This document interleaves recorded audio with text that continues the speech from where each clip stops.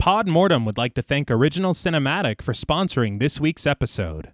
Original Cinematic is an independent production company that has made it their mission to create, produce, and promote films that are inclusive, honor women, promote the LGBTQIA+ community, and provide prominent positions and roles to POC actors and filmmakers, and promote the films of marginalized and underrepresented populations. These are all things that are extremely important to our podcast as well. Original Cinematic is currently accepting scripts and treatments. Both William and Xxena Rush are available via email or Zoom to discuss writing and provide input and resources to all aspiring writers, free of charge. Their information will be made available in the show notes. There may be delays due to a hectic schedule and all projects being read on a first-come, first-served basis, but everything will be read and responded to. William Rush has individually produced numerous projects, including Pack is Here, Before, The Cottage, The Winemaker, and Day by Day. Their multi-award-winning film Group premiered and was celebrated at multiple film festivals as well as screenings, both in person and via Zoom, that were made graciously available to us and our patrons. Original Cinematic has many exciting projects on the horizon. Their next film, Immersion, has been completed. The award-winning Sweetener is in development, Fetish begins shooting in September, and Encore will begin next spring. Their documentary Women in Conversation is slated for a September release, and we are looking forward to each and every one of them. It is truly an honor to partner with Original Cinematic, and we can't thank them enough for their contribution to our show. And now, back to our regularly scheduled program.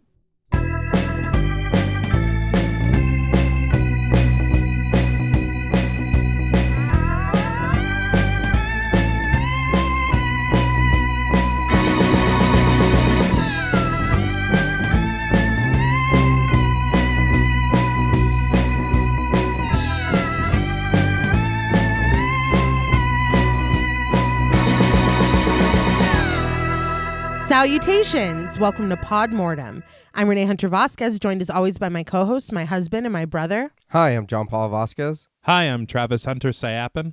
This week, we're recording live from UBC Studios discussing the 2023 supernatural horror film, Late Night with the Devil. This film was written and directed by Cameron Cairnes and Colin Cairnes. The indie spirit of this film is apparent before it even begins with its many production credits, but this film persisted despite its low budget and production between COVID-19 lockdowns.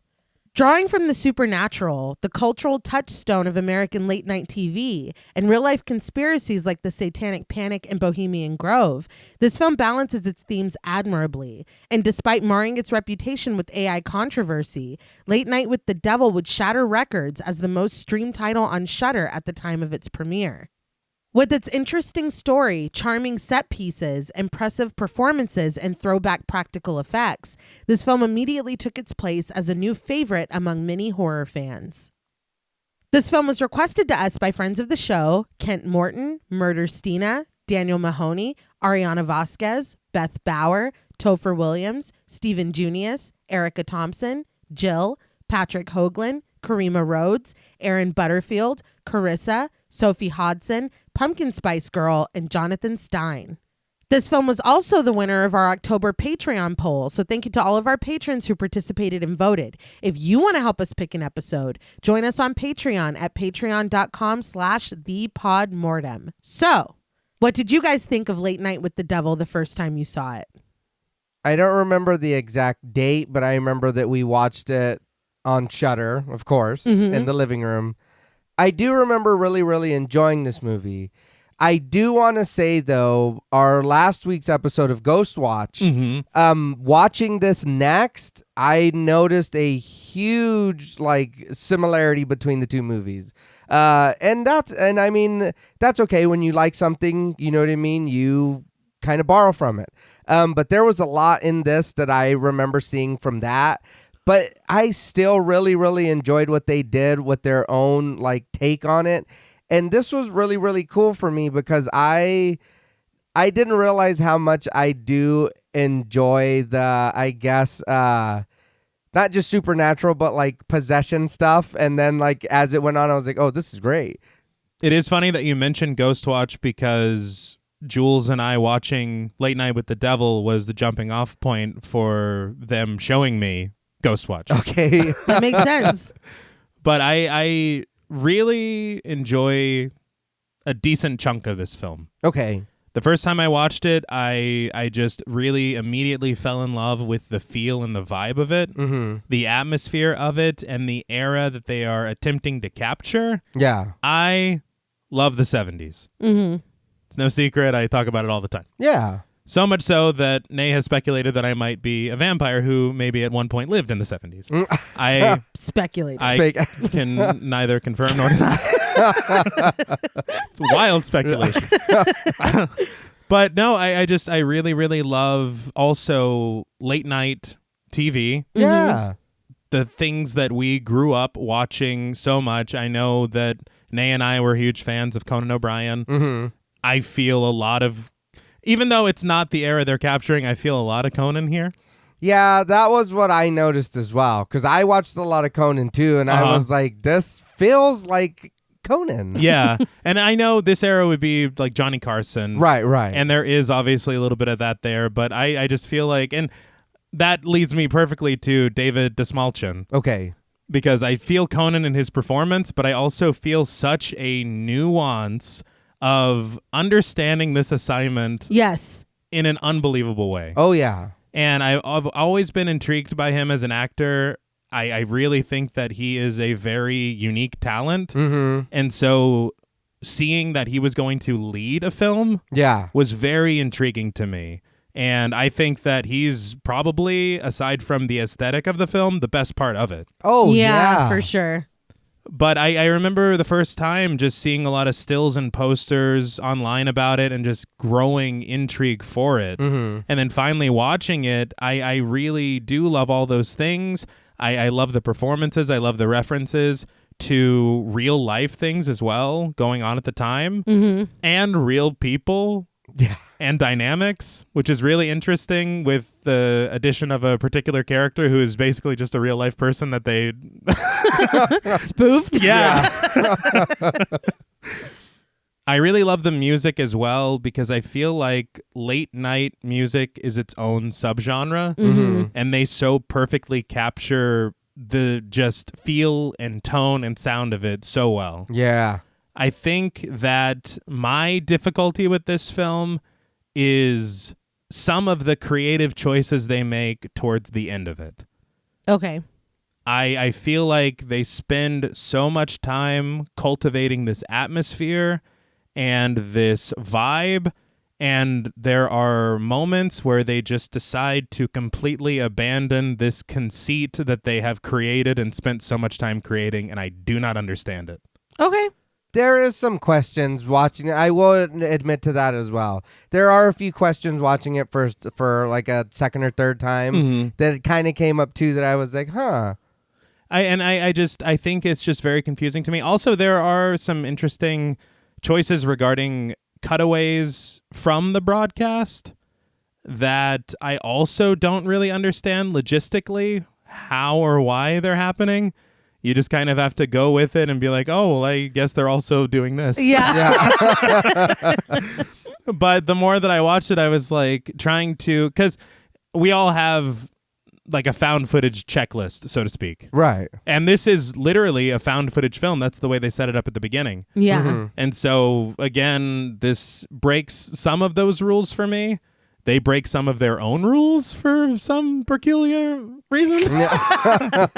But it's a fun movie to watch. It's a like Friday night, Halloween season. Throw this on, watch it, enjoy it, have fun. Yeah. I really enjoy a lot of it. I know we'll talk a little bit about the AI situation in just a little bit. But yeah, I have a decent enough time with this film. Okay. The first time I saw this was with you, John Paul. We watched it with Ari and Jackson kind of bailed after a certain point. But I love when she'll randomly really like attach herself to certain films or shows. And this was one of them. I mean, if anybody was paying attention, she is in the list of requests. Yeah. She absolutely loved it. I really, really liked it the first time I watched it. Kristen came to visit and Ari was like, have you seen Late Night with we're watching Late Night with the Devil tonight. So we watched it again with Kristen a month, I don't know, weeks later. And I appreciated it a little bit more watching it that time. And I think that the aspects that really, really work for me in this, I appreciated them even more working on them for this episode. But there are questions. I think you raise a good point about the there's a certain aspect that I don't understand how we're getting such in-depth coverage of this. Yeah. From a lot of angles. But from a lot of angles. But if you buy in, I think that the chain of events that happen on this night, it is breaking its own rules, but it's not. You don't spend all that time being like, now how are we looking at this? You know what I mean? You do think that, but it is like, never mind. We do. We do, but that's not all we're thinking. Is my point. It's still compelling. I think David Dastmalchian, like you were saying, holy shit, he's incredible. I think the supporting cast is really, really good. We have a pretty young actor in this. She fucking kills it. Yeah. I think that everybody really brought their A game to this. I think that there are, purposefully questions left. Whether it's a satisfactory amount of questions or not is really up to you. But I think that there are aspects of this that are open to interpretation or conversation with whoever, has seen it or whoever you watch it with. But I really do enjoy this. I think that, like you said, like both of you said, it's a lot of fun. And I do have a little special place for it because Ari absolutely fell in love with it when we watched it. And I love when that happens. But we can talk a little bit about the production. I feel like I don't have as much as we usually do. This is a newer film, but I read a lot of interviews and watched a lot of interviews, and I Frankensteined some production together. So in an interview with Fangoria, Colin and Cameron Cairnes said that they had been working on this script for 7 or 8 years. Wow. Yeah, they said that they wanted to make something contained and manageable from a production standpoint, and they used that as kind of a jumping off point of what story they could tell in kind of a confined space. So they said they remembered watching late night shows as kids, and they felt like it was something special and adult because as a kid, you're supposed to be in bed when these shows come on. Mm-hmm. So they ran with this idea. They filmed in Australia during the pandemic in 2022, which is interesting that we have another set of Australian brothers making a film. Yeah. Yeah. Because we talked about that on Talk to Me. Mm-hmm. And Joel Anderson, who did Lake Mungo, is a producer on this as well. Yeah. Oh, okay. Which I thought, was pretty fucking cool. But it premiered at South by Southwest in Austin in 2023. And following the buzz from this, IFC Films and Shudder bought the distribution rights. So this led to Late Night with the Devil becoming IFC Films' best opening weekend. Oh, wow. When it reportedly made $666,666 within the first 3 days. I appreciate their commitment to the bit, but that's horse shit, dude. There's no fucking way. I'm just saying, but go ahead. You mean you decided to count when you hit that? Yeah, you stopped. We're fine. Just sell them half a ticket. But as I also mentioned earlier, it would go on to break records for Shudder when it hit the platform in 2024. But unfortunately, it is not all kitty cats and glory holes here. All right. We can't You got to listen to last week's episode so if that makes any sense at all. Yeah, because we don't get any of that here. No. That's noticeably absent. Yes. For as much Ghostwatch is in this, zero glory holes. But we can't talk about Late Night with the Devil without talking about the AI of it all. So according to Cameron and Colin Cairnes, during post-production in 2022, people had just started dabbling with AI. And so they chose, in their words, to experiment with it. They said that honestly, they didn't even enjoy it. Sorry. That sounds like when a kid gets caught smoking, dude. They didn't inhale. They said that what they acquired from it was mostly garbage. Okay. So it was not an enjoyable experience. They said that they had gone out of pocket at this point. There was no budget to speak of. People were talking about AI. They experimented with it. They found 3 images that they would use as interstitial images Yeah. for the film. And they pointed out how quickly the whole conversation about AI has developed. And they seem to now understand the insidiousness and the work that it takes from hardworking people and artists. But they were dismayed to learn that their use of it, however sparingly it was used, prevented people from seeing a film that so many hardworking people did put a lot into. Okay. And I do get that, but I do get the anger, and frankly, I do share in the anger and kind of disappointment of it. Yeah. AI is destructive. It is insidious. It is Theft. It is bad. I hate it being used in this context, period. And I can respect the no tolerance policy where it's like, no, it's full stop. Like, don't do this. Mm-hmm. But I do think that these filmmakers, it seems like they learned a lesson, especially since they didn't inhale. Maybe they weren't going to do it. They weren't going to dabble in it again anyway. But I think that if it is in this film at all, which it is undeniably, it is limited to seconds. Right.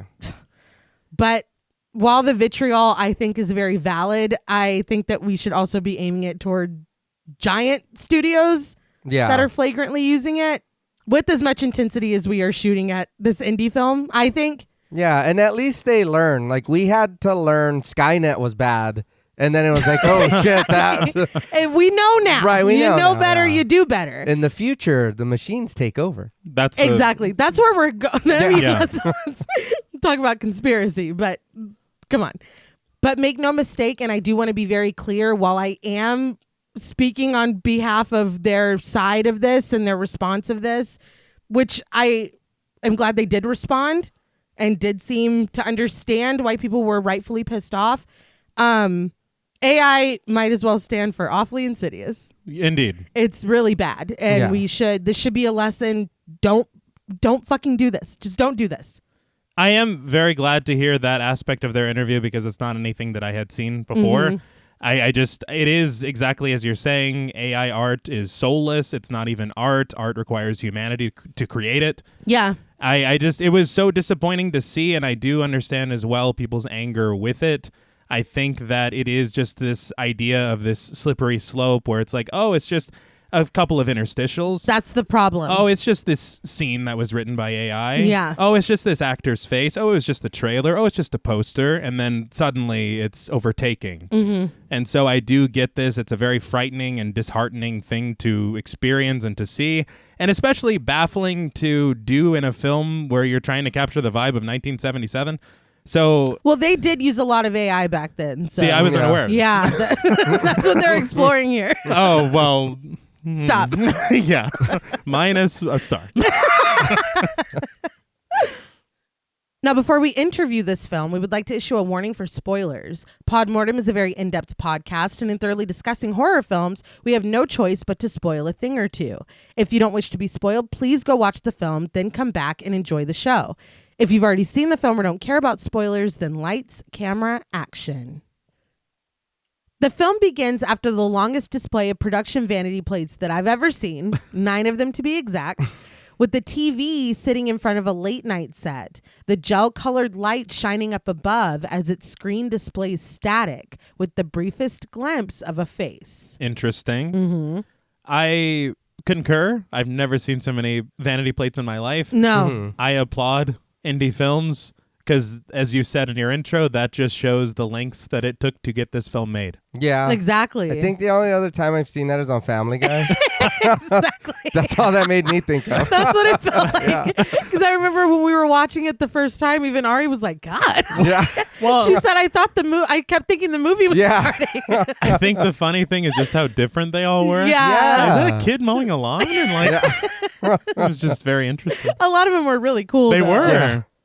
We press in, the static growing louder before it cuts off and gives way to a montage. But after a couple clips, there's a quick cut of a man dragging a dagger across his palm and bringing his hand to his face.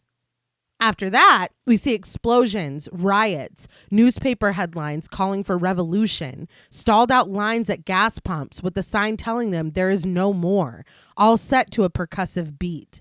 I remember hearing, I don't know the exact details of it because I was not alive. I wasn't there. But I think it was in the 70s where there was this gas shortage and they kind of divided it to where if your license plate ended at an odd number, you get gas on this day, and if your license plate ends in an even number, you get gas on this day. Wow. I remember hearing about that when I was a kid. In the 70s? No. I think it was a story that Mom was telling me about when she was a kid. That's wild. But the narrator, whose voice is provided by Michael Ironside, announces America, the 1970s. That's surprising. I know. As protests call for Nixon's impeachment and Nixon insists that he's never been a quitter, the narrator describes the decade as a time of unrest and mistrust. We see flashes of killers like David Berkowitz and Charles Manson laughing and swinging his hair as he's escorted by officers down the hall. Obligatory, I know he didn't kill anybody. So, yes, but... Anyway. It's like, actually, it's Flavor Aid. I know. Kool-Aid's like, ooh, thanks. Take some pressure off. And it's been a rough fucking 40 years. Yeah. The narrator continues that it was a time of fear and violence. Naturally, we glide into the satanic panic, headline after headline warning that the devil made the killer do it, and ritualistic occult slayings. The narrator says that the television documented the chaos, beaming the horror into our living rooms. As we see this, images of riots, protests, explosions, the Vietnam War, and a sinister-looking man in a red robe proclaiming, "And so it is done." Interesting. Yeah. It all accumulates in the roaring fire of another explosion. But as we press in on it, the narrator counters that it also offers comfort. We cut to a talk show set. A door labeling the show Night Owls with Jack Delroy slides open. The narrator shares that on April 4th, 1971, the first episode went on the air, with its success riding on its popular Chicago radio announcer host. Jack Delroy, played by David Dastmalchian, comes out with high energy, dancing as he jogs to the audience. So David Dastmalchian, I remember him, and I know I've seen him before, but I remember him from Ant-Man in 2015. That's right. Yeah, and I was like immediately knew who he was. It looks like he was also in a movie called Sushi Girl in 2012. He also did Suicide Squad in 2021, Dune Part 1 in 2021, and he was in Oppenheimer in 2023. The first time I ever saw him was in The Dark Knight. Mm-hmm. I do remember him from that too. And it was such a small part, but he was so memorable in even that. Mm-hmm. And it's just so cool to see how his career has just taken off. Yeah, because he is, like you're saying, he is somebody that you notice and then you pay attention to. Yeah. He is captivating in this. I think that the recognition is so well deserved, and it feels like kind of one of those, like, it's about time kind of a things. You know what I mean? It could be more than one thing. Yeah. Kind of a thing. Mm-hmm. But the Cairnes brothers were actually reading Fangoria, and they saw an article that David Dastmalchian wrote about regional horror hosts. Okay. So they were already really impressed with his work, and after reading the article, they're like, he gets it. They were like, it has to be him. So they sent him a script and a lookbook, and the lookbook was designed like a 1970s TV guide. Oh, that's amazing. Yeah, as he's looking through it, he said he was so intrigued. He was like, what is this? So then when he read the script, it was completely cemented for him. But he said that the biggest challenge was figuring out how he was going to exude Jack Delroy's charm and confidence.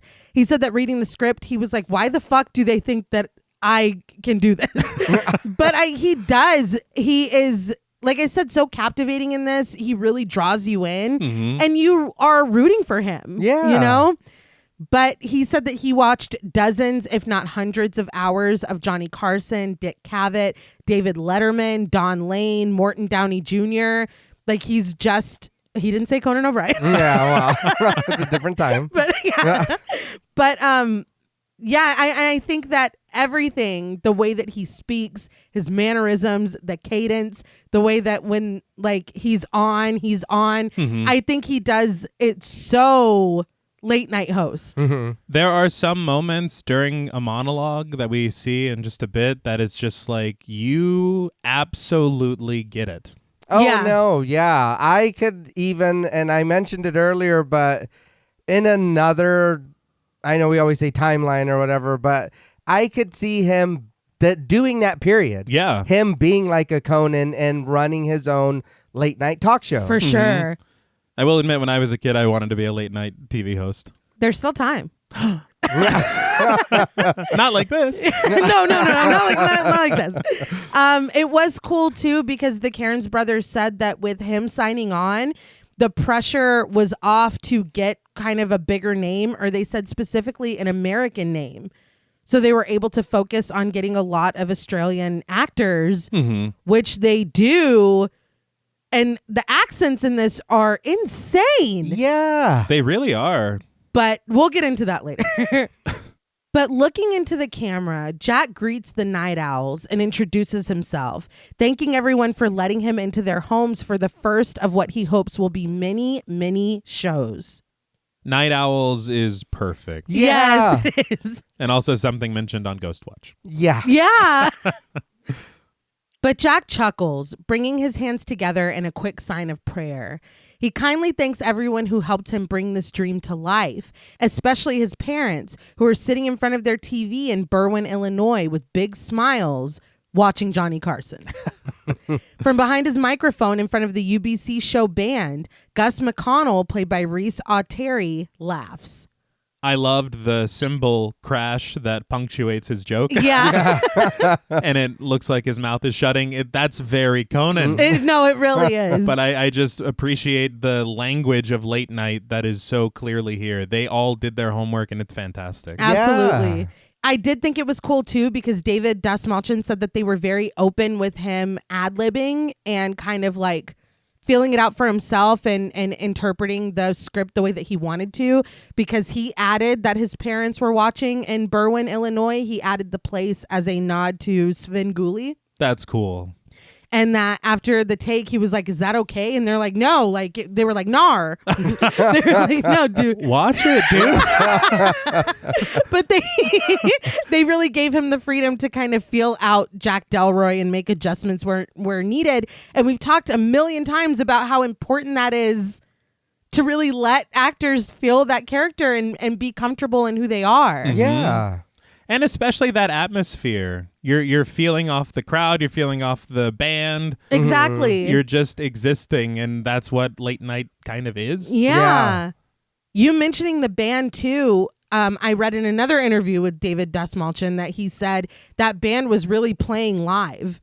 It's amazing. And so when they do the rim shots and when he comes out and they're playing music, he said it added so much to like a feeling of authenticity that this band is really playing him out. Yeah. And there's no way you couldn't add your own stuff with that happening. Yeah. If I know it's a movie and I'm still acting for these people that are paid to be here, I got a live band going while I'm saying shit, I'm going to want to throw in a joke here and there on my own. You know what I mean? Or anything. Mm-hmm. And I feel like there is a really interesting moment later regarding the band that you feel everything kind of shifting in the vibe of it. It's really smart and really subtle way to show the change of the atmosphere. Yeah. Okay. But we watch as Night Owls finds its footing with glamorous guests, planned comedy and musical acts, and games as the narrator details this, explaining that because of its unique mix of interviews, music, and skits, Night Owls captured the hearts and minds of Midnight America. When Spinning Wheel Lady, played by Sarah Laurie, spins a wheel and wins $10,000, she throws her arms around Gus in a hug instead of Jack, and his reaction is one of comedic surprise. We cut to a skit where Jack is dressed as Krog the caveman, and Cave Woman, played by Elise Jansen, is dressed as a cave woman. Signs are thrust up, cave women demanding for everyone to hear them roar, promising that they're coming out of the cave and demanding respect. Cave Woman chastises Krog. She's sick of staying in the cave all day and cooking his saber-toothed stew. In a mock whisper, Jack breaks character to ask, "Fellas, does this sound familiar?" This is very 70s Yeah, humor. yeah. They're working through a lot. It's a time of It's revolution. a very important time. In another clip, he sits on the set with Stacy the Wrangler, played by Claire Chihambakwe, who opens the lid on an Amazonian bird-eating spider. But the box is empty. When a scream erupts from the audience, Gus rushes over to get the spider, while Jack sits laughing with his hands over his mouth. I think your animal handling days are over. You can't come back from that, right? Yeah. We're not having Stacy back. No. Those things are big. Yeah. Oh my God, I can't. I don't want to even talk about Yeah, it. I can't. That's scarier than the whole movie. The narrator says that for 5 nights a week, Jack helped to ease an anxious nation. Cameron Cairnes said in an interview that they would do these fake interviews. David Dastmalchian would do it for B-roll, and he would only use 70s jokes and references and B-roll shots that the audio was not even going to be used for. That's Like, incredible. Yeah. That's how fucking deep he was. But we cut to Jack in a UBC office in black and white. He signs a contract and shakes the eager hand of UBC owner Walker Bedford, played by John O'May. The narrator details that this is November of 1972, when Jack Delroy signs his 5-year deal with Bedford. And with a big smile, Bedford welcomes Jack to the UBC family. I will say it is a little funny because there's just like a reporter in the background that says, "Hey, what did you sacrifice to do?" Yeah. It's like that. It's very on the nose for something, but Yeah. We'll talk about it later. It was a lot. it's too much, dude. And I didn't notice it until watching it for the show, honestly. With a flash, we see Jack sitting in his orange chair on the cover of the September 5th, 1971 issue of the Hollywood Observer. The page touts him as Jack Delroy, the thinking woman's sex symbol.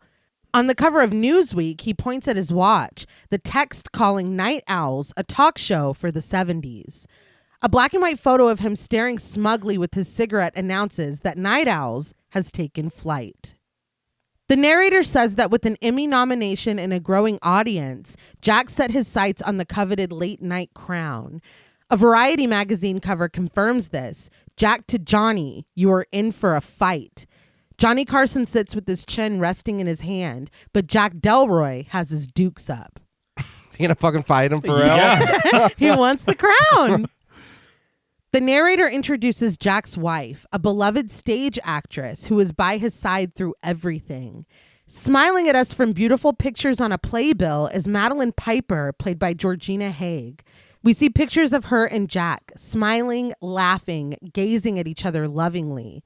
The narrator continues that despite Jack's relentless quest for the #1 spot, he and Madeline are considered one of show business's happiest and most enduring couples.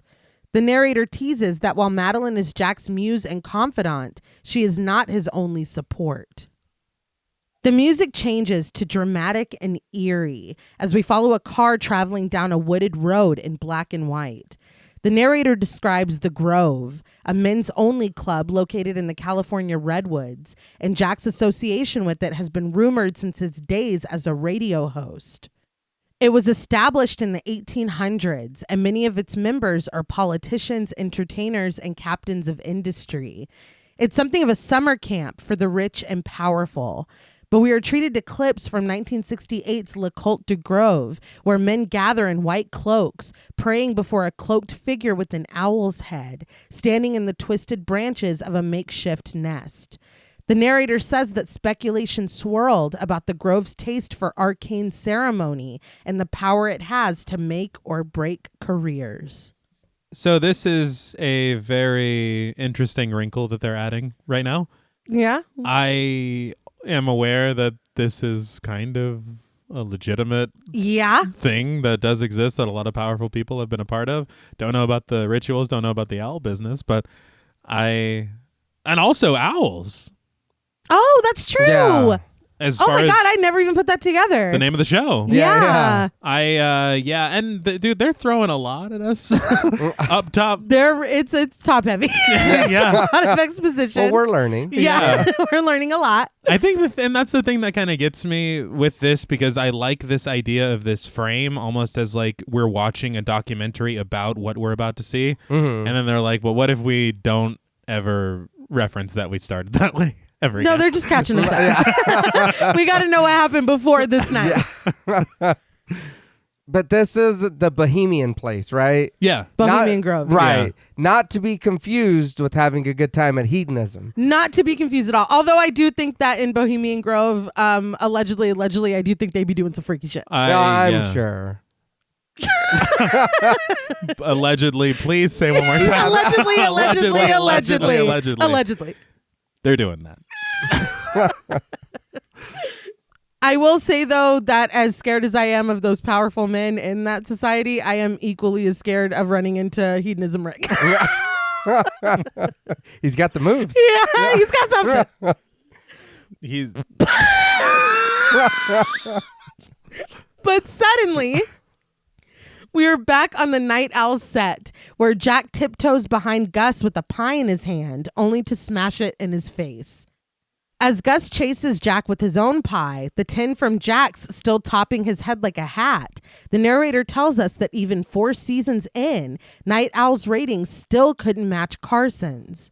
I just love to see just this time-honored tradition of host and sidekick. 'Cause Yeah. if you like watching him kick Gus's ass, this will continue. Stay tuned. We see a photo of Jack and Madeline at an award ceremony where we're told Jack's nominations mounted, but he never won. A cartoon depicts Jack in a boxing ring, pummeled into the ropes by someone whose trunks sport the initials JC with the crown. So Jesus Christ, Whooping his beat his ass. kicking his ass. A cartoon Gus encourages Jack to roll with the punches, but Jack counters with his bandaged head, black eye, and missing tooth that it's the punch lines that are killing him. It's a clever cartoon. It's very good. I just think I can't even imagine doing that, and that being your motivation is trying to get to #1 in the ratings. Yeah. And you're against Johnny Carson. Yeah, dude. Yeah. It's just not gonna Impossible, happen. yeah. The narrator says that Jack's failure to win starts to sting because he knows that history remembers only kings. A photo of him standing tall and defiant dissolves into the front page of a newspaper, sporting a picture of him and Madeline. The headline reads, "Madeline's shock diagnosis, doctors baffled." We're told that in September 1976, Jack's world was turned upside down when his wife, a non-smoker, is diagnosed with terminal lung cancer. In October, Madeline made a special appearance on the show, and we see this, Madeline clutching her husband's hand, her golden hair gone and her scalp hidden beneath a scarf. She sits in a wheelchair, her free hand in her lap, cradling an oxygen mask connected to a tank. Laboring for air, Madeline says that she and Jack first met when she was doing Oh Calcutta, musing that the audiences should have seen how he blushed when he came backstage and saw all the glorious naked bodies. She asks if he remembers, and embarrassed, Jack says that they really don't need to get into that. Panting, Madeline points out that Jack is blushing right now. Smiling sadly, she asks, how is a girl not supposed to fall in love with that? Locking eyes with his wife, Jack asks his audience, isn't she something? This is just very heartbreaking. Yeah. It's so sad. It literally made me emotional, and I've known them and them as a couple for about 30 fucking seconds. Yeah. But just the way that this plays out, it is like, it's so fucking sad. It's very hard. It's like Yeah. the beginning of Up. Yeah. Yeah. The narrator shares that this was the highest rated episode in the history of Night Owls, but it still fell a point short of Carson. What was he doing that night, dude? Yeah, no shit. This is the most tragic and harrowing thing I've ever seen in my life. What the hell happened? Yeah, really. That's a really good question. As the audience applauds, Madeline mouths, "I love you, Jack." And Jack mouths back, "I love you too, Minnie." The narrator breaks the sweet and sad moment by telling us that 2 weeks later, Madeline was dead. Madeline raises the mask to her face and takes in a long draw of air as it fades to black. We come back with camera flashes of Jack Delroy in black and white, the collar of his coat turned up and sunglasses obstructing his face. The narrator says that a grieving Jack shunned the media, fleeing New York, and no one knew where he was. But to everyone's surprise, a month later, UBC announced his return. In the studio, Gus introduces Mr. Jack Delroy to the audience. Low-toned music plays as the Night Owl's door slides open, and Jack slowly walks out to the audience's applause. Gus comes over, and the two share a hug before he returns back behind his microphone. As Jack looks bravely out at the audience, the narrator says that the gap between Jack and Carson continues to widen. We see the ratings for 76 and 77. The Tonight Show with Johnny Carson third behind All in the Family and Sanford and Son, but Night Owls with Jack Delroy all the way down at number 39. So where are the Grove Street family now? Yeah, I thought that was supposed to help. Yeah, that's the whole thing. Yeah. They're like, nah. It's like Johnny Carson joined. Yeah. Well, he did the train mission fine. Yeah. He didn't fall off the fuck up. Jack, he can't do anything about that. The narrator shares that Jack and his longtime producer, Leo Fisk, go out of their way to flirt with controversy to try to improve their audience share. After a picture of Jack talking with Leo Fisk, played by Josh Kwong Tart, we see Jack having to pull his guests, a hippie and a Navy sailor, apart. He arm wrestles. He's insulted by Peggy Decay, played by Grace Cummings, a leather-clad tattooed woman with a bottle of vodka set on the table in front of her. Her expletives bleeped, she reminds Jack that he used to be the fucking man before asking, what the fuck happened to him? Clearly stung, Jack raises a finger and proposes that they're going to take a break. He'll be right back, and she will not. He walks toward the offset doors angrily, Peggy asking where the fuck he thinks he's going. When the sliding door takes its time, Jack demands that they open the fucking door. He's not doing well. No. It's like, oh my God. That was rude, though. It was. But again, clearly he's having this guest on to be inflammatory and garner ratings. And I think he bit off more than he could chew. Yeah, but you're also my guest here. Yeah. Say it in a nicer way. I invited you. Ask what the hell happened to my career. Yeah, there you go. We're on UBC. We cut to a headline from NYC Review proclaiming that Delroy's tough year gets even tougher. Other headlines propose that it might be time for Jack to throw in the towel, as we're told that his ratings were in free fall, advertisers were nervous, and his contract was about to expire. Jack looks at us dismally from the cover of a 1977 TV guide. Paparazzi pictures of him sitting in the back seat of a limo amongst camera flashes show on screen.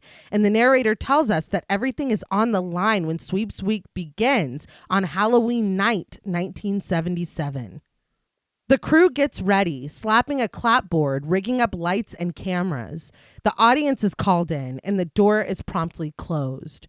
We're told that a desperate Jack plans an episode that he hopes will turn his fortune around. What we are about to see is the recently discovered master tape of what aired that Halloween night and unreleased behind-the-scenes footage of the live TV event that shocked a nation. I'm a big fan of half of that. He says the title as we get it. Late Night in big red letters with the in white and devil big and blue. A card gives the details of the episode. Night Owls, produced by Jack Delroy and Leo Fisk, directed by Steve Bridges. Episode 335, recorded on October 31st, 1977. It counts down from 10 seconds to 0. I will say, like we were joking about earlier, it is a lot of exposition up front. Scripting it, I was like, why the fuck would you start a movie this way? But watching it, I get it. There's a lot that we need to understand what Jack has been through, who Jack is, and the stakes of this one episode that we were about to watch. I really enjoyed this little opening that we got here, and it is a lot of telling us what's going on ahead of time. But I did, when we get the Late Night with the Devil, I was like, I'm sad. You're in, yeah. But it's just so well put together. Yeah. The narration is fantastic. Yes. Yeah. The way that it does unfold, it is a very easy, natural watch to just figure out all this info, set us up like you're saying, and then let's watch the film. Yeah. And as long as it took for us to get through it, it is very fast. I feel like this whole movie, it is such a quick watch. Like the first 30 minutes feel like 10. That's true. Yeah. Could this also be one of those, you're probably wondering how it got here? Kind of. Right, a little We're bit. missing a record scratch. Yeah. But the Cairnes brothers did say that this opening was inspired by the documentary The Killing of America from 1981. It detailed the decline of the state of the U.S. in the point of view of the filmmakers, but they covered serial killers, shootings, the JFK assassination, John Lennon's murder. The Cairnes brothers said that it was huge in Australia and they were totally fascinated by it. And this whole opening of like, you know, we see the war and all like violence and riots and all these things. It was like an ode to that. Okay. It works and it does a great job of setting the stage. Yeah. I think my only thing is just I would love to return to that conceit at some point. Right. Okay. Because we just kind of... They're like, well, so long. Yeah, no, it was a device to get us here. Yeah. It's like in a game when you use the item and you just don't have it anymore. You used that key already. But after a quick Cavendish ad, let's shake on it. We're thrown into the opening. Lively music plays and we get clips of New York City at night as Gus introduces, live from UBC Studios, Night Owls with Jack Delroy. On the spooky Halloween special, he'll be joined by Chris Stew, Carmichael Haig, Dr. June Ross Mitchell, and Lily, the subject of her new book, jazz singer Miss Cleo James, played by Nicole Chapman, and the annual Halloween costume parade. You saying that earlier about what Johnny Carson did, sounds like a stacked episode. Hell yeah. I wonder what he's doing then. If you're having to do all this shit to compete? Yeah. What was Johnny Carson doing on Halloween episodes? Probably communing with the devil. Yeah, I was gonna say. He's the devil. Yeah.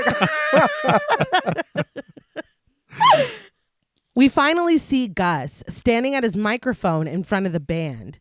He wears devil's horns and carries a plastic pitchfork. Before we bring out Jack Delroy, I do want to give Mr. Gus McConnell, Mr. Rhys Terry, his flowers. Oh, yeah. He is so good in this. The brothers talked about wanting to cast somebody different in stature from David Dastmalchian. They play very well off of each other. Yeah. What was interesting to me is that they said Rhys Terry, they had mutual friends with him because he is Australian. Yeah. And they ended up seeing a video of him on Facebook doing improv. Really? On Facebook. So they kind of let his friends know that they were interested in meeting with him to do this. And he came into the audition positive that he was not going to get this part because he'd never done a film before. This is his first film. That's impressive. Yeah, because he feels very comfortable here. Yes, his accent is flawless. The way that he plays off of... his performance is incredible. I have some comments about him later on that I can't talk about right now. But he came into the audition and he told them, I'm going to be completely honest with you. I have never done this before. He'd never auditioned for anything. Like, this is the first kind of period for him. Yeah. He's a musician. He is an improv performer. This is the first thing like this that he has ever done. And I just want to say it does not show at all. Oh, no. Yeah. I love the chemistry between him and David Dastmalchian. I think that I really, really appreciate his performance. Mm-hmm. But he does call out Mr. Midnight, Jack Delroy, which Mr. Midnight's a great fucking Yeah. But as the door slides open, Gus raises his arms, unfurling his red cape. The audience applauds and the band plays their theme, but Jack doesn't come through the doors. After calling him again, the footage glitches, and Gus finally asks where the hell he is. But behind Gus, a sheet ghost with holes cut out for eyes rises silently. Gus continues to call for Jack and asks an off-screen Leo if Jack has been drinking, but that's when Jack strikes. He widens his eyes and grabs onto Gus from behind. Gus is startled and cries out for Jesus, Mary, and Joseph, but the audience and the band laugh heartily, and Gus is a good sport. He is a good sport. I feel like maybe they should have clued him in because he was saying some very personal things Yeah. that maybe the audience shouldn't hear. They're like, no, we'll go with this. Yeah, it's fine. It's fine. Don't cut his good. mic. With the prank out of the way, Jack takes his place on stage in front of the audience with the jack-o'-lantern flickering on the stool behind him. Jack thanks the audience again for allowing him into their living rooms, and he wishes everyone a happy Halloween and promises to have a great show for the occasion. So I just want to talk about this set for a second. Please do. The production designer is a guy called Otello Stolfo. And in an interview, he was talking about how the Cairnes brothers had this idea of capturing the vibe, the tone, the feel of course, the 70s late night talk show. Okay. And so they had shown him a bunch of pictures and videos, and he had done his own research studying the sets of Johnny Carson and Dick Cavett. And his idea, of course, was just to emulate what he saw from these shows. Mm-hmm. He drafted this very detailed design of what he wanted to do and where he wanted to go with it. But time and money forced him to recalibrate completely. And so he had to reconfigure everything that he had planned to fit the constraints of this budget. Okay. So what they did is they filmed in Dockland's studio in Melbourne, which should not come as a surprise that this is a real studio. Yeah. But they had large studios for larger features, but they had a very small studio that was actually used for television production. Okay. And so they found this studio, they outfitted it completely. Everything that you see here was done by the production. And he had painstakingly done so much research on the style of lights that were used during these late night programs. And he found the proper material and era of lighting. Wow. Rigged up his own lighting to match what they used in the 1970s. And constructed this set with the color palette of what you would expect from a show like this, and even built the audience seating to kind of mimic what it was like in these studio productions. That's crazy. That's really cool. It looks good. It does.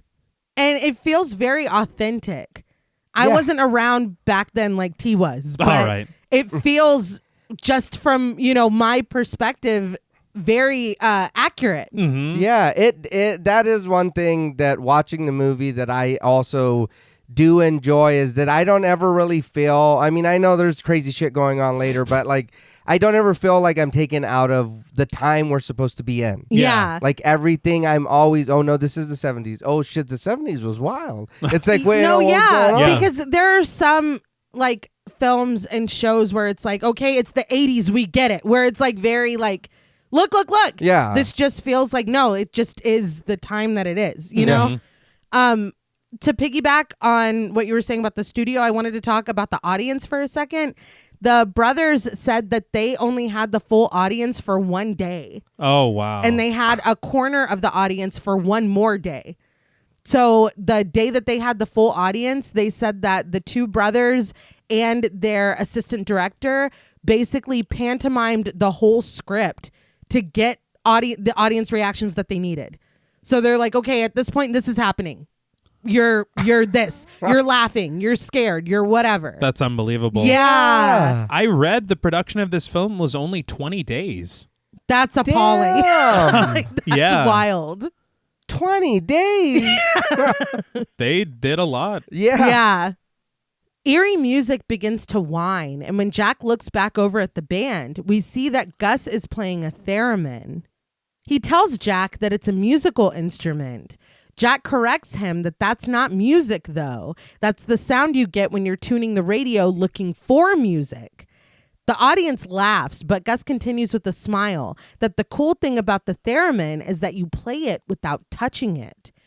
He moves his pinched fingers back and forth, closer and then further away, demonstrating how it adjusts the pitch. Jack tries to understand that you're not meant to touch it, and Gus confirms this.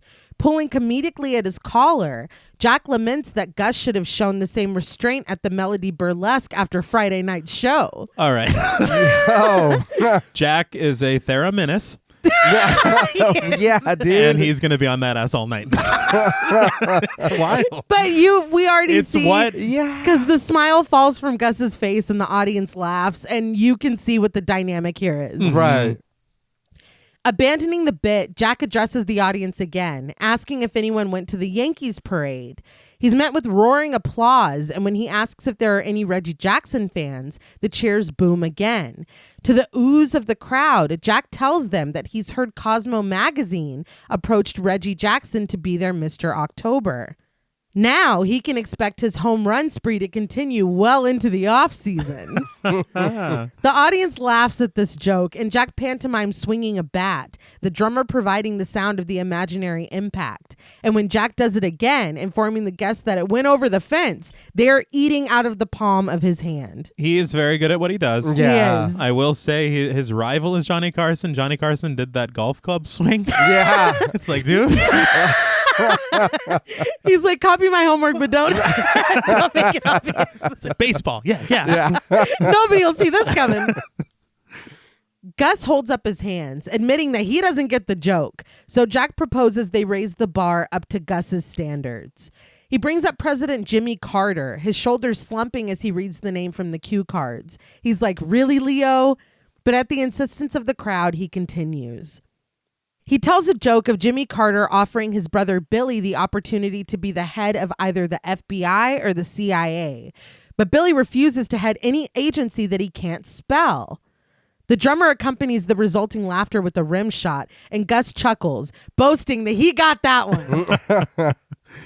His monologue complete, Jack promises the audience a great show, and he expresses his excitement for them to see it all unfold.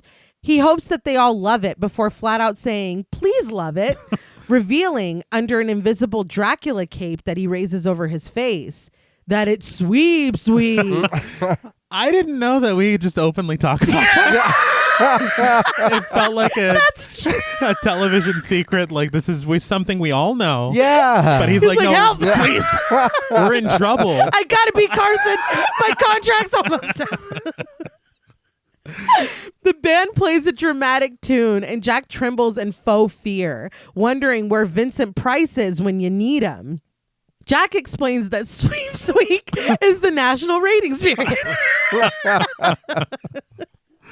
He asks Gus if he looks worried, and Gus responds with a laugh. You better believe it, Jack. Jack continues that while it's important to keep the sponsors happy, in his mind, only one person truly matters in the whole crazy business. He shoots a look to Gus, who thanks him prematurely, but Jack turns back to us, saying that it is us, the viewer. Gus hangs his head, but Jack continues that the viewers have stood by him through thick and thin, good times and bad, and especially the bad. He admits that even when he could have thrown in the towel a year ago, although many suggested that he should, it was the viewer support that brought him back to the studio. It is, I resonated with me because that literally was a headline that it's time for Jack to throw in the towel. Yeah. And he held on to that, and I'm like, bitch, I do the same fucking thing. We love you, Joe. Yeah. Jack stares solemnly down Linz, and he shares that this show is and always has been for you. Emotion creeps into his voice, his eyes glistening with tears, and when a woman from the audience does shout, "We love you, Jack!"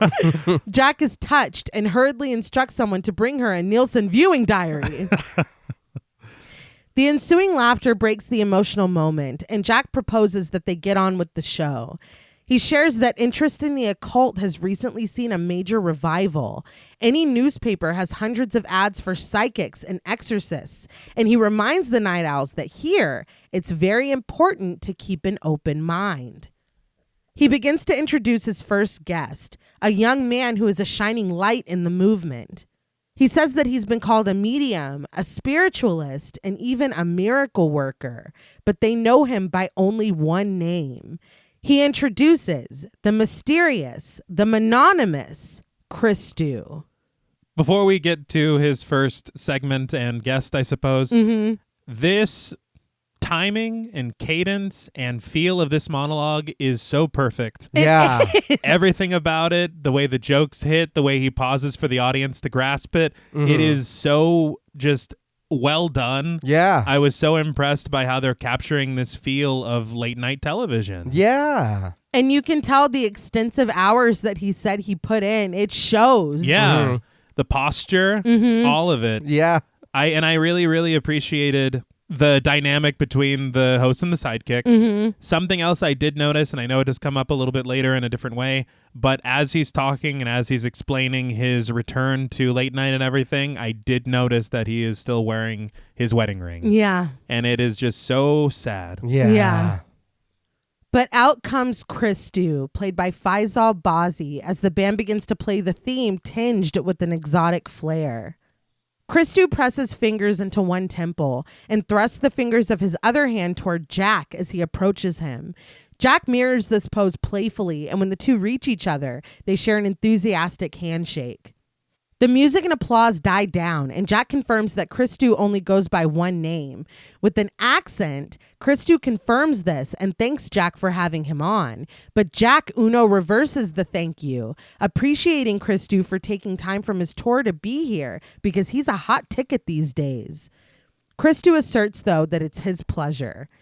Jack proposes that Halloween is a special night for people in Christu's profession, and Christu tells him that that's correct. He elaborates that All Hallows Eve is the time to break open the doors to the underworld. It's the last chance for the recently deceased to attend to unfinished business. You know, as we learned on our project that we're working on Patreon. That's right. The spirits can walk freely on Halloween night. That's true. Patreon.com/ The Pod Mortem. It seems like I'm getting a message. I think this is available to all tiers over on our Patreon page. I think that's true. Wow. The dead can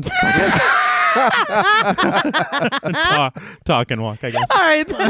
That's enough. All right. They listen. They do. Yeah.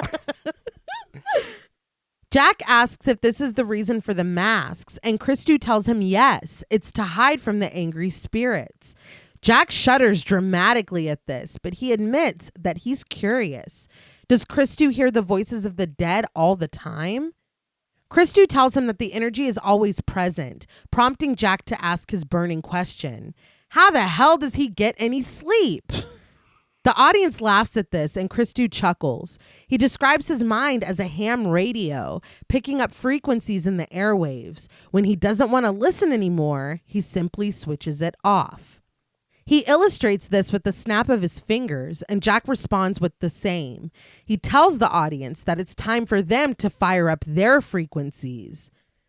Christu shares that the energy here is very strong, and Jack scampers out of the way, taking a handheld microphone from the stage manager, Phil, played by Christopher Kirby, before telling Christu that the floor is his and introducing him one last time before stepping to the side of the stage.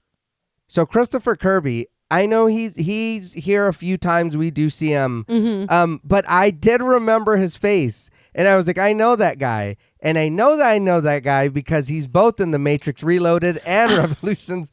Both came out in 2003. Really? Yeah, and it isn't big parts, but he is there and he is noticeable. You notice the guy, It also looks like he did Star Wars Episode 3 in 2005, Daybreaker in 2009, and Iron Sky in 2012. Interesting. Isn't Daybreakers the one with Ethan Hawke? Yes. That's a vampire movie. We should cover it. Okay. Yeah. Ethan Hawke's my favorite I was actor. gonna say Ethan Hawke's the number one fan. Right, he's Yeah. another one. I mean, Never mind. Nate, your script. Let's not talk about vampires for a while. But Christu basks in the applause, closing his eyes and throwing his head back as he zeroes in on the energy. He takes in a sharp gasp and his breathing grows ragged as he shares that he's already receiving some signals. He raises his fingers to his temples, grunting. He hears the letter P. Peter. He points a finger toward the audience. Pete. He takes a step forward, his eyes still closed, and says that he can hear it clearer now. He's hearing the name Peterson. From the opposite end of the audience, a voice calls out, Peterman? Not this cold reading bullshit, I know, dude. Yeah. I know. Christu's eyes fly open, and he looks in the direction of the voice. Jack rushes over, mic in hand, as a man stands from his seat. Jack thrusts the microphone towards Barry, played by John Leary, addressing him as Mr. Peterson. But Barry corrects him. His wife's maiden name was Peterman, which is a tenuous... yeah. Yeah, dude. You shouldn't even said it. No. Well, when you start with the letter P and then Yeah. it's like, this is ridiculous. From his place on the stage, Christu tells Barry that that's right. Sweeping his arm open, he says that his wife is in the room with them right now. Barry's eyes widen and he asks, she is? Christu asks if his wife is crossed over, and Barry admits that you could say that. His wife ran off with his neighbor 5 years ago. He grins and the audience laughs. Jack offers his apologies, but Barry tells him not to be sorry. His golf game has never been better. Why has Barry been waiting for this his entire life? He's a fucking plant. Yeah. It's like, dude. So clearly, he's a stand-up. He'll be playing at the Gotham this weekend. It's like, what is this? The audience and Jack laugh even harder, but Christu isn't finished. He turns his head to the side as he gets another frequency. He's now hearing the name Elizabeth. Barry says that his wife's name was Helen, and Christu confirms that there was no Beth or Betty. Barry says, correct. Christu's like, so there was a Betty. But Barry meant no. Christu was correct that there was no Beth or Betty. Christu asks if there was any name starting with a B, and pointing to himself, Barry's like, my name's Barry. Oh my God. This was hilarious. But Christu says that that's not it. Perfecting his crowd work, Barry counters that it has been for 42 years. What's going on? Sit down. Sit down. He's giving Gus a run for his money, I think. Yeah. That's what he's doing. Yeah. He's like, don't get too comfortable. The audience laughs again, and Jack doubles over in his amusement. This entire time, the audience member sat next to Barry stares forward stoically. Skeleton Man, played by Stephen Kwan, sits in an elaborate skeleton costume, his face obscured by a skull mask. Back on stage, Christu apologizes, lamenting that the spirit has passed. It's gone. It's very cringe to watch him fail this hard. Yeah. Oh, God, dude. It's hard Yeah. to watch. I think it wouldn't be as bad if dude didn't fucking just joke his way around him. Yeah, you saved this segment, Barry. Yeah. Should cut him a check. Mhm. Christu explains that sometimes the signal gets scrambled by the studio lights and the cameras. He admits that he's only the messenger, and he vows to concentrate. Jack thanks Barry and invites him to have a seat before turning his attention towards Skeleton Man, commenting that he looks like he went shopping with Gus down at Barney's Discount Costume Warehouse. No, he doesn't. No, his is way No, he better. doesn't. He's like, this is custom made. I worked on this all year. The audience laughs and Gus holds up his pitchfork, but Skeleton Man continues to sit quietly. With a poke in the costume's bony side, Jack says that he's just ribbing him. As the audience continues to laugh, he walks down the stairs and out of the seats. But with a sharp exhale, Christu announces that he's receiving something. Breathing heavily, he walks toward the far side of the audience, admitting that it's intriguing. He stops in front of 2 women in the front row, opening his eyes and greeting them with a good evening. Diane and Carol, played by Paula Arundel and Tamala Shelton, giggle, responding in kind. As the audience watches, Christou asks about Edward. Eddie? He presumes that he's the son or brother of one of them. Diane's bright smile slowly dissolves from her face, and she and Carol stare up at him in awe. Carol shares that Edmund was her little brother. Christou asks Diane, and you were the mother, see? She responds, yes, and her smile returns. Turning to Jack, Christou allows that this wasn't psychic powers, just deduction, but with some reverence, Jack admits that he's still impressed. Christou turns his attention back to the mother and daughter, offering that something bad happened to Edmund, and it's still hard to talk about it. Carol confirms this, and Christou elaborates that many questions still remain. Diane starts to explain, but stops, and Christou fills in the gap that it could be that Edmund took his own life, and quite recently.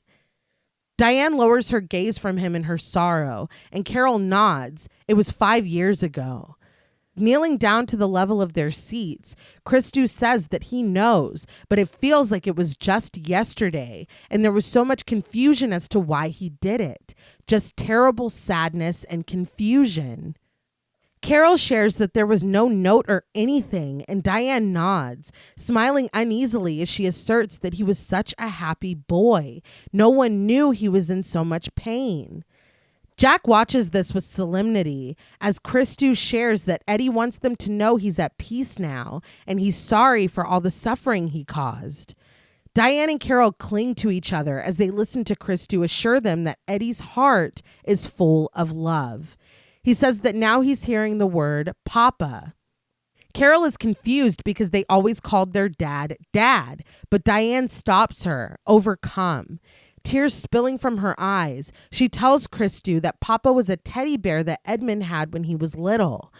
Christou tells her that she's right. Crying, Diane says that she kept all of his things. She holds Christou's hand and asks him to tell Eddie she kept all of his things. But Christou assures her that he doesn't have to tell him. He already knows. The audience murmurs a soft, "Aw." And as Christou rises to his feet, he thanks Diane and Carol, blessing them and expressing that they are both so beautiful. He thanks them again before stepping back to center stage and raising his hands to the audience, thanking them as well. So just a few things here. One, Christou with the rebound of the century. Literally. Yeah. This was very compelling television. I thought it was a comedy show, but whatever. Yeah, Barry's like, God damn, nobody's going to remember me now. Carson's like, this is why I'm winning. But no, it was and the performances were fantastic. Yes. Yeah. It was very, very, very heart-wrenching. There is a moment in this segment when we flash back to Jack, and there is, and I can't explain exactly right now, but a wisp of something that appears to the left of him in the studio lights. Yeah, you showed me this morning. I completely missed it. I've watched this 4 times now, I think, and I never saw it. No, not at all. This is something, and this is the 3rd film in a row where we've kind of been talking about things like this. Yes! Longlegs, Ghost Watch, and now Late Night with the Devil. Yeah. But there are a few that you might be able to catch yourself, but there are others that I had to find and look up because there was already one that passed at the beginning of the film. Yeah. A very subtle subliminal moment of something appearing in a very small studio monitor. And it continues throughout the film. There was something in the static of the TV too at the very beginning. Yeah. Yeah. So it's just wild. Yeah. But the seats erupt in applause, and Jack muses, "What a gift." Carol lowers her head to her mother's shoulder before the two applaud as well. What a grift. Very good. Jack joins Christou on stage, announcing his upcoming tour dates as they scroll across the bottom of the screen. But just as Jack continues to introduce the guest coming up after the break, the tape glitches. Christou looks struck, unsteady on his feet.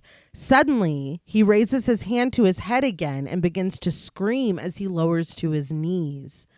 Jack is visibly worried and frightened, and he calls Christu's name, but Christu just manages to grunt that there's something really intense here. Jack asks if he's getting another message from Edmund, and Christu can only convey that it's not him before letting loose a pained scream. Balancing on his knees and gripping his head, Christu stammers out that he's getting the name Minnie. He asks if anyone knows a Minnie and begs them to accept. Jack's eyes widen and he quickly turns to the audience, asking if anyone knows a Minnie or a Millie or a Mandy. Gus volunteers that he had a great Aunt Molly, but Christu roars, "It's Minnie!" He begs someone again to accept. He closes his eyes tight, still gripping his head as he expresses that there's so much sadness. He sees a wedding ring, an unmarried man with a wedding ring. He implores that the spirit needs to talk to him. Christu opens his eyes, only for them to roll up to whites, and he begs, "Who are you?" The lights above buzz and crackle before going out, and Christu falls to the ground. Jack assures everyone that it's okay, but he lowers himself to Christu on the floor. Christu pants, opening his eyes to reveal them to be normal again, and gasping, he says finally that she's gone. So just a couple of things about this moment. I did notice, and this is something that really unsettled me, but all of the show business was out of the window during the segment because Christu stopped doing the accent that he had been doing this entire time before that. I didn't even notice that, but yeah, he did. Yeah, I only noticed it because when he screams, it sounds way different. And I was like, oh, you're scared. Yeah. I was like, something is wrong. And something else, and this film does it really well later on, especially as you're watching it, you're thinking, you're like, yeah, this was on TV, which oddly gives you a weird bit of security. And it felt the same way with Ghostwatch, where you're like, well, it wouldn't be on TV if it, is fucking terrifying. Nothing bad has ever happened on television. But you get this feeling because of what it is and because of the framing of it, you're very possibly going to see something that you should not see. Yeah. And so I'm like, how early are we starting this? What's going on? Yeah. I thought Christu's head was going to explode. I swear to God. I swear to God. Well, he is holding it. Yeah. And the eyes rolling back. I was like, oh no, he's done. Yeah. Placing a reassuring hand on Christu's arm, Jack calls for Leo, but he snaps back into host mode when his eyes hit the camera, rising to his feet and pulling Christu up with him. He assures his audience that they're just going to take a quick break and they'll be right back after these messages. The band starts its up-tempo tune again, and the audience applies dutifully, Barry muttering worriedly to the woman next to him, and Skeleton Man still staring forward, not applauding. Gus claps nervously behind his microphone, and we get an interstitial of the city of New York with night owls with Jack Delroy presiding in the sky.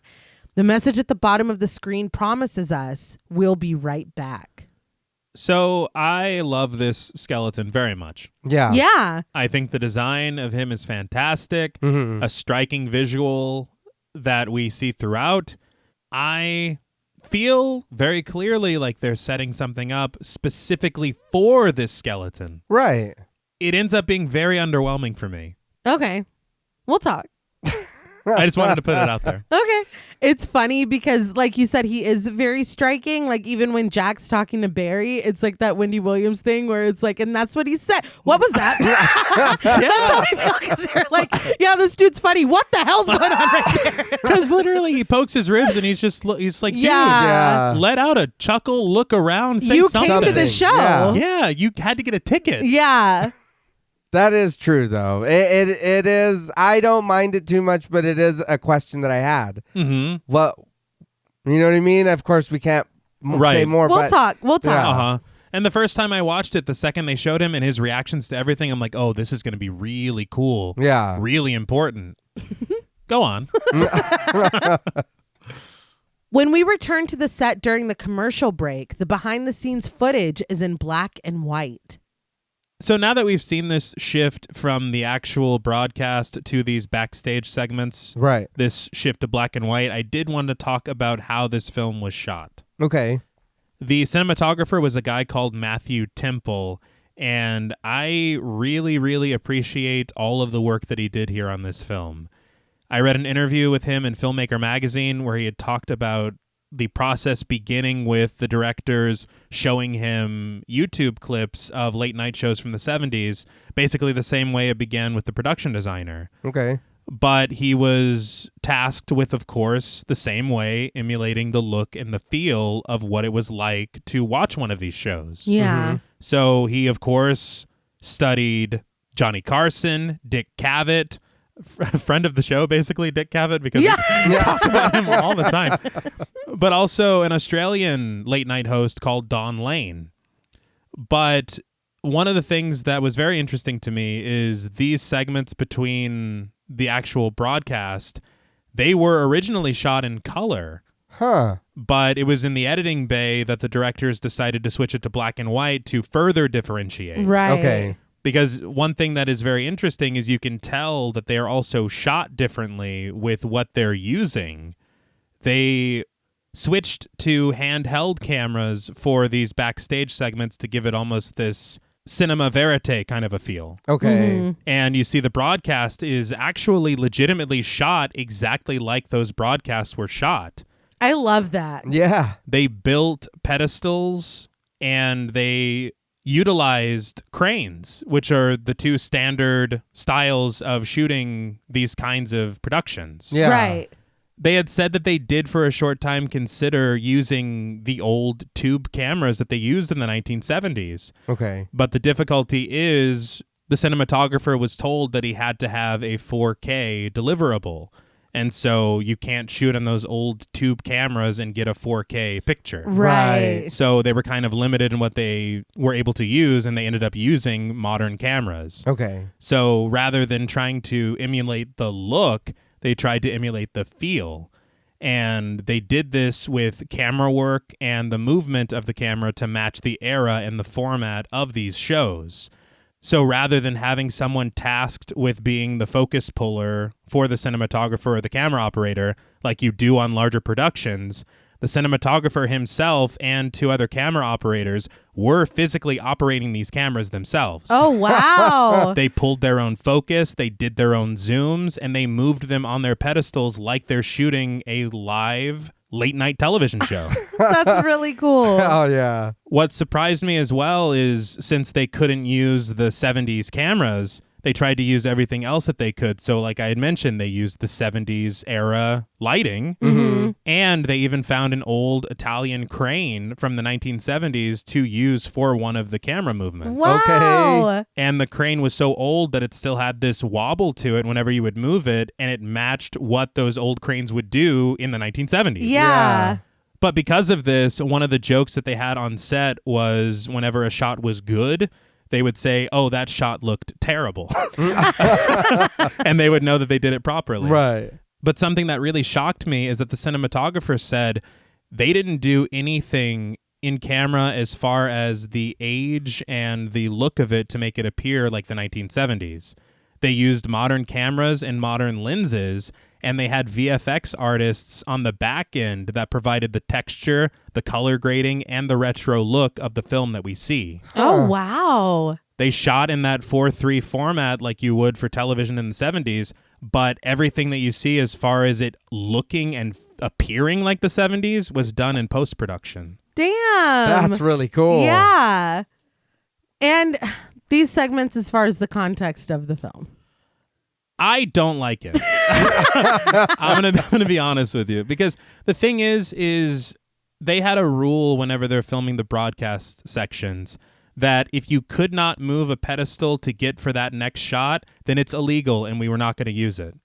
So everything had to follow these logical movements. Mm-hmm. Yeah, I think that's the issue. Yeah. Because it's like, while it is compelling, the behind the scenes stuff, the way that we're getting it does not make any sense. Right. or why we're doing this or why they're speaking so candidly. Well, Yeah. It doesn't. I mean, if it were just we're experiencing this night. Mm-hmm. I mean, I don't even know how that would work. It just doesn't. It's not.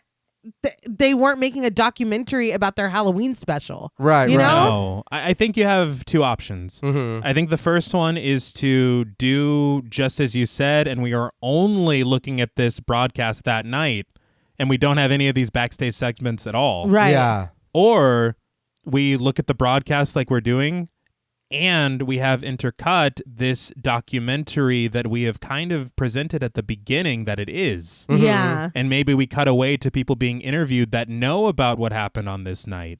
And they're the in-between whenever we cut to these, quote, commercial breaks. Right. Okay. Or maybe the cameras are just still up and we're getting unused. I mean, And that would work better, too. because following them backstage, it just doesn't make sense. And No. I will defend a lot of shit in this movie, but I can't. Like, I can't. It doesn't work. It doesn't. And I do like the scenes that we get. Yeah, But that's the the thing. The way that we get them just doesn't work. The material is fine. It's the fact that these shots are so close. Right. The sound is so crisp. Everyone's mic'd up. We're cutting to different camera angles, yet we're never seeing a cameraman. Yeah. On the other angle, we're making movements that don't even make sense. It really takes away from, I thought we were trying to build this feeling of here's this broadcast that happened on Halloween in 77. Right. And then suddenly we're also kind of a film too. Yeah. Yeah. I think for me, I'm going to be honest. The only reason that I didn't mind it, honestly, because like I'll be honest. I didn't know this was supposed to be found footage. I'm like, again, at the beginning, yeah, it's like, I bet you're wondering, how we got here, whatever. So for me, I'm like, okay, I'm just on this ride. I did find it odd that we are going back there with them. Yeah. But I think after a while, I was just kind of like, we're just a fly on the wall. We're just watching this happen. It is, I will be honest, I like that being in black and white to differentiate. Yeah. However you say that. You know what I mean? You What's got going it. on? Yeah, for sure. But it is weird why we are seeing that, why we talk about it. You know what I mean? Because you're right. We shouldn't be seeing that. Yeah. But it did. I kind of just gave it an excuse, I guess, because as we went, it was like, oh, this is information I need to know. But how else are you going to feed it to me? I feel like the only other way that could work is like you had said, Reneé, where it is maybe we have those same cameras that are running, but we also switch it to black and white. Okay. Yeah. So it's like, oh, and this is what happened during the commercial breaks. Yeah. Yeah. All right. Because these are the cameras that we have been using this whole time. Yeah. And so I don't know. Or I really am kind of falling in love with my own idea of doing interviews. It's and, like a mockumentary. Yeah. Because we Okay. started the film that way. Yeah. Right. I think that if you are watching it through the lens of just being along for the ride, it's just when you think and you're like, wait, how the hell do they have this? Yeah. But it is funny that you've mentioned both found footage and mockumentaries, because I did read an interview with the brothers where they said this is not a found footage film and it is not a mockumentary either. But if people interpret it that way, then that's fine. I did not make this film. I completely disagree. Because That's what they said. You set it up in the conceit of a mockumentary, and then you literally have the announcer say that they found this footage. They're like, nar. Yeah, they do. No, don't. Nar, nar, nar. Reneé, what are you doing? We've lost Australia. Thanks a lot. The kangaroos don't like me anyway. It's okay. Digging a hole. But Gus approaches the medium, calling him Mr. Christou and complimenting that was fantastic. He adds that he's truly blessed. Jack leads Christou over to the chairs of the set, and with seriousness, Gus asks Jack if they can talk. Jack tells him not right now, but Gus continues. He heard backstage that Jack and Leo have something cooked up for when that girl comes on. Depositing Christou in one of the chairs, Jack responds absently that as far as he knows, they're sticking to the rundown. Gus is like, right, but there's clearly more on his mind. He gently brings up that he saw restraints and knives, and honestly, they're a little spooked back there. But Leo strides over, rudely asking Gus what the hell he's doing here and telling him to get to wardrobe. Gus scurries away obediently as Leo grips Jack's arm, commending him on a great segment. He turns his attention to Christu, who now has blood dripping from his nose, and offers him a bourbon because he looks like he could use a drink. A little dazed, Christu just politely asks for some water. Leo questions, "In this place?" He assures him that he'll see what he can do. And when a stagehand comes by, Jack asks for water on behalf of the medium. Leo asks if Christu is happy to stay with them for a little while longer, and when Christu tries to reply that he should be going, he's interrupted with his own body-racking coughs. Leo just pats him on the back and encourages, "That's the spirit." He adds dryly that he can't wait to catch his act before reaching into his jacket and pulling out a handkerchief, handing it to Christu and advising that he's got blood under his nose. He walks backstage, pulling out a flask, and Jack hurries behind. Leo mutters that the charlatan really went all out there, and Jack guesses that the bit with the lights was all Leo's idea. But a cigarette dangling from his lips, Leo answers honestly that if Jack liked it, he'll take full credit. So it wasn't. See, that's worrisome as hell. Yeah. Leo asks what Jack thought about their friend Barry, but Jack is looking past him, out at the set where Christu still sits. So you think you could replace Gus? Yeah. We all thought he was a hoot. It's owl, night owls. Yes, very good. Jack starts to say that last bit, but Leo interrupts him. Whatever happened was great television, and he tells Jack not to let it rattle him, but he quickly gets down to business. He says that they're running long on break, but turning to the craft services table, Jack puts his foot down that they're not bumping Cleo again. Leo changes the subject again, advising Jack not to look now, but Cavendish's new vice president of marketing, his wife, and the head of Airtime are all sitting in the front row. Jack's eyes snap in that direction, and Leo laments that Jack is looking directly at him. He's like, "Don't look." Jack looks, and he's like, "You're looking directly at him. I don't understand that." Yeah. Why? He just told you not to look. Yeah. That's me, though. It's hard to, not. Look. Yeah. Don't look. Just don't look. They had a whole song about it. Yeah. Jack turns away, but Leo says that they want to meet him. They want to talk to him. Jack is frantic. He insists that he doesn't have time to play kiss ass right now. He turns to a full-length mirror and adjusts his suit, informing Leo that if he hasn't noticed, he's trying to host a nationally syndicated talk show, and Leo reminds him, "And I'm trying to help you keep it on the air." Jack concedes on the next break. He asks about June, and Leo assures him that she's fine. Jack asks about the girl, but Leo just tells him to relax. Everything is going very, very well. But he exits the conversation just as quickly as he started it, asking an incoming Phil what the hell is going on with the lights. Phil responds that they're working on it before addressing the crew that they've got 30 seconds. Jack's about to walk back on stage, and when he passes that mirror, yes, there is someone in that mirror. Yeah, that one I didn't see. Yeah. You know, after thinking about it for a little while, I think I'm falling in love with your idea. Mine? Yeah, of the stationary static cameras that we've been using the whole night. Yeah. What if we watch Jack leave with Leo, go backstage, but we hear him through Jack's microphone, like a lapel. Right. Okay. And we're watching fucking Christu trying to get his mind right the entire time, but we read subtitles of their conversation in the back. Okay. I feel like that's much more immersive, and we're still keeping with what we promised this was. The format. Yeah. That does work a lot better. Jack strides back out on stage, greeting Sammy, played by Gabby Siu. They exchange niceties as Jack sits down, confirming that his hair still looks good. With the compact, Sammy touches up his makeup, and when he asks her to check for bats in the cave, she assures him that he's all clear. It does make me laugh because every single commercial break, they're like, "Sammy," like everybody needs a touch up every single commercial break. But as the band tunes up, Sammy moves from Jack to Christu, using her makeup brush to touch up his face.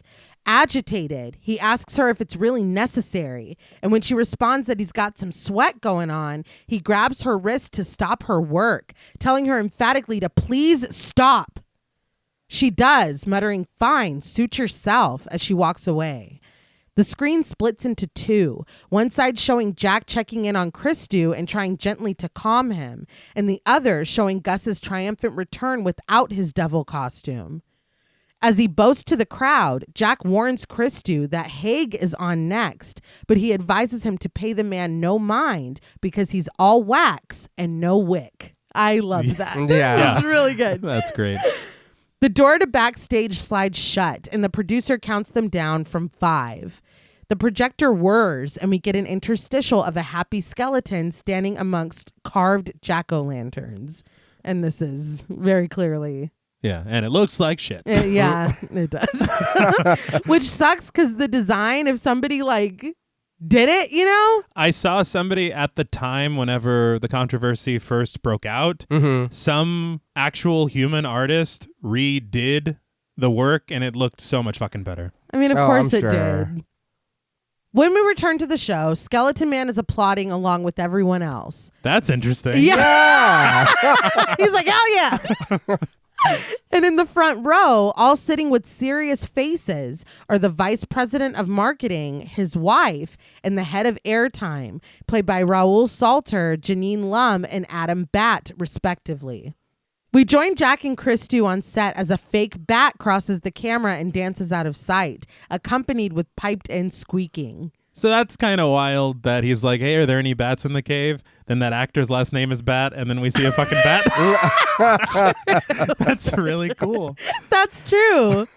That's funny. And David Dastmalchian was in The Dark Knight. Holy shit. Another bat? Yeah. Bats. Was that the Joker? Yeah. Sorry. The band ends its tune, and Jack welcomes us back to the Halloween special with a smile. He catches up the newcomers, recapping that Christu wowed everyone before the break with the demonstration of his powers. He adds that it was really something, and Christu tries to smile, but he looks sweaty and disturbed. Jack introduces their next guest as someone equally renowned in his own field, once known as Carmichael the Conjurer. He hung up his wand to become a leading voice in the skeptics movement.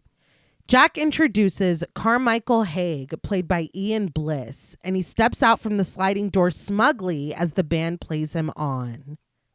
Another face that I recognized immediately, Ian Bliss. Again, Matrix Reloaded. Yep. Did both of them in 03. He also did Stealth in 05 and Superman Returns in 06. Oh, wow. He's fantastic in this film. Yes. Yeah. And him being this James Randi stand-in Yes. is such a perfect foil to everything that's going on. Okay. Stand-in. Sure. I was a little confused the way he introduced him. Uh-huh. The way I took it was, because I don't know who this stand-in guy is, but so you're a master, like the masked magician, and now you're just taking the mask off and it's like, look, all this shit is fake. I'm going to show you how it's done. Basically, I remember watching that yeah. with bated breath. Well, yeah. We all want to know how it's done. We do. But yeah, I mean, he's been on one side it wasn't real. Right. And now he's like, let me show you how it wasn't real. Okay. Yeah, but it's a matter of that, and also the same with this offer. Yes. Oh, okay. Yeah. Because James Randi did that, and he basically opened it up to anybody. If you can fucking do this and prove that it's legitimate, me and my group will give you this amount of dollars. Well, I mean, that is what it is. No, it is. Yeah. That's wild as fuck. Yeah. It's just an odd way to say it. Yeah, I know. I'm still kind of sick, guys. But yeah, so it's literally copy paste. Wow. Jack stands, applauding with the crowd as he greets Carmichael with a handshake. Christu scoots over to the next seat, giving Carmichael the one next to Jack. When the skeptic asks Jack if he can smoke, Jack tells him, of course. Using sleight of hand, Carmichael makes a cigar appear in his palm, much to the delight of the audience. He sniffs it dramatically and holds it up, before putting it back in his palm and making it disappear again. Holding his other arm out toward Christou, he makes it appear once more, and the band provides a musical sting as Jack announces that Carmichael still got it. At the height of this trick, Carmichael produces a flame from behind his turned palm and lights his cigar. So, Ian Bliss was originally cast as someone else, and we'll talk about that when we meet them. Really? Yes. But when the actor that was supposed to play Carmichael Hague dropped out, Ian Bliss stepped into this role instead at like almost no notice. I read they gave 2 different times in 2 different interviews, but over either 12 hours or over a weekend, Ian Bliss learned this whole trick with the cigar. The sleight of hand, he's doing that. That's incredible. Yeah. And he learned it for this role within whatever, even if it is a whole weekend. Yeah. I couldn't fucking do it. No. But it just shows how adaptable he must be as an actor, because this is like, he's perfect as this character. Mm-hmm. His smugness. Yes. that. He's infuriating. Yeah. Jack reminds everyone that they knew Carmichael from his Vegas shows and TV specials. He says that his group hypnosis routine was the first of its kind, and it blew Jack's mind. Interesting. Very. Yeah. Carmichael was widely regarded as the best in the biz, and when he adds that he knows that saying that won't embarrass him, Carmichael agrees and bids him to continue. And so Jack does, expounding that in recent years, Carmichael has turned his attention toward philanthropy. Carmichael understands that he means IFSIP, and Jack explains the acronym for us, the International Federation of Scientific Investigation into the Paranormal. A picture is presented to us, Carmichael standing with 4 uncredited IFSIP members in white coats. They surround a shirtless man in a chair, node stuck to his face and chest. They all look down at him thoughtfully, and Carmichael stands in the front, a dramatic finger pointed toward the presumed patient. We see more photos of them examining the man as Carmichael explains that it's their mission to test these phenomenon and decipher what is trickery and what would be genuine.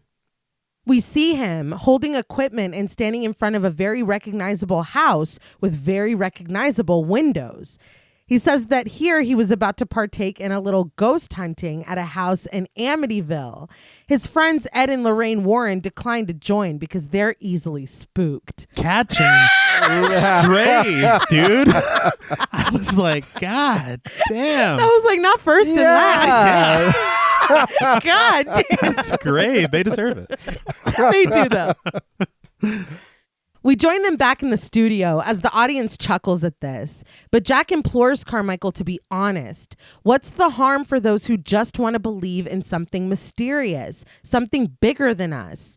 Carmichael admits that the world would be more interesting if people could magically bend spoons or divine water with a stick. We see black and white photos of Carmichael standing with Spoon Bender, played by Farhad Zawala. The man holds a spoon in his hand as Carmichael holds a tray of them and eyes him suspiciously. We cut back to the studio where Carmichael gives a final example of fakery, eyeing Christou in a similar way, or talking to the dead. Jack looks a little uncomfortable, but Carmichael continues that until he's presented with irrefutable proof, he will continue to expose people for the swindlers that they are. Christou sits, still uncomfortable and stifling coughs within his chest. Jack asks Carmichael if he still carries the check with him, and Carmichael is happy to prove that he does. Pulling it from his jacket, he explains that they offer a reward for anyone whose claims they can verify. Jack instructs the cameraman to close in on the unfurled check, and the audience remarks with shock as it's revealed to be a check for $100,000. The camera glitches slightly as it zooms in, and Christou sneers, still stifling his coughs. I want to say James Randi offered $1 million, Damn. but this is still quite fetching. Yeah. This amount of dollars. Yeah. When Jack asks how many have taken the challenge, Carmichael reveals that there have been dozens. But when asked how many checks he's actually signed, the skeptic shares that he is yet to sacrifice a nickel. Jack proposes that tonight might be the night, though, and Carmichael responds with a shrug as he puts his check away and settles back into his chair. Indignant, Christou asserts that he doesn't need Carmichael's money, and Carmichael concedes that he doesn't imagine that he would. Not when there are so many naive but well-meaning people prepared to give him their hard-earned money. I was like, God damn, this dude's fucking came out with guns blazing. Finally, Christou loses his battle with the coughs. They explode from him as he retches, leaning forward for his water. He gulps it down and assures a concerned Jack that he's all right.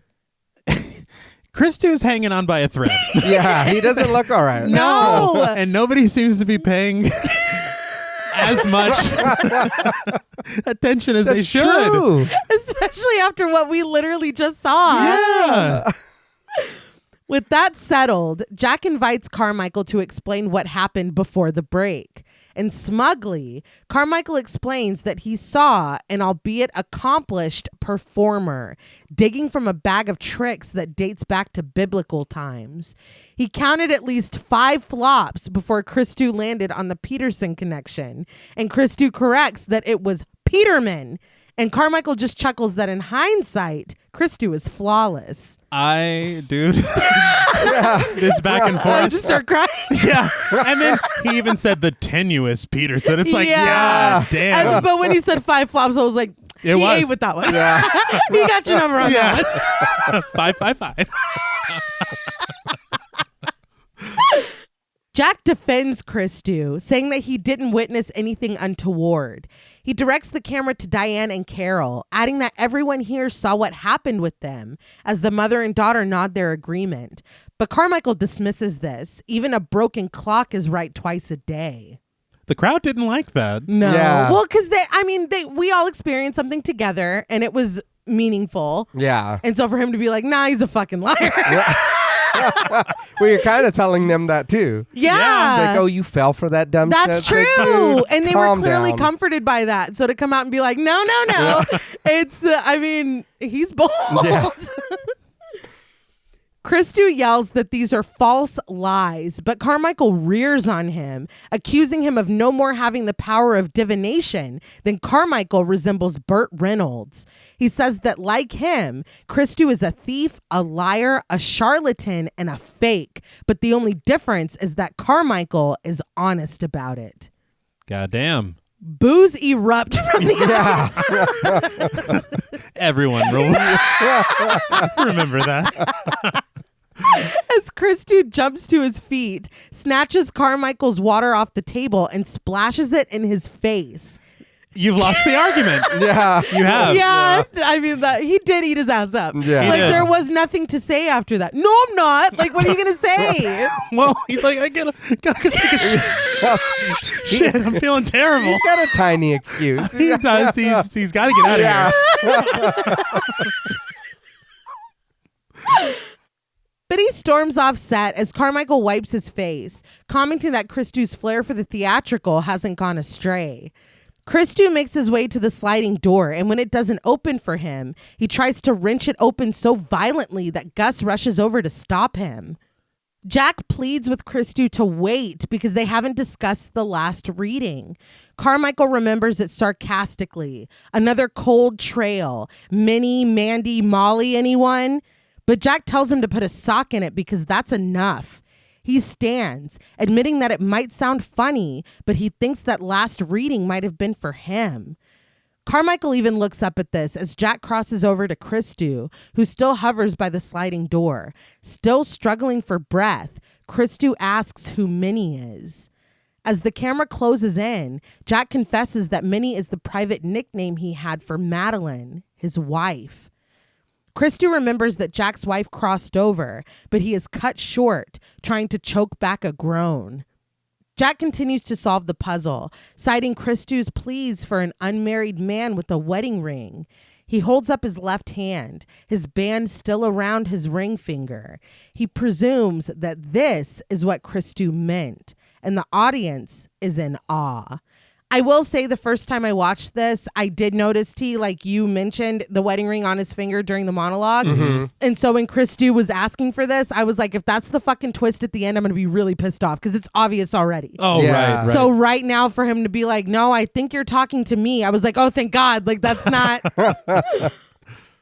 Carmichael is still unconvinced, pointing out that half the people in the room are wearing wedding rings, and Madeline's death was hardly a secret. But yeah, okay, half the people in the room are wearing rings, but like how many of them are unmarried men wearing wedding rings? Probably half of that. I don't know. Statistically. Yeah. Jack walks back over to the set to hear Carmichael out, but we linger on Christu for a moment, who squirms uncomfortably as we hear the loud gurgling of someone's stomach. Yeah, dude. Like, oh no.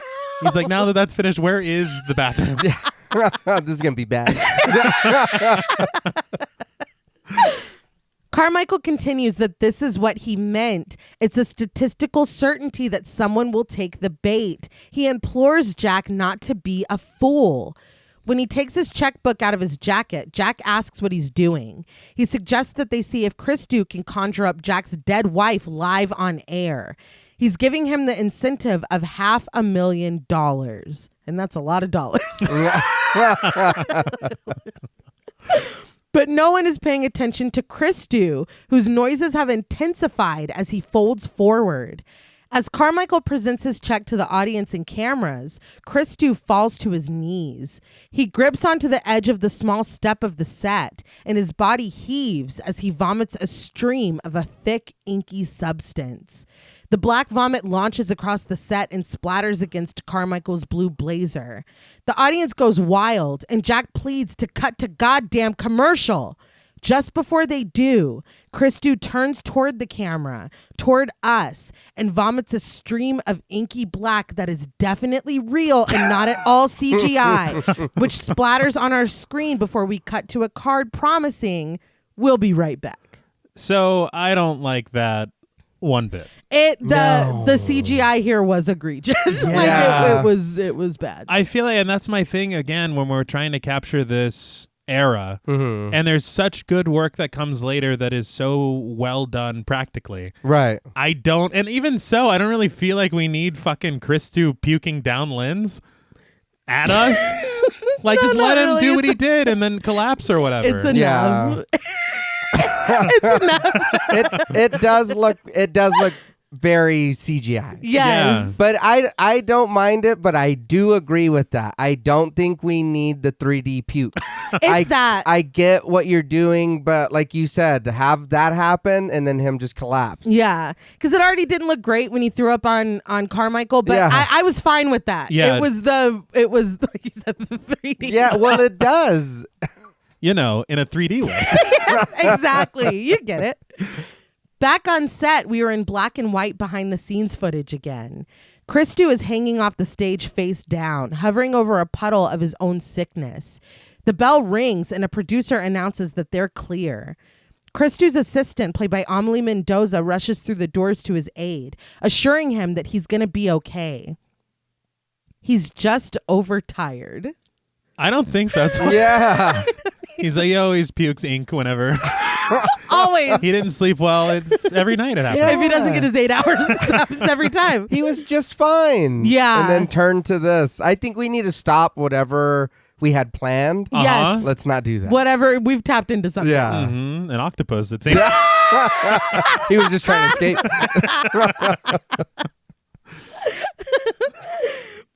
But Christu raises his head, roaring that something is not right. Black strings of projectile vomit cling to his face, and his assistant begs for someone to call a doctor. They're like, you think maybe we should get Christu to a doctor? Yes. As soon as possible. Leo comes out and coldly instructs Christu to be taken to his dressing room and for someone to just clean up all the mess. Gus tries to smooth things over with the concerned audience, joking that the Surgeon General strongly advises taking Pepto-Bismol before speaking with the dead. I was like, somebody give him a raise. Yeah. He's like, I gotta fucking do better than Barry did earlier. Damage control, man. He's got to win him back. My job's on the line. But I'm like, to witness that and then come over here and be like, oh, you like that? No, it's That is crazy. a pretty funny joke Yeah. for what just fucking happened. Mm-hmm.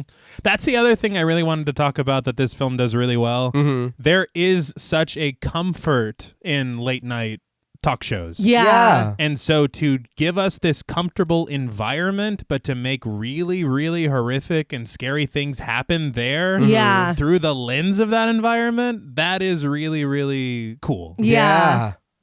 But as Gus slides into a little crowd work, our attention slides over to Jack, getting his face touched up again by Sammy. Carmichael comes over, lamenting that his jacket was a gift from Charles Lawton. He snaps at a PA, getting her attention and handing over his soiled jacket, ordering for her to bring his burgundy blazer. But Jack wears an expression of confusion and concern, guessing that Christou must have had a seizure or something. Carmichael quips that Jack plays the aw shucks Midwesterner role so well with the bit about Madeline and her secret nickname. Jack walks past him, asking distractedly what he's talking about, but Carmichael follows, reasoning that there's only 3 ways that Christou could have known about that. Either he is psychic, which they both know is impossible, he got lucky, which is possible but highly improbable, or option 3. He levels his gaze at Jack, who realizes that Carmichael thinks he told him. Carmichael admits that he doesn't blame him. The drama's good for ratings because he does read the trades. I was like, this guy's an asshole. Yeah, what the fuck?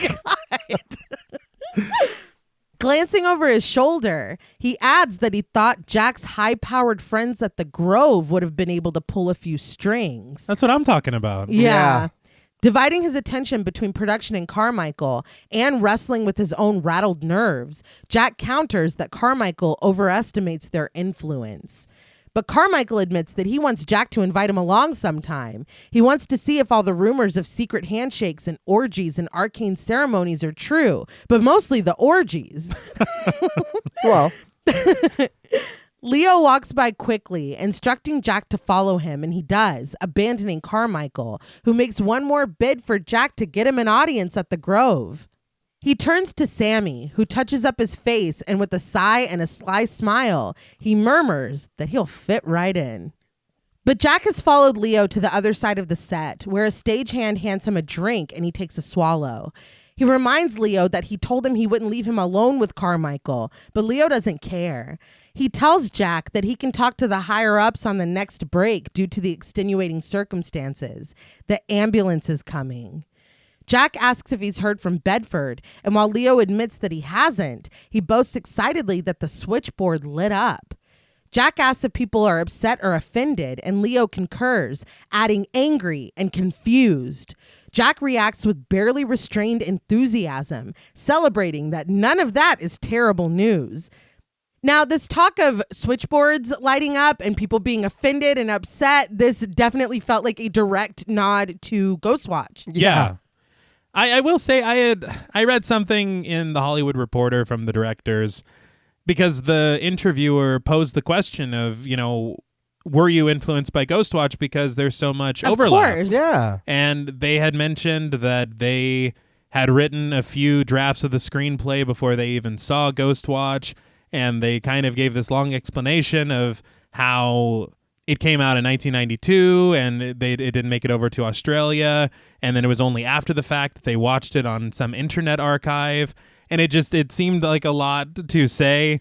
To me, I feel like it's very clear at some point Ghostwatch had something to do with it. Mm-hmm. They had said that it's very clear that there is similar DNA, but I feel like it's pretty clear that inspiration was taken. Yeah. I feel like if this film was made in 95, maybe I would believe that. Okay. But in 2022, 2023, there's no way. Yeah. There's no way. It feels a lot, not like the same, but it is like, okay, you're doing that because you like that movie. Right. Yeah, it You know feels what I like mean? there's so much homage Yeah. and not like, oh, they ripped it off. No. not But like that at it all. feels like any loving way, even the hiding of shit. Exactly. Yeah. I'm sorry. And we ate Rob Zombie's ass up for saying Yeah. that Texas Chainsaw had no influence on House of a Thousand Corpses, Devil's Rejects, whatever. I can't let this slide. Yeah. I'm sorry. I don't believe, and I really do enjoy this film. I really fucking like this film. I don't believe that. I just don't believe it either, and especially with the conceit of the entire thing. It's this live Halloween broadcast. Yeah. It's just it's I feel like, again, what is art but you're standing on the shoulders of what came before you. Yeah. And I just don't, nothing is made in a bubble. And I feel like there's no way. I remember when I was maybe like a sophomore, I'd never seen Fight Club before. And we were doing like student produced plays in theater, and I wrote something and the ending was very fucking similar to Fight Club. And we had like a student teacher come in and he was like, "Oh, do you like Fight Club?" And I was like, "No, I don't know what that is." Like, I'm not allowed to talk about that. Yeah. But like, I watched Fight Club and I was like, "Oh, I know why I asked you that." There's no way that anybody that was involved in this is like, "Oh, you love Ghost Watch or whatever." There's no way that nobody, like, I just don't, it doesn't track. And I'm sorry, but again, the producer, Joe Anderson, Right. Lake Mungo, also had influence of Ghostwatch. That's right. Yeah, and we literally talked about that on the Yeah. Ghost Watch. I don't know. I mean, I'm not going to sit here and call anybody a liar, but I No. will say that I think I believe Chris too. More. And I will say, all those years ago when we did cover House of a Thousand Corpses, what we had said was he had said that Texas Chainsaw Massacre is not what they were thinking about when they made it. Right. So it's not like he's saying, I never watched it. I Right, never right. saw it. Right. Yeah, that at Yeah. least It's completely different. That's different. it is different, but we did eat his ass. We did. Yeah. But a stagehand comes over, balancing a tray of occult items, and Leo scolds him, telling him that this comes out during the next break and reminding him harshly to check his rundown. Leo's a dick. He is. Jack sets his glass down on it, and the stagehand turns away. That's when Jack sees Dr. June Ross Mitchell, played by Laura Gordon, waiting in the wings. She offers him a small wave, and he walks over to her just as the sliding door closes. Before he can reach her, it cuts them off from each other, and Jack turns away, annoyed. Laura Gordon. I looked and I saw and I know it says she was in Saw 5 That's right. in 2008 and she did Undertow in 2018. Oh, I read in the interviews, one of them, I don't know, that another actress was cast as June, but she had to drop out when she got COVID. Oh, wow. So Laura no. Gordon was brought on to replace her with only like 2 days to prepare. Really? Yeah. The more we talk about this production, it seems like there was just so much going on in such little time. Yes. And she does great. Mm-hmm. But behind the cameras, Phil snaps that he's not getting anything down here. And when he confers with the other camera guy, Lou, played by Andre Switzer, Lou agrees. Phil's voice booms, counting the production down from 5 once again. Jack scrambles to set, sitting in the wrong chair at first, but correcting himself before another interstitial with the glowing-eyed owl wishes us a happy Halloween. We appreciate the pun. Yes. When we come back, the band plays us in, Gus standing in front of them and applauding at his microphone. The audience is happy to be back as well. No trace on their smiling faces of what just transpired. I guess Gus really warmed it back. Yeah. They're like, Pepto-Bismol! On the set, Jack sits with Carmichael again, dressed now in his burgundy blazer. Something I thought was interesting, backstage, he had mentioned that he got the other blazer from Charles Lawton. Mm-hmm. Yeah. Charles Lawton we talked about on our Bride of Frankenstein episode because he was married to Elsa Lanchester. Yes. I remember reading in her autobiography, she had written that Charles Lawton was actually gay and they were married and it was something that he had to keep a secret, but it was like a well understood secret. Right. Yeah. And I thought it was interesting that Carmichael is saying this because he's basically based on James Randi. Yeah. And James Randi came out as gay in 2010 when he was 82 years old. Oh. Wow. Wow. So I didn't know if it was like an attempt at a connection there. Okay. Maybe. That's interesting. Yeah. With a solemn tone, Jack thanks everyone who has called in to check on Christou. He assures them that Christou is currently receiving medical attention. Carmichael counters that they needn't bother because Christou is completely fine, but Jack quips that Carmichael's dry cleaner may disagree. The audience responds with a laugh, but Carmichael stands his ground, informing Jack and the viewers that it's an old vaudeville routine called spouting. It's controlled regurgitation. So you're telling me that Carmichael thinks that he got Christou on the ropes, and so Christou's like, I'm just gonna puke everywhere, Yeah. and they won't be thinking about any of this anymore. Yeah. It's a wild defense. Yeah. Weren't we just talking about squids or something? Yeah. Is he a snake? What the hell is this? Still, Jack advises him to keep his check handy, and when he can't find it, Carmichael tells him smoothly to check his jacket pocket. Jack does, and of course, the check is there, folded neatly, and Jack holds it up, having to admit that Carmichael is as silky as ever. And even Gus chimes in with the, "He got you, Jack." Something very interesting that I did notice whenever they were backstage, whenever he's talking about getting him in with the... Grove? Yes. He gets a little closer to him and touches his jacket for just a second. That's so funny. And so we do have proof of him actually planting it. Yeah, it's like, I appreciate your time, Yeah. Joe Bun. But Jack maintains that his sixth sense is telling him that we might see that check again before the night is through. He hands the check over and Carmichael takes it, making clear once again that he very much doubts that. When Jack tells him to just wait until he meets their next guests, Carmichael responds dryly that he's giddy with excitement. Jack starts the introduction but pauses at the loud wailing of a siren. Shouldn't have been able to hear that. That was really shocking. Yeah. It takes him a minute to compose himself to begin again, but he does. He explains that about a month ago, a manuscript found its way to his desk, and he quite frankly can't stop thinking about it. He holds up the book by Dr. June Ross Mitchell. A girl's glowing eyes peer at us from the slick black cover beneath the stark red title, Conversations with the Devil. So, according to the Cairnes brothers, June's book is inspired by the book Michelle Remembers by Lawrence Pasder from 1980. He claimed to have treated a patient named Michelle, and through recovered memory therapy, she remembered a bunch of satanic abuse. This is session 9. Oh, yeah. Yes. That's right. But Anton LaVey literally threatened to sue him. Really? Yeah, and he started walking back his claims, and then eventually the entire book was discredited.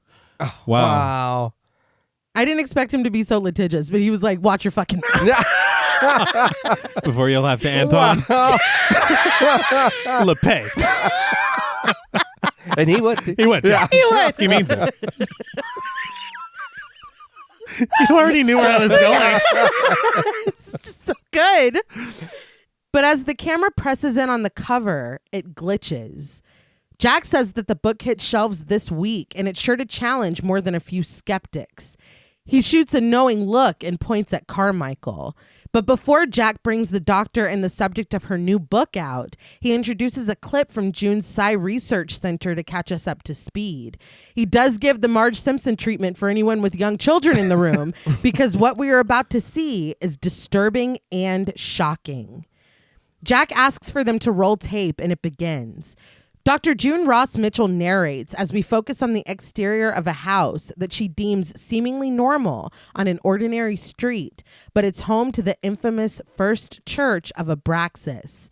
We see inside the unassuming home a red-cloaked man presiding over lit red candles, one of which rests in a hollowed skull set in the center of a pentagram made of stones. The man, Zanzor Diabo, played by Steve Mouzakis, commands his red-garbed congregants to come forward and bestow the blessings of hell upon us. So is it a coincidence that his name almost is Diablo? I know. I was thinking the same thing. An enraptured woman sets a case containing an ornate dagger before him, prompting him to proclaim, "Hail, Abraxas." We get a close-up on Zanzor Diabo's face as June introduces him, and in an interview, Diabo explains that Abraxas shows that there is no good, no evil, and no redemption, only what we desire and how we obtain it. The interviewer, the French director, played by Deborah Mugi Morgan, responds that he makes it sound very easy, but Diabo warns her to make no mistake. The master demands sacrifice. So real quick, I want to talk about Steve Mouzakis and Abraxas. All right. But Steve Mouzakis, I remember, and I thought, I was like, I know his face, and I'm not sure, I could be mistaken, but he did I, Frankenstein in 2014. And I watched that movie a couple of times. I don't know why. But it also said he was in Darkness Falls in 2003. Oh, wow. And he was in Knowing with Nicolas Cage from 2009. Okay. I'm still stuck on Darkness Falls. Yeah. I am too. I will. It doesn't hold up. It doesn't. No. I feel like I haven't I seen it honestly feel like it wouldn't. Yeah. It scared me shitless. I kept those teeth in my mouth when I was a kid. It's like, no, I can eat around them. It's fine. but having grown up, it's like, ooh, what? I ruined how many meals for this movie? That's what I told your sister. I go, is that the Tooth Fairy movie? And she was Yeah. like, Hell yeah, it is. That needs a rewatch. Oh, yeah. Yeah. It needs a Pod Mortem episode. For sure. Yeah.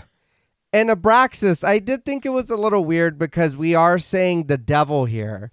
But I did look and I didn't go too far, but it seems like Abraxas is a deity that's like good and evil.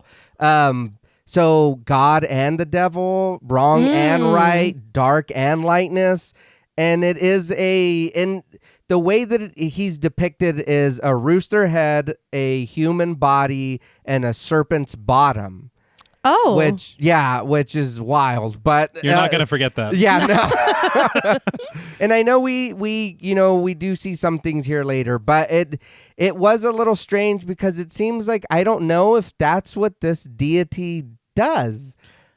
I don't know. I understand why they're saying the devil just because it's better branding. Right. Yeah. And also not just for the show and the movie, but the book that she's trying to sell. Yeah. But that is interesting. I don't know anything about this dude. Yeah, me either. Yeah.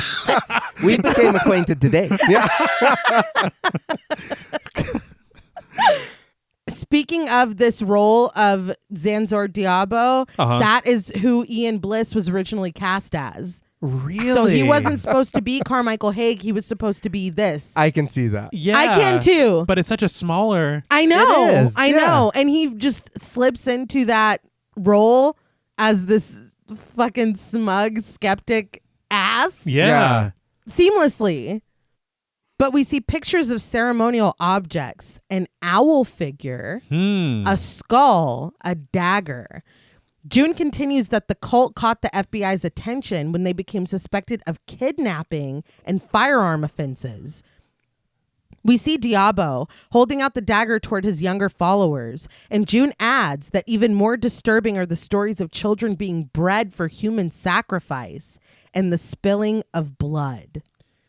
The young followers watch him unflinchingly as Diabo lowers the dagger and drags it across his palm, prompting the pouring of his blood. I know he warned people at the top, but they wouldn't be showing this. Yeah. Hell no. He's like, this is a little scary, guys. No, show the whole ritual. Yeah. That's too much. It's like, Jesus Watch it. Christ. Recite with them. It's like a bouncing ball. They're just summoning a demon. As the followers do the same and they mingle their blood together, June informs us that Diabo claims that anyone who witnesses the rituals will fall under the spell of the demon Abraxas and perform his earthly bidding. And in the video, Diabo proclaims, "And so it is done." Ah, shit. Yeah. That's not fair. Well, and you No. made us all watch it. Yeah. So this really isn't fair. So I gotta be honest, at this point, seeing this, I don't know exactly where it goes yet. Mm-hmm. I'm like, okay, so it's Diabo in that skeleton costume. Right. Yeah, I can see okay. that Yeah. for sure. But in August 1974, we see a helicopter hovering in the sky outside, and we hear gunshots ring out. June says that federal agencies laid siege to the house, and after a 3-day standoff, Diabo instructs his followers to douse the grounds and themselves in gasoline. We then see the house engulfed in flames. This was very much giving Branch Davidian Waco to me. That has to be intentional. I would think so. Mm-hmm. Well, but I mean, we're taking all of these different things, and I know it's not of the same time. No, but I mean, come on. Yeah. In a black and white photo, an FBI agent, played by Gerasimos Gramenos, cradles a child wrapped in a blanket with the burning house behind them. Unless I completely fucked up the credit for this FBI agent, because I go on IMDb, and if they don't have a picture, like, you have to do the legwork and find out who's credited as what, whatever. Yeah. This guy, I found a site where he's a real estate agent. Really? Like, this is his only credit. And I was like, what the hell is going on? Does he talk about this movie on the site? No. He's like, we'll get you one hell of a deal. He should have. Yeah. Featured in Late Night with the Devil. It's in small print. Yeah.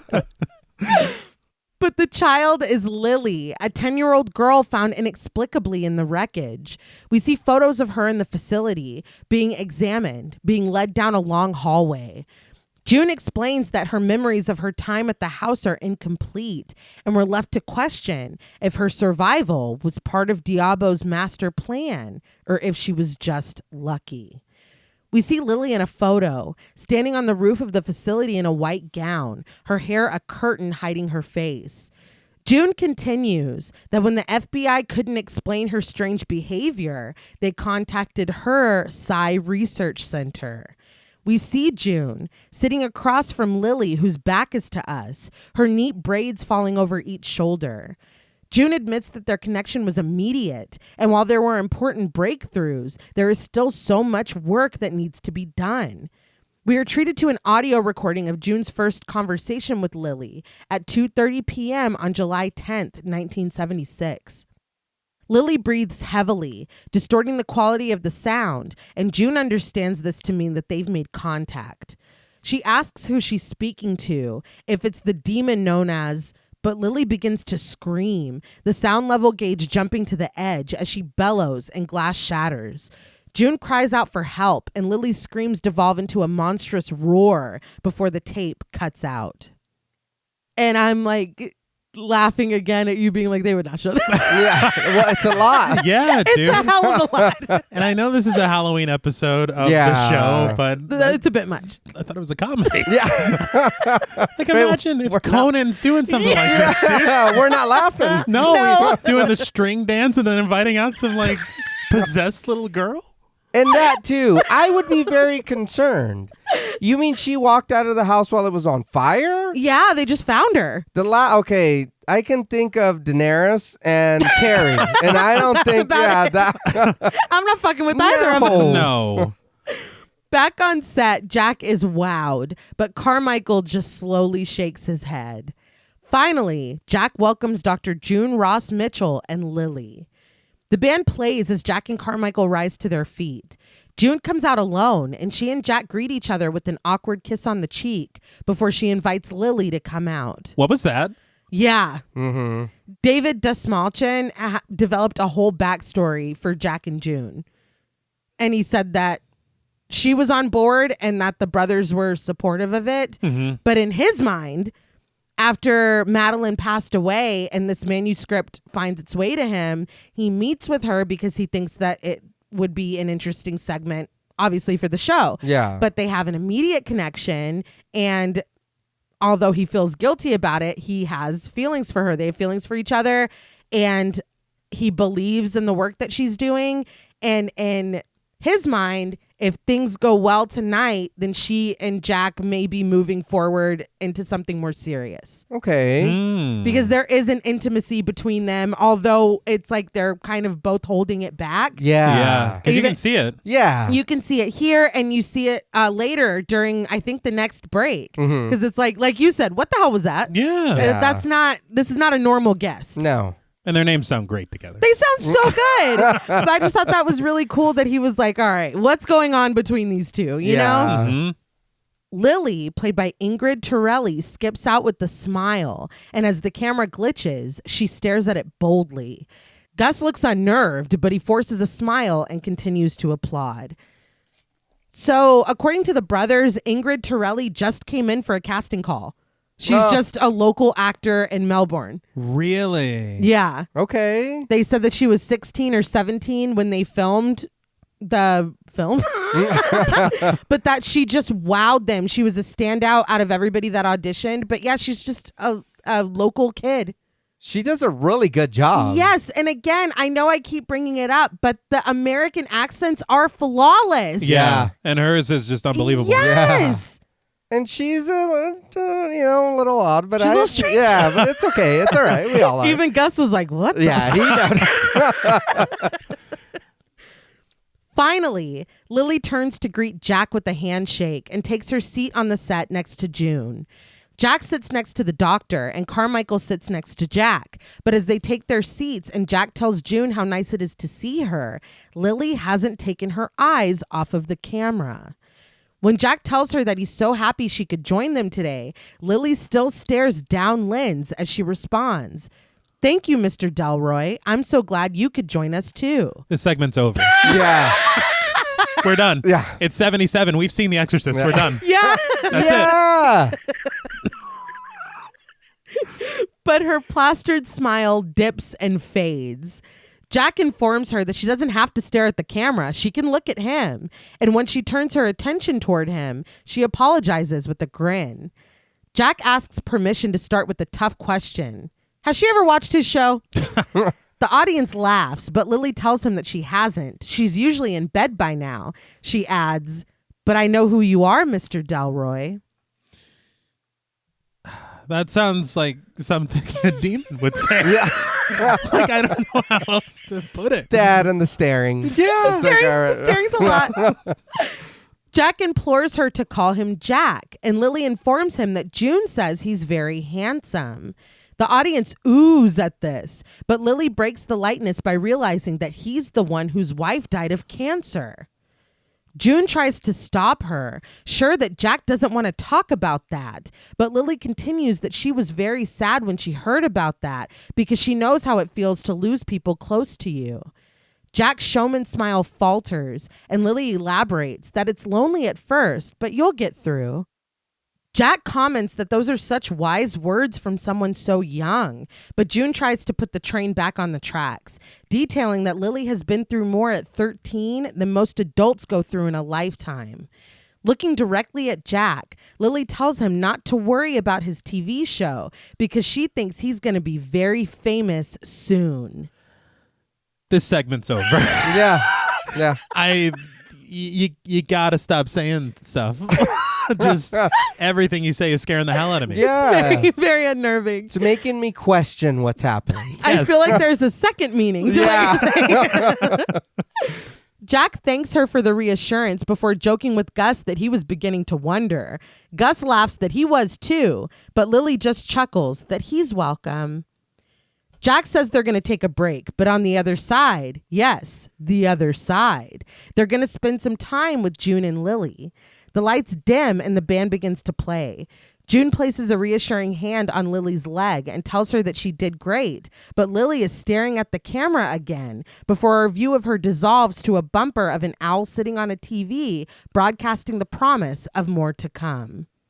Something that I noticed again too, rewatching this last night, Lily is staring directly at the cameras and she seems to turn right before our view shifts to another camera. Yeah. Yeah, like she knows when it's gonna cut. Exactly. I feel like it is just so quietly unsettling. Yeah. This is the kind of stuff that I really enjoy. I love it. And I feel like it is so easy to overdo this and make it like a tropey, creepy kid, whatever. Right. But they really walk the line of genuinely just fucking creepy. Mm-hmm.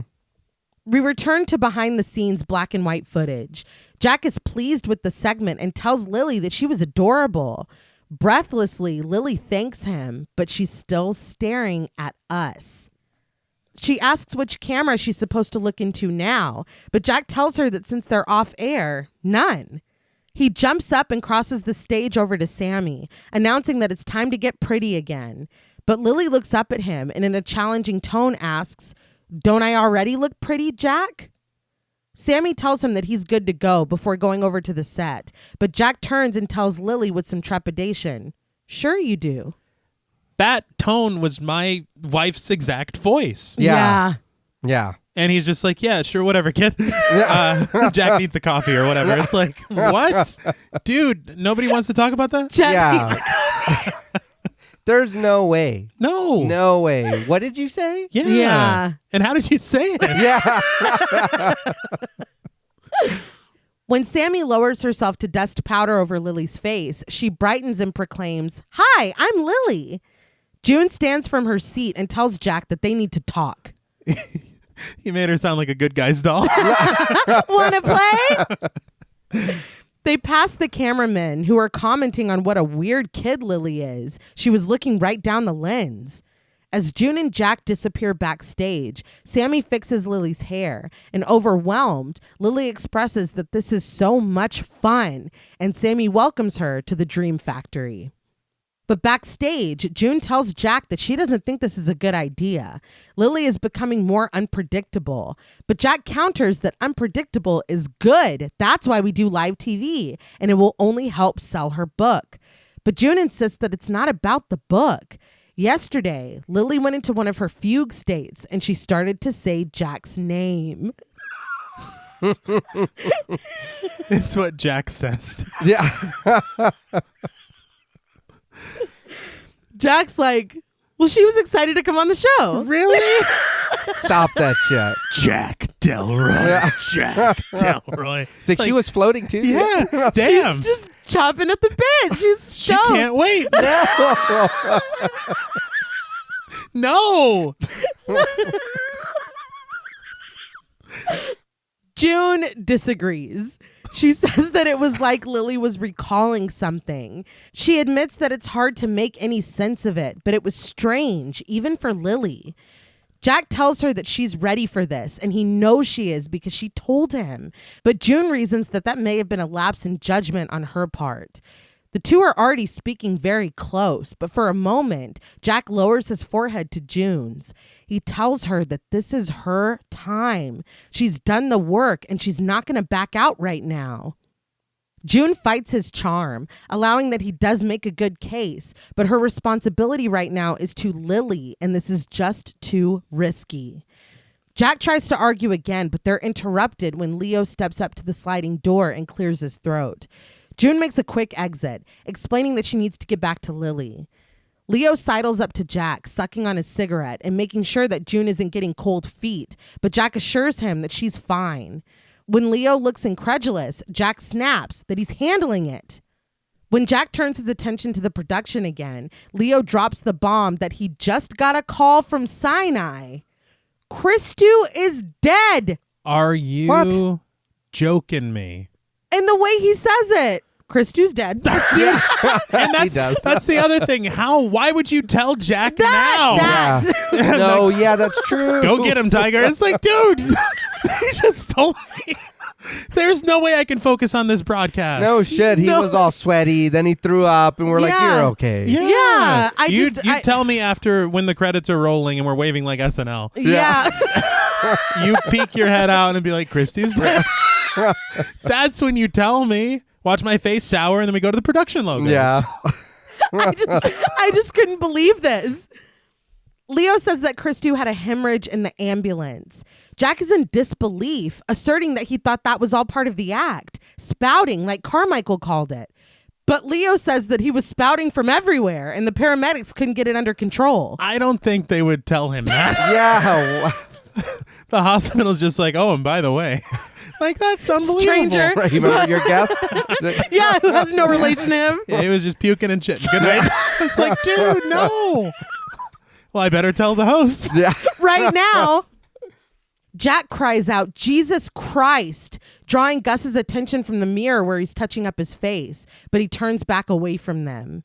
Jack quickly lowers his voice, imploring that no one can find out, and especially not Gus. Leo vows to do his best, but word spreads quickly around here. Yeah, especially when you're fucking telling me. Yeah. I've already told everyone. No. I told Gus first. And I don't understand why it's Gus that can't know. I don't know. Maybe because of, maybe he knows what reaction Gus would have. Okay. Maybe. Phil walks between them, questing for his sacrificial dagger because they're back on in 60 seconds. Jack and Leo walk away, and Gus follows behind Phil, asking if the rundown has changed because he's hearing about a new bit that he doesn't know anything about. Phil shushes Gus, focusing in on a monitor and alerting Steve in his headset that whatever it is, he can't see it. Gus tries to talk to him again, but Phil is focused on his conversation, assuring Steve to just keep switching cameras. He'll get everyone to hit their cues. Gus hurries behind him, still trying to get his attention, but Phil continues forward, alerting the crew to stand by. They pass Carmichael, who stands in the front row of the audience, talking to Diane and Carol. He asks about the questionnaire they had to fill out to come to the show. Diane adds that there was a woman in the lobby asking a lot of questions, too. Carol remembers. In fact, it was the same lady that helped Chris do when he had his accident. Smoking his cigar and satisfied with what he's learned, Carmichael agrees that that was most disturbing before thanking the women and striding away. So even that... Yeah. Jack comes back on set and takes his seat as the stagehands set occult props of skulls and daggers among the glasses of water on the table. Jack looks visibly disturbed, but when Lily asks him if everything is okay, he insists that everything is fine. Phil counts them in again from 5, and Lily smiles brightly as the lights turn on. Carmichael takes his seat, and we are welcomed back with that picture of New York City at night again. The band plays eerie music as the audience applauds. Jack welcomes us back to the special Halloween edition of Night Owls before admitting that while there's so much he wants to discuss with both of the new guests, he's starting with June. He tells her that she calls herself a parapsychologist, but before he can ask the question, she makes it clear that she calls herself that because that's what she is. She just so happens to have a PhD in the subject. Jack looks a little wounded, but Carmichael chimes in that she got it from the University of Hogwash, if he's not mistaken. God damn. Yeah. I'm going to be honest. Should he be here for this right now? Yeah. Let them have their segment and then bring him back later. Yeah, no. Yeah, that is true. But he is mistaken. She got it at the Stanford Research Institute. But Carmichael expresses that he doesn't see a difference. I'd be like, get out. Yeah. You've used up you've lost your LA privileges. June asks Jack what's the point of this if Carmichael is just going to interrupt every time he asks her a question. And when Jack asks him to please behave, there is scattered applause from the audience. June is finally able to say that parapsychologists believe there are certain things known as psi phenomena that traditional science just can't understand. Like telepathy, telekinesis, apparitional anomalies. Jack offers demonic possession. And while June says that the preferred term is psychic infestation, he's right. This reminds me a lot of the doctor on Ghost Watch. Yeah. Jack asks if it's her belief that Lily presents a case of psychic infestation. Lily nods at this, and June explains. For the past 3 years, she's combined age regression therapy with her growing understanding of ancient satanic rituals, trying to piece together the details of Lily's life and understand the nature of the demon lurking inside of her. Jack understands that she's referring to the demon Abraxas that Diabo talked about in the clip she provided, but June doesn't think so. She thinks it's one of the lesser demons that serves Abraxas. And she adds that demons thrive on their confusion. Carmichael adds, and our stupidity. And when his commentary garners groans from the audience, he pantomimes zipping his lips. Well, see, that's why I understand he's here because they're all the guests and they want more. But you're going to keep fucking saying shit. He won't stop. And even the audience is like, enough. They were mad enough with Chris too, dude. Yeah. Boo! June allows that some of this may seem unbelievable, but new big scientific ideas are always met with resistance, and the most close-minded greet them with ridicule. The audience applauds this, but Carmichael stays quiet and smokes his cigar. Jack directs their attention to the items on the table in front of them: the ceremonial dagger, a leather-bound notebook, a hollowed-out skull, and a mirror. He identifies them as objects from June's personal collection, joking that a girl's got to have a hobby. Carmichael picks up the dagger and inspects it. June says that it was found in the remains of the Diabo house, and they believe it was used in many of the sacrificial ceremonies. Suddenly, Carmichael twists his wrist around, pointing the dagger toward his own face. He yells, "No!" and cries out for God.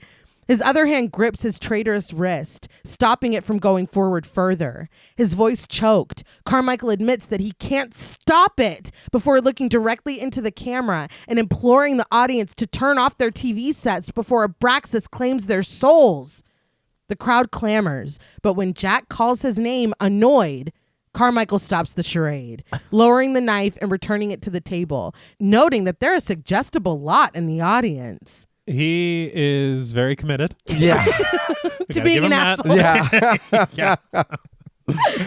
June reminds him that they're not here for his amusement, but Carmichael tells her not to be silly. If they accept the Gnostic interpretation, Abraxas is the consummate showman. He craves an audience. After all, his name is the source of the magician's favorite incantation. Lily speaks up. Abracadabra. Earning a clever girl from Carmichael. Jack takes his control back, directing his line of questioning to Lily, who is alleged to have a name for the being lurking inside her. Lily agrees that she does. She calls him Mr. Wriggles. When Jack asks why, she ponders for a moment before answering. He kind of wriggles his way inside her head and then wriggles his way out. But Jack states that with June's help, Lily is able to control him. Lily elaborates that June says everyone has a demon inside them, but we can't always control them, can we?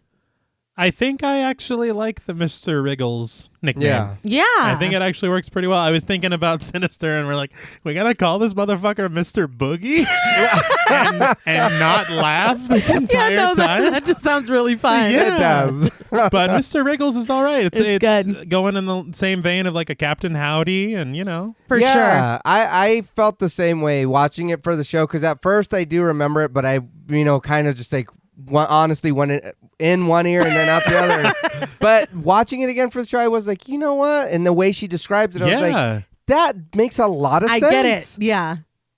Loud theremin music begins to play, and Jack and the guests cover their ears. He turns to chastise Gus for his timing, but Gus was nowhere near the theremin. He hurries over to it, and as his hand hovers over the instrument, a blue spark of electricity grows from it and zaps his palm. It continues to play louder, and the band behind Gus shields their ears. Gus raises another hand, only to be zapped again. He's rolling his eyes. No, because it's just like I don't know why we're doing this. Yeah, it doesn't look good. It's not the best way to go about handling it. Have him maybe try to touch a part of it or move it, and then he gets shocked, and we see that. Yeah, we don't need the zaps. We don't need the zabs. I'll give you that. And then he kind of turns heel when Jack asks this question of him. Jack asks if it has an off switch, but cradling his wounded hand, Gus asks how the hell he should know. He turns into Roy from Primal Fear. He's like, how the fuck should I know? It's like, oh my God. Gus. I was just Is Barry still here? Get him a suit. Swap him out. We see the audience all wincing and reacting to the offending tones. And when we see the set again, the table rattles and one of the glasses bursts. One by one, they all do, sending up many explosions of crushed glass. Now there is a face in the mirror when the glasses are exploding. And it did remind me of when Bobby picked Connie from the things because he saw her in the mirror. From the thing? From the artifacts? Yeah. But it's literally like that. It is a full face. And we'll talk about who it is later. Everyone gets up from their seats but Lily. June goes to her, covering her ears, and Jack stands protectively in front of June as the audience screams. But Carmichael makes a beeline for the theremin and promptly yanks out its plug as the camera glitches. This stops everything in its tracks. Gus must have been very... he's a little overwhelmed to not see that. How embarrassing. I gotta be honest, again, whenever we're watching this and there's so many things that can go wrong at any time, I swear I thought he was gonna reach for that plug and just like Yeah, and well, he's just dead. So Chris Stew's head is exploding. Yes, and he's electrocuted to death on live on live television. TV. Got it. Before we've even had a chance to even really figure out what's going on. Carmichael explains to Jack that it was feeding back through the PA system, but Jack disagrees. Arrogantly walking back to his seat, Carmichael explains it's the same physics as when a soprano hits G over high C. He mimics an explosion. Jack understands the comparison, but he points to the shattered glasses, and before he can implore Carmichael to admit the strangeness of it, Lily asserts that he is wrong. It was Mr. Wriggles. He did it. Carmichael sits back down, conceding with a sigh. If you insist, little one. And Lily asks point blank, why must you be so condescending, Mr. Haig? Causing his snide smile to drop. Jack sits down too, the severity of what Lily just said hitting him. He asks if she means to say that Mr. Wriggles is here in the studio with them right now. Still calm, Lily responds, mm-hmm. Jack asks if it would be okay if they invited him on the show. June interrupts, telling Jack that she made it clear, but Lily interrupts June, saying that she thinks it would be okay. June puts her foot down that she cannot allow this. A summoning requires a carefully controlled environment, and this environment with lights, cameras, and an audience is simply not conducive. But Carmichael counters that a TV studio is a controlled environment enough for his money, and Jack piggybacks. $500,000 to be precise. I was like, Jack. Yeah, that's pretty shitty. It is, right? Hey, it's sweeps week. It is.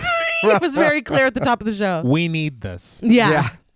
Excited, Lily asks June if they please can. The audience murmurs their agreement and begins to chatter, begging June to relent and show them.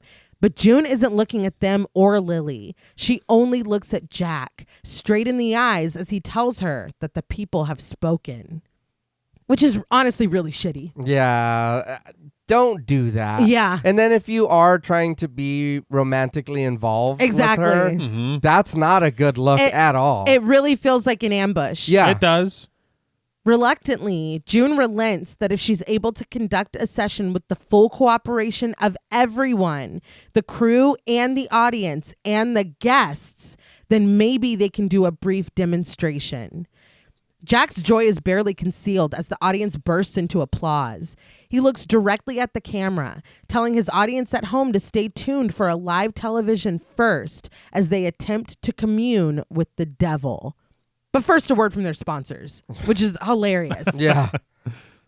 The lights dim and we pan to Gus, who looks incredibly uncomfortable, and back to a sweaty Jack, who settles nervously against the back of his chair. But Lily beams. We get the skeleton interstitial again, boo, before returning back to black and white behind the scenes footage. Phil warns everyone to hurry up because they've only got 2 minutes to prep the stage. He calls for checks on June and Lily, but June is pissed. She calls Jack a bastard and accusing him of ambushing her before rising from her seat. And he did. Yeah. Jack stands with her, and still seated, Carmichael quips that she didn't require too much convincing. Jack finally tells him to shut up. Turning to June, Jack says that this is her moment. It's her chance to prove people like Carmichael wrong. But June reminds him of their conversation backstage, realizing that for a talk show host, he's a terrible listener. She starts to storm off, but Jack kneels down to Lily, asking if she's okay with this, and she chirps happily that she is. Phil comes over and asks June and Lily to follow him downstage, and Lily pops up, abandoning Jack. Gus comes over, asking Jack for a moment, and when Jack asks if it can wait, Gus tells him firmly, "No, sir, it cannot." June asks Phil to get the restraints backstage, and he leaves to go get them. She sits down across from Lily, who is getting her makeup done by Sammy. Sammy hopes that June knows what she's doing, but Lily assures her, "We know what we're doing, Sammy. Don't we, June?" Don't like that. No. Not at all. June puts on a fake smile, but she can't hold it for long. And standing nearby, Carmichael watches all of this. But backstage, Gus finally gets to say his piece.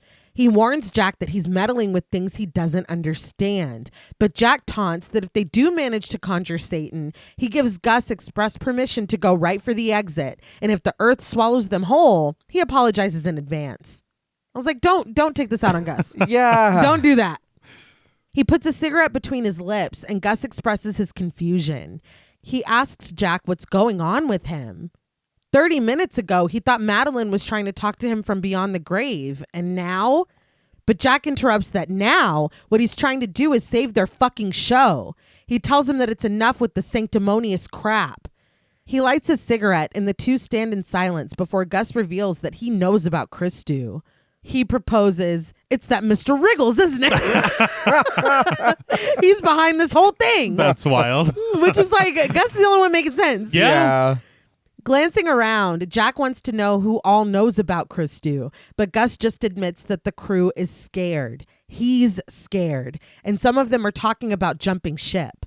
But Jack maintains, no one is going anywhere, god damn it. He tells Gus to keep his fire and brimstone bullshit to himself before asking him, "Please." Gus reminds Jack that he's not a bad man. He begs him to stop this before something terrible happens. But Leo sidles up, Oh, great. breaking the conversation and informing Jack that they're going to introduce Lily and June downstage. The screen splits in two again, and we watch June tying restraints, pinning Lily's wrists to the arms of the chair. As Lily grins, unfazed, Leo steps to Gus with intimidation, asking if there's a problem here. The lights shut off, and Phil tells everyone to stand by. Jack assures Leo that there's no problem before rushing back to the stage. And once again, Phil counts us down from 5, and Jack does as told, taking his place downstage with June and Lily. We cut to a bumper announcing the show's return before we're back. Leo is like the devil on his shoulder. Yes! Yeah, he really is. Yes. And again, I understand, we're just going to kind of abandon this feeling of what we're doing when we get to these backstage segments, but what's up with the split screen? Like, are we 24? What are we doing here? That's true. I was just like, oh, okay. Yeah. No, yeah, I feel like now this is beyond you really wanting to help June. This isn't you being like, hey, your book and people need to hear what you're saying. This more sounds like, I need these ratings. Yeah, well, what did he tell Gus? I'm saving our fucking show. Yeah, and I do get it. You should really listen to your friend Billy Zane. He's a cool dude. Gus is trying to warn you.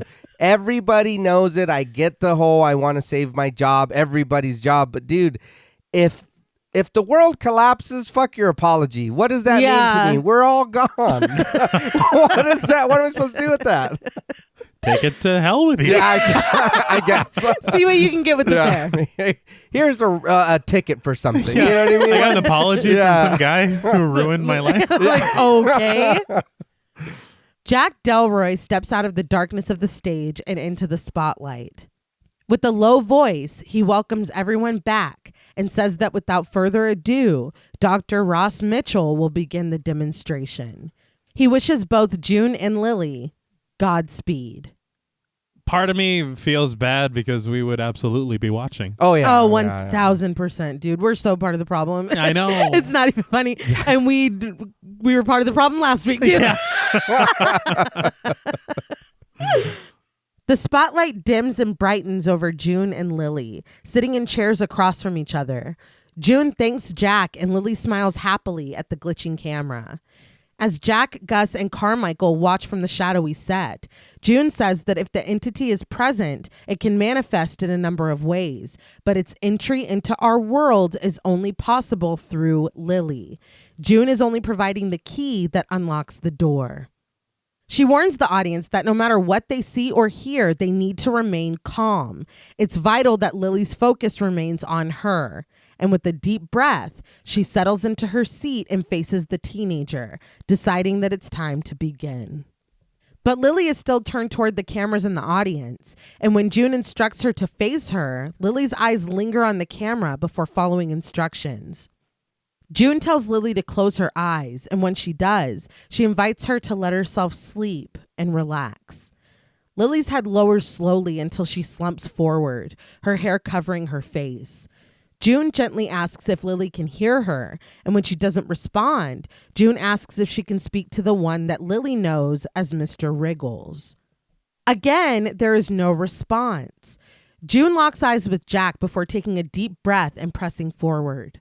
Before she can ask her question, though, the camera begins to glitch and Lily's chair lifts slightly, thudding on the floor when it comes back down. The audience gasps and June reminds them to be quiet as the chair rocks from side to side. I was like, she was very clear. Mm-hmm. Yeah. Shut the fuck up or leave. Like, they're like, oh my God. Well, I mean, come on, dude. I get it. It's the scariest thing I've ever seen. But the instructions were very clear. Lily's head is still down and her shoulders jerk as she grunts. June asks who is present now, and the audience begins to groan again until June shushes them. From the set, Jack raises his hands up to silence them as well. Lily strains and shudders as she continues to jerk against her restraints in the moving chair, and June continues to coax a response from her, but her groans turn to a deep and menacing laugh. June commands it to speak, and Lily does, her voice mixed with one deeper, demonic. She's like, talk to me. No, she tells June that June knows who this is. Lily raises her head to look at June, the bones in her neck cracking as she does. Her hair parts, revealing her once blue eye to be sunken and green. A deep crevice of a scar mars her cheek, and a bruise adorns her forehead. This is not the girl we saw only moments ago. The audience, of course, reacts to this again, and June raises her hands to quiet them, but it's too late.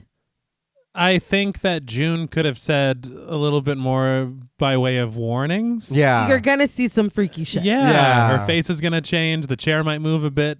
Shut Stay up. calm Yeah. and shut the hell up. Lily turns her head in the direction of the crowd and she's met with gasps. This new Lily speaks again in her distorted and disturbing voice, wanting to know who these people are, what this is. She finally senses her restraints and asks, "Where am I?" She pulls against them, trying to break free, but June tells her that there's no need to be alarmed. Lily pleads, asking what June has done to her, but June quickly explains that they don't mean any harm. They brought her here to understand her purpose. At this, Lily stops resisting. She asks, "My purpose?" She and June lock eyes for a long moment before she asks, her voice still mingled with something dark and otherworldly. "He's here, isn't he?"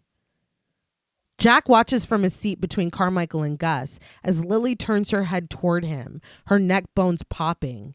She says, "It's good to see you again, Jack." With a nervous smile, Jack's like, "I don't think we've ever been acquainted." That's scary shit. Yeah. So scary. Again? Yeah. But as the camera glitches, Lily tells him not to be a fool. They go way back. When she says don't be a fool and there is that camera glitch, there is a subliminal face that appears on the back of her head. Mm-hmm. Okay. Just to point that out. Yeah.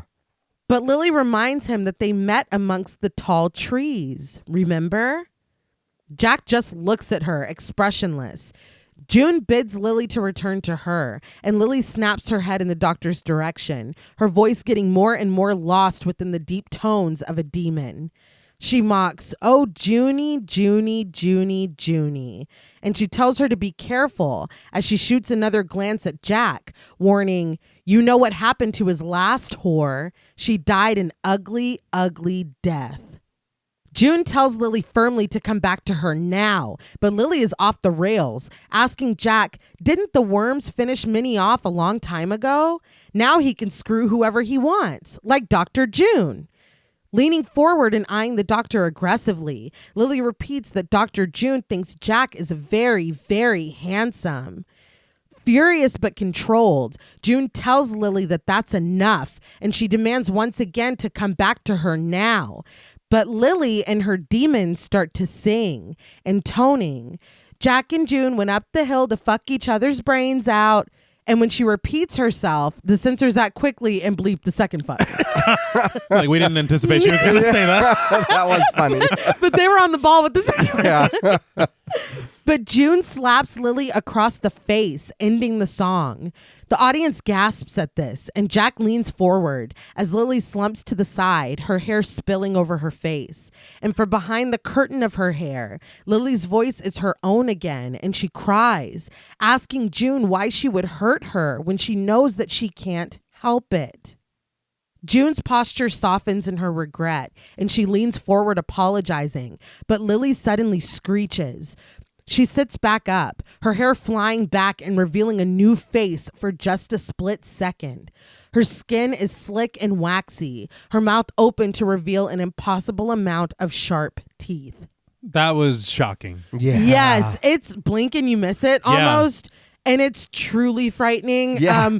First of all, the brothers said that this look right here was a nod to Fright Night, Okay. Oh, okay. which I can totally see. But David DeSmalchin said that his wife told him she kept getting an image from the movie in her head when she was trying to sleep, and it was scaring her and keeping her awake. And he said he knew immediately that it was this face. And she was like, yeah.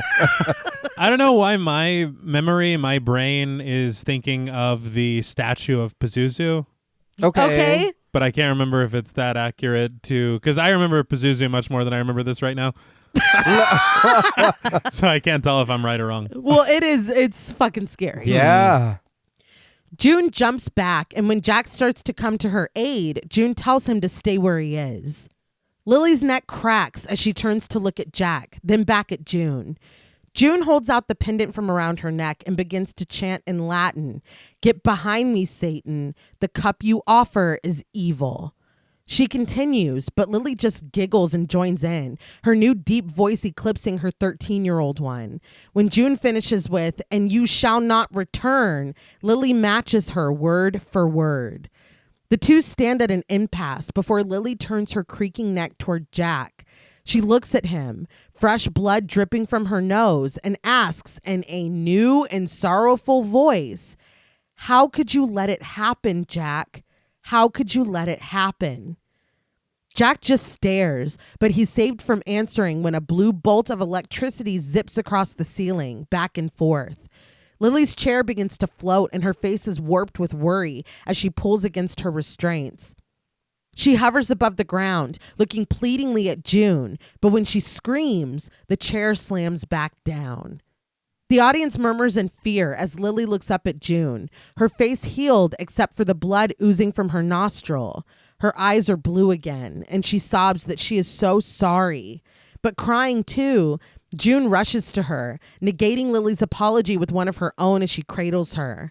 The lights come back up as Jack steps over, and the set is quiet with June pressing her forehead against Lily's and whispering reassurances to her. Jack searches for words before settling on, "Ladies and gentlemen, have you ever seen anything like that?" No. No. Yeah. quite honestly, no. He's like, that demon's got spunk. What is it? Ajax, is it? Yeah. It's like, no, dude. No, man. Now you're just insulting him. Yeah. But Carmichael is pissed. He stands, proclaiming that this is unconscionable, and he'd like to point out a number of tricks put on by the so-called doctor. But his tone still hushed in its reverence. Jack tells him that he'll get his turn. Turning to the camera, he blandly announces a break for messages, and we get the owl interstitial again. I love this moment with the band because the way that they play into the break is so clumsy and so slow, and then it picks up because they're reacting to what they saw. Yeah. Well, they're like, you really just want us to fucking play this out like normal? Yeah. We've been through a lot. We come back right at the beginning of the break in black and white behind the scenes. Carmichael demands to know if this is a talk show or a fucking freak show. Leo comes over, telling Carmichael to just take it easy. He calls Sammy over to take care of the shine on the skeptic's brow. They want everyone mad. Yeah. June is busy unfastening Lily's restraints when Jack asks if she's okay. Her earlier enthusiasm gone, Lily admits that she's a little embarrassed, but she is okay. Jack helps June to her feet and calls Phil over to finish unfastening the straps. As they walk away, Lily shoots them a cold look. Jack pulls June aside, still at a loss for words, and she's still sniffling, her mascara smeared under her eyes from her tears. Jack admits that he knew they were going to see something amazing tonight, but he realizes they have to get her and Lily back on as soon as possible. This could be a regular spot. You can't do this every week. Yeah, this dude, man. It would take everything special away. Yeah. Well, I don't think we need to put Lily through that ever again. That too. That It's like too. the ratings are going to go right back down. Yeah, you might get a pop for like 2 weeks, but then Carson's going to take it. He's like, I'll get my own.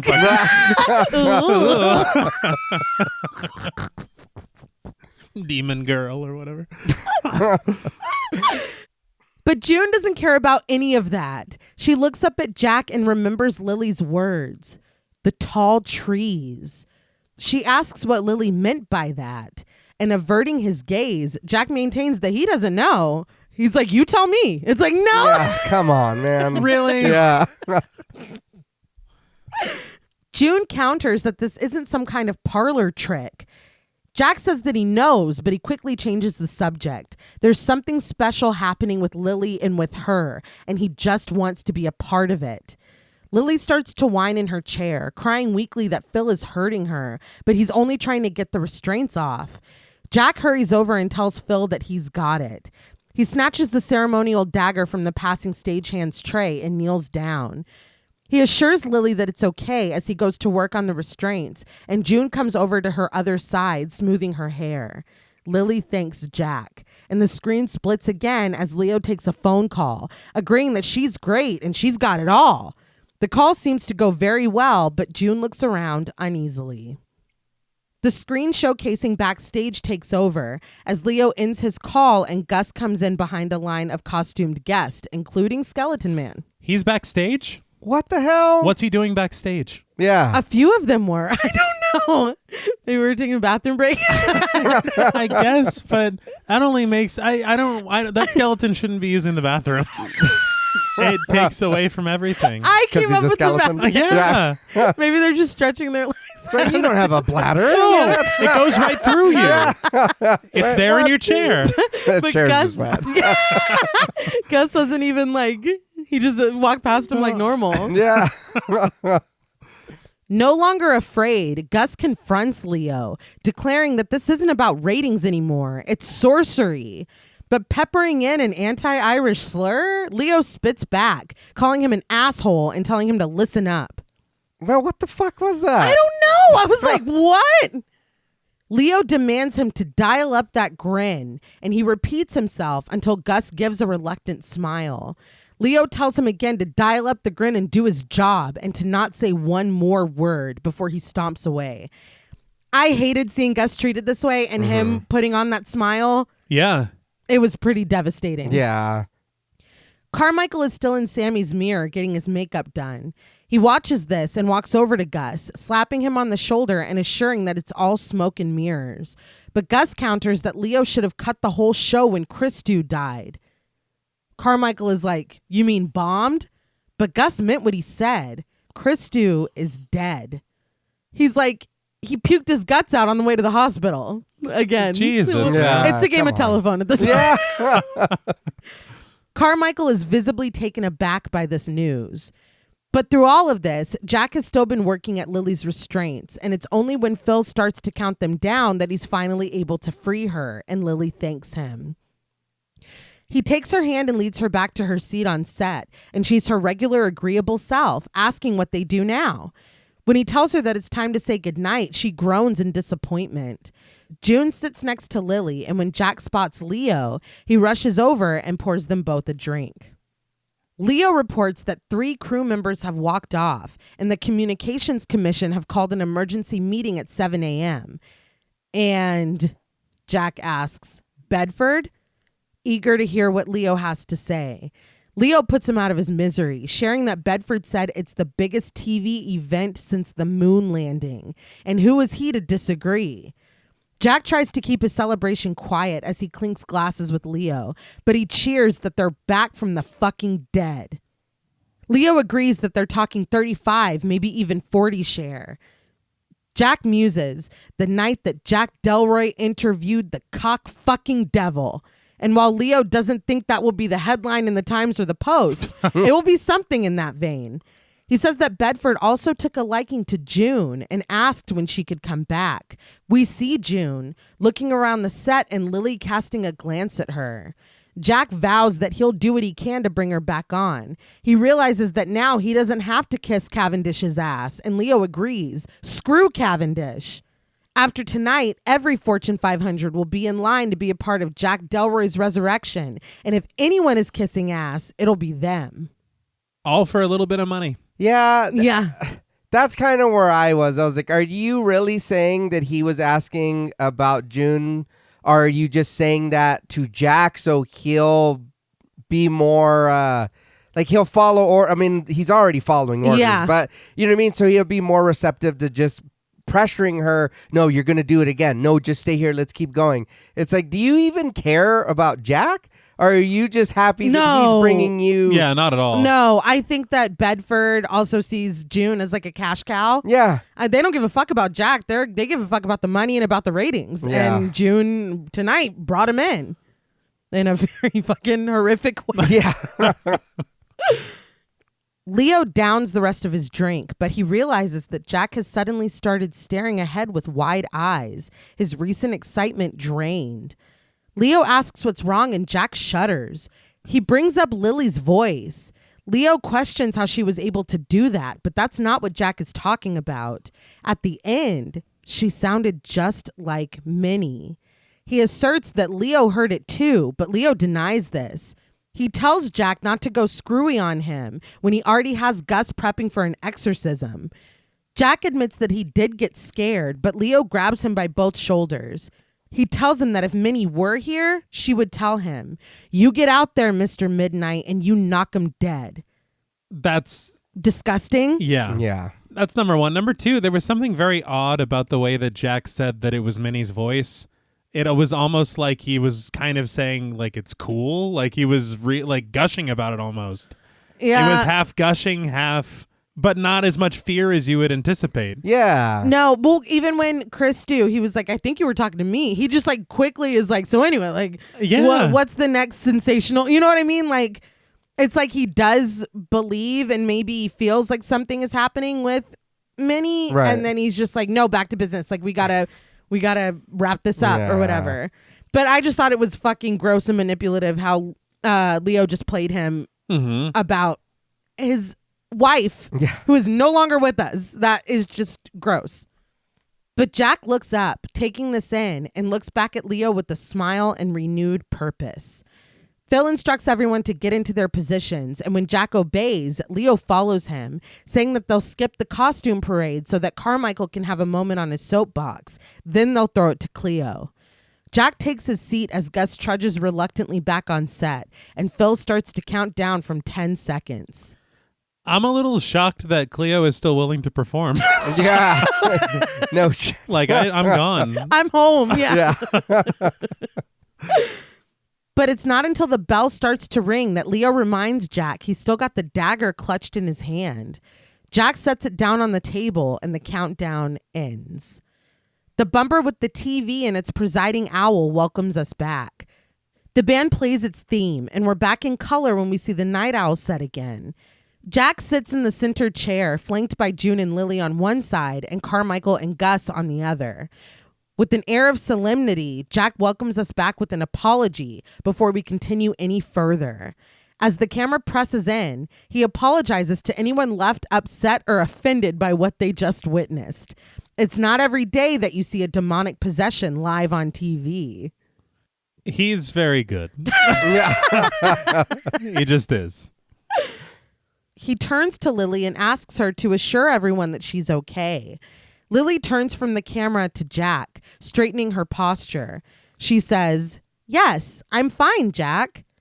He asks if she has any recollection as to what just happened, and she admits that it's hard to explain. It's like being asleep and awake at the same time, so she just tries to focus on June's voice. She says that she's sorry if Mr. Wriggles said anything rude. But Carmichael has had enough, and he expresses as much before asking, "May I, Jack?" And Jack is happy to let him off the leash, adding honestly that he's dying to hear how he explains away what they just witnessed. Carmichael begins with the disclaimer that his biggest concern is with Lily's welfare and sanity. June snaps, "How dare you?" She says that before she became Lily's guardian, her conditions were unimaginably cruel. She studied her and treated her, but she also gave her two things that she's sure Carmichael is just as skeptical of: love and compassion. As she speaks, Lily sits by uncomfortably. June asserts that she and Lily are family, and she places a hand on Lily's arm, but Lily subtly turns her chair away from the doctor, breaking their contact as she averts her eyes. That's strange, right? It is. Yeah. It is. Maybe I'm like, I don't know, but I don't remember her being her guardian. I don't remember her talking about all that. Yeah, that wasn't explicitly stated Yeah. until now. And now they're family? Yeah. Which And- is wild that we're doing this, Yeah. honestly. And that's the other thing that was really strange to me as well, is it's like Jack obviously knew that they were going to attempt something by way of this demonstration. Right. Well, they already had the restraints and That's stuff. the thing. Yeah. June seemed like it was such a big surprise, but she's like, "Get the restraints." It's like, you knew they were here? Well, I think that's Yeah. I think that's why she pulled him aside earlier. To say, I don't know? Because I think it was the plan, and she's like, "I don't think we should do this." And that's why he waited until they were on air to be Okay. like, "Look at everybody wants you to," you know? I see, and now I'm kind of side-eyeing her Little to bit. begin with. Little yeah. bit. Yeah. Like, all around. But that would make more sense if she wasn't her guardian. Yeah. Yeah, I am her doctor and I have been looking after her, but Mhm. she is just my patient. This is interesting and it's Yeah. science and whatever. But for her to be like, "No, we're family," I don't know if you would even want to. No, and truly, even as her doctor, it feels exploitative. Yeah. But it is odd. But yeah, she knew they were back there. That's how I took it. Uh-huh. As that this was always part of the plan. And that's why Gus was like, "What the hell is going on with restraints and this girl?" And that's why she was like, I have a bad feeling about this. And he was like, "No, you're ready." You know, it's like, no, that's not Yeah. what it's like. We shouldn't do this. She might just be trying to impress him, just like he's trying to. Yeah. So it's just, Yeah. that's very sad. And this, yeah. And this poor child is in Yeah. the middle. Yeah. Yeah. Carmichael insists that there is no demon in Lily. She's been hypnotized by June to do this bit. The suggestion raises Jack's eyebrows and he speaks up. He asks how hypnosis would explain the physical transformations with her skin, her voice, the banging on the walls. June reminds Carmichael that Lily levitated, and he concedes that the stagecraft was impeccable. And once again, the audience boos Carmichael. You're losing them. And quickly. That's my note. Not this guy again. Boo that dude. They're like, get him out of here. Dude, the decks are really stacked against him. Yeah. Yes. So I, like Jack, am very intrigued to see what the hell he's going to have to say. Yeah. Yeah, it's like, please explain that. Jack asks if Carmichael wants to know what he thinks. And after being given the go-ahead, he shares that he thinks Carmichael is a self-righteous, cold-hearted curmudgeon who is just trying to get out of having to part with $500,000. The audience applauds at this, and Jack sits back, visibly angry. But Carmichael asks for the opportunity to prove his theory beyond reasonable doubt. Still eyeing him with distaste, Jack says, "Be my guest." Carmichael stands and walks behind Gus's chair. He says that he'll need a volunteer before lowering his hand onto Gus's shoulder and thanking him. The audience laughs, but Gus's smile has disappeared. Carmichael steps onto the stage, asking for the chairs back, and when Gus looks at Jack uneasily, Jack invites him to do what he's told. Didn't like that. Nope. No, poor dude. He's already, in a way, feeling a certain way about what's going on here. Yes. Expressed how frightened they are and they're confused about what's happening. Now you have to participate in this. Yeah. The crowd cheers as Gus reluctantly stands and takes a bow before joining Carmichael on the stage. Jack alerts Carmichael that he has 5 minutes. Make them count. But Carmichael is confident that what he has planned will be a fitting climax for the show. Before Gus sits down, he points out that his wife likes how his head sits on his shoulders, so he hopes Carmichael isn't planning to, and the skeptic finishes his sentence, make it spin? Well, he plans to make everybody's head spin. And Gus lets out a nervous sigh before finally sitting down. Very interesting. Yes. Yeah. A fog machine begins to whir, spilling James Wan's finest over the surface of the stage. As it spreads, Carmichael takes a seat across from Gus and requests that the lights be dimmed, adding that a little atmosphere never hurt, did it, Dr. June? Lily sits and looks around innocently as the lights lower, and Jack tries to joke that they say in show business, where there's smoke, there's probably a smoke machine. Oh, yeah, it's a comedy show. Yeah. Yeah, remember, guys? Talking a lot about the devil and shit, but Remember all the laughs we had about an hour ago?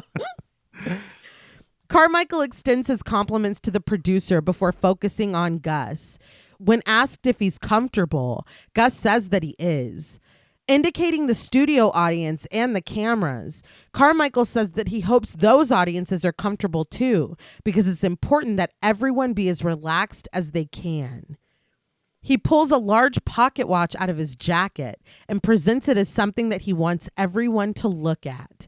He bids the cameraman to focus in, and he does, pressing closer as Carmichael hits a switch that makes the hands of the clock spin fluidly.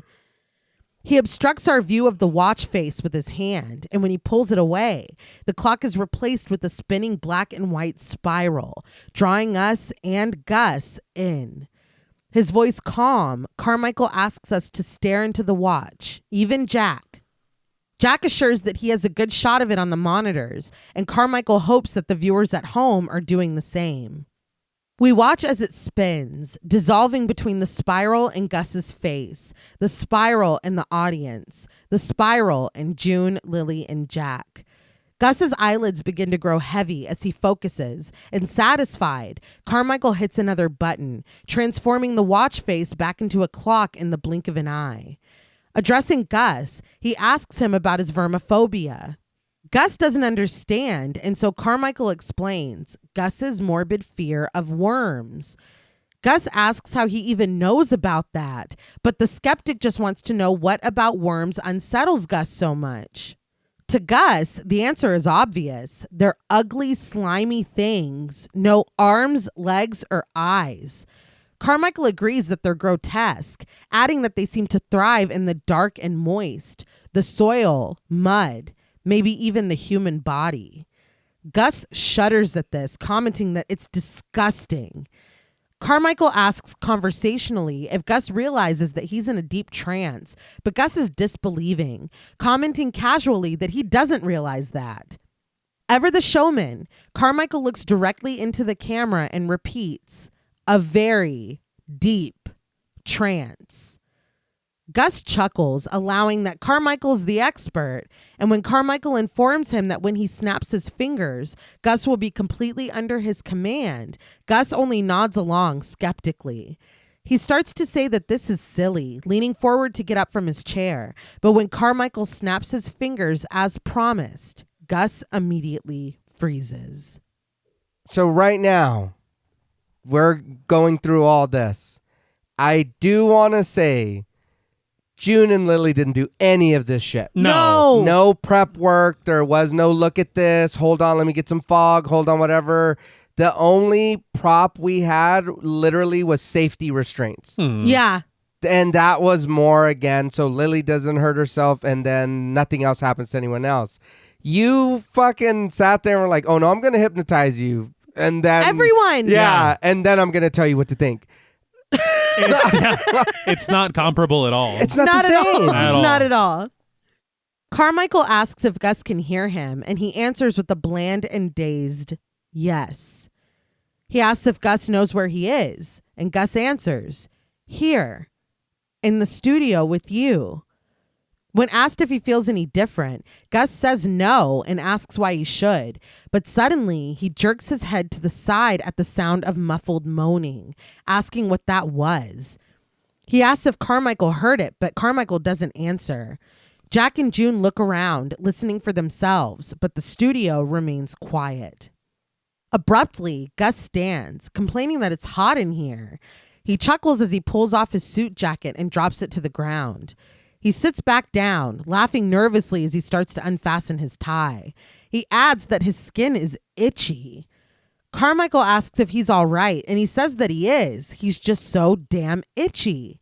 His tie loosened. Gus scratches at his neck, but Carmichael brings to his attention the blood on the side of it. Gus says that he did nick himself shaving, but this is an open and bleeding wound. He finds it with his fingers, and we hear squelching as he pulls something loose. He brings it forward and reveals it to be a limp and dangling worm. Gus's calm shatters, and he screams out, Jesus! But Carmichael is still relaxed. He reminds Gus to remain calm, but that ship has sailed. Gus unbuttons his shirt, wailing that he can feel them inside him. He screams as he digs his fingers into his belly and pulls himself open. Blood pours from his wound as a matted mound of worms is unleashed. It flops onto the floor. The audience panics. Jack and June look horrified, but Lily giggles as the worms continue to ooze from Gus's gut. But Carmichael drops a cheeky wink to the camera and snaps his fingers. When nothing happens, the arrogant expression tightens into worry and he snaps his fingers again. Gus looks up at him and weakly, pleadingly asks for help, but Carmichael jumps to his feet. Gus leans forward, reaching for him, only for Carmichael to back out of his reach. Gus falls to the floor before crawling onto Carmichael's chair. Panicked voices rise from the crowd, but Lily's giggle cuts through them as she asks why Gus is acting so silly. Gus's neck writhes and undulates, and Carmichael looks into the screaming audience, admitting that this wasn't supposed to happen. But we look back at Gus, whose left eye is bulging, and suddenly it bursts forth, exploding from his head as a giant sharp-toothed worm pushes its way through. The first time I watched this film, when this happens, I was thinking, I think you've just ruined this film. Really? Yeah. Because if this is what we're dealing with now, we got fucking Gus has always had worms inside him or whatever. Now his skin is chafing him. He fucking rips his stomach open. This is really what we're doing right now. Now his skin is chafing. I was like, dude, you've lost me, so you will never find me again. I do want to say very quickly, obviously these are practical effects, which I was really excited to see. Russell Sharp was the makeup department head. He also worked on Matrix Revolutions, the Hobbit series, Queen of the Damned, and he was the wax department sculptor on the House of Wax remake. Oh, wow. That's funny because I enjoyed this a little bit. I think it was the worms kind of like busting out of him, and I think where we're at, I'm like, there's no way that this is it. Yeah, there's no way. That's why I was thinking. I was like, if this is it, yeah, no, we're done. Yeah, dude. that would be. It's like there's what left of this? Yeah, Hell no. I'm going on the Letterboxd right now. Yeah. Just turns into like a giant worm creature. Like, where's the devil? Halfway through, it just shifted. Theremin music screams, as does the audience, as Jack pants for air, staring in disbelief. The worm pushes, coming further and further out of Gus's fractured face. Carmichael tries again, waving his hands and directing, "Dreamer here, awake!" And suddenly, the screaming stops. The studio is silent again. Gus kneels in Carmichael's chair with his shirt unbuttoned, but his neck, his stomach, and his eye are completely fine. It's as if nothing ever happened. Carmichael asks how Gus feels, and Gus chuckles that he feels fine. He asks, when do we begin? The house lights come on, and Gus realizes that his shirt is open. Embarrassed, he turns away from the crowd to button himself back up, wondering how that happened. Jack asks if he really has no idea. There were worms all over him. But Gus doesn't understand. He just says that he hopes not. He hates worms. This does elicit a small laugh from the audience. Jack turns his attention to Carmichael and asks what the hell just happened. But his arrogance once again intact. Carmichael strides over to the set, asserting that he did the same thing June did, just with a little more imagination. He reminds Jack that he said he used to be the best, and maybe he still is. He tells the audience that now would be an appropriate time to applaud, and a few of them do. They sit back down on the set, and Jack asks if Carmichael is really saying that he just hypnotized everyone. He responds that he was pretty sure he had most of the people in the studio and a good number of people at home, because fortunately for him, they're a suggestible lot. Lily is confused. She asks June what Carmichael is talking about, and June explains that he just played a mean trick on them. That's all. Jack asks for Leo to have the tape rolled back because if Carmichael is telling the truth, then they're in for some very interesting viewing. Carmichael is excited for the screening and tells Jack that this is the best idea he's had all night. The tape begins normally. Carmichael and Gus sitting across from each other as the fog swirls at their feet. Carmichael asks if Gus feels anything different, and Gus says that he doesn't. Why should he? But this time, Carmichael answers him. It's because something dreadful is about to happen, and it's dawning on Gus. He asks him if he can hear it, ghostly sounds and moaning from beyond. Gus cocks his head to the side, just like before. I was like, I don't recall No. Yeah. this conversation Not at all. in the slightest. Back on set, Jack expresses somberly that this is not the way he remembers it. On the tape, Carmichael informs Gus that he's hot and itchy, and it feels like something's crawling under his skin. With a nervous chuckle, Gus stands, just as we saw before, and pulls off his jacket, commenting that it's hot in here. As the jacket plops down on the floor, we get picture-in-picture of Gus's reaction. Watching himself be duped, he hangs his head in shame. Gus on the tape loosens his tie again, complaining that he's itchy as Jack watches with concern, and Lily with a smile. Carmichael points out what we saw as an open wound on Gus's neck, but now it's just a small nick from where he really did cut himself shaving. But his fingers find this small cut, and Gus questions what it is. Carmichael tells him simply, worms, dozens of them, hundreds of them. Gus thrashes, frantically pulling off his suspenders, his tie, unbuttoning his shirt. Carmichael tells Gus to remain calm, but he can't. They're inside of him, and he can feel it. That's fucked up to play on that little cut. You see it, and it's like that. I'm going to use that. Carmichael implores him to show him, and Gus throws his shirt open, digging his nails into the soft flesh of his belly and pulling at his skin. But this time he remains intact. No blobs of writhing bloody worms, just a fooled man in the throes of panic.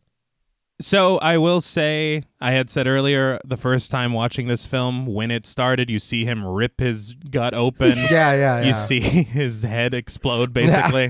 And I was like, oh, you've lost me with this. Yeah. But having seen everything explained and seeing that it is what Carmichael said earlier, or what he was introduced as with this group hallucination trick that he does. Yeah. Hypnotism, I mean, not hallucination. But I mean, technically, I mean, Yeah. But you have also Lily's reaction to it the first time it happened. When she was like, why is Gus acting so funny? Yeah. Because she saw this. Exactly. And so it's all making sense. And you're like, all right, it's effective. Right. It's really good. And so much happens in between Carmichael being introduced.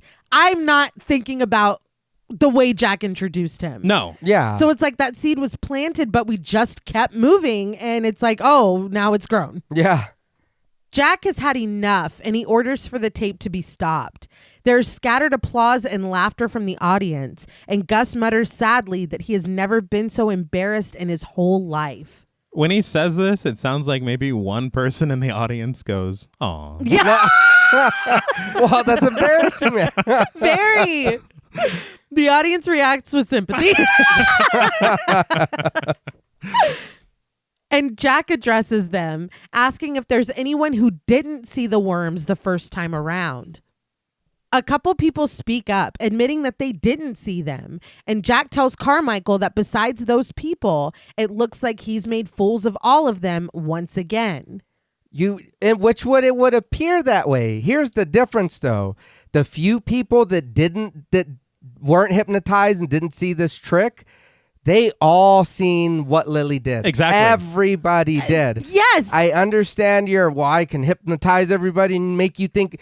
Yeah, but the few people that didn't, that wasn't the same thing that June and Lily did. Every single person seen that. And they didn't have to be put under either. Yeah. And nobody in the audience has ever polled to say, what did you see with that earlier? Yeah. Yeah. It's like, okay, Carmichael, flowers. That was amazing. It was cool. You fucking got us, okay? But no, it's not the same. Yeah. But with a shrug and a sly smile, Carmichael concedes that it's all in a day's work. But June is pissed. She's adamant that she didn't hypnotize Lily, the audience, or the viewers. But Carmichael is not convinced. He sneers that June has been caught dead to rights, and at least America can sleep a little easier knowing that the devil won't pop out of their TVs. Lily has something to say. She says that if Carmichael really thinks that they're playing a trick on everyone, maybe they should look back at that part of the show, too. Jack asks if she's referring to the segment where Mr. Wriggles joined them, and she is. Anger creeping into her voice and avoiding his gaze, Lily asks Carmichael if he thinks that TV cameras lie, and he admits that he doesn't. Jack is sold on the idea, but June pleads with him not to. Lily has already been through enough. Jack listens, informing the audience and the viewers that the lovely Miss Cleo James is standing by to take us out. June is leaning forward toward Jack, her posture desperate and pleading, but when he says this, she settles back into her chair. After a pause, though, Jack stammers that he thinks maybe they should bring her back at a later date because they just can't leave everyone hanging like this. The crowd murmurs their agreement. Poor Cleo. Poor Cleo! Yeah, dude. This is the line for June. She stands, refusing to be a part of this, and she tells Lily that they're leaving. But Lily grasps onto her arm, pleading, "But we want everyone to know the truth. Don't we, June?" The audience agrees with this too, and Lily insists that they're staying. June wavers, kneeling in front of Lily, and Jack takes this opportunity to tell them to roll the tape. As it begins, June cradles Lily, promising her that it will be okay. Once again, this is fucked up of Jack. Oh, yeah. Like, not only to propose it and then to be like, well, Cleo James is going to play us out, but not tonight. Like, and then waiting until this moment, capitalizing on Lily being like, it's okay. He's like, yeah, roll the tape. Yeah. Like, it's very, like, opportunistic. It's very shitty to do that. It's, again, in front of everybody, it's like, we'll have them back. Yeah. Right? It's like, no, don't. Yeah. And this is all very tense, but Lily is very happy right now. Uh-huh. Like she like, wants them to know. We want them to know, or you? Yeah. What's going on? We cut to the tape. Lily folded forward in her chair with her hair hiding her face. In her new demonic voice, she tells June, "You know who I am, Doctor." She raises her head, revealing her scarred face and green eyes, and June quiets the audience's shocked reaction.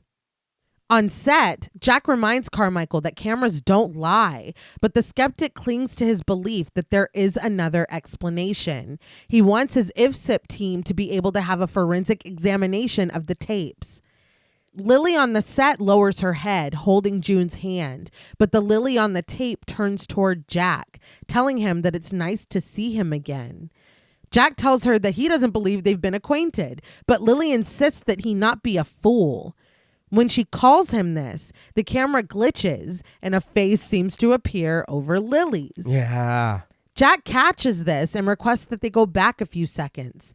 They do and move forward slowly. When Jack tells them to freeze it, Carmichael says that it's just a glitch, but Jack insists that it was more than that. He tells them to play it one frame at a time, and the footage inches forward, going even slower when Jack tells them to. We watch the agonizing progression, the glitches appearing on the screen and disappearing, and the insistent buzzing of the footage as the space over Lily's head vibrates. But finally, we see it. Behind Jack's chair with the hand on his shoulder, ethereal and glowing with her bald head and white gown, is Minnie. Jack straightens up, saying his wife's name, and for a moment, he has a grayish hand on his shoulder. But when our view switches, it's gone. I have a lot to say about this. Okay. I gotta be flat honest. I love these ideas of these subliminal visuals. Yeah. I like seeing her around and in these moments. This just flat out did not work for me. Okay. Herb standing behind him? I think, honestly, both, but especially that oddly rendered, like, PS2 hand that was on his shoulder that should not have been there. Yeah. It was at least PS3. Yeah. We'll give them PS3.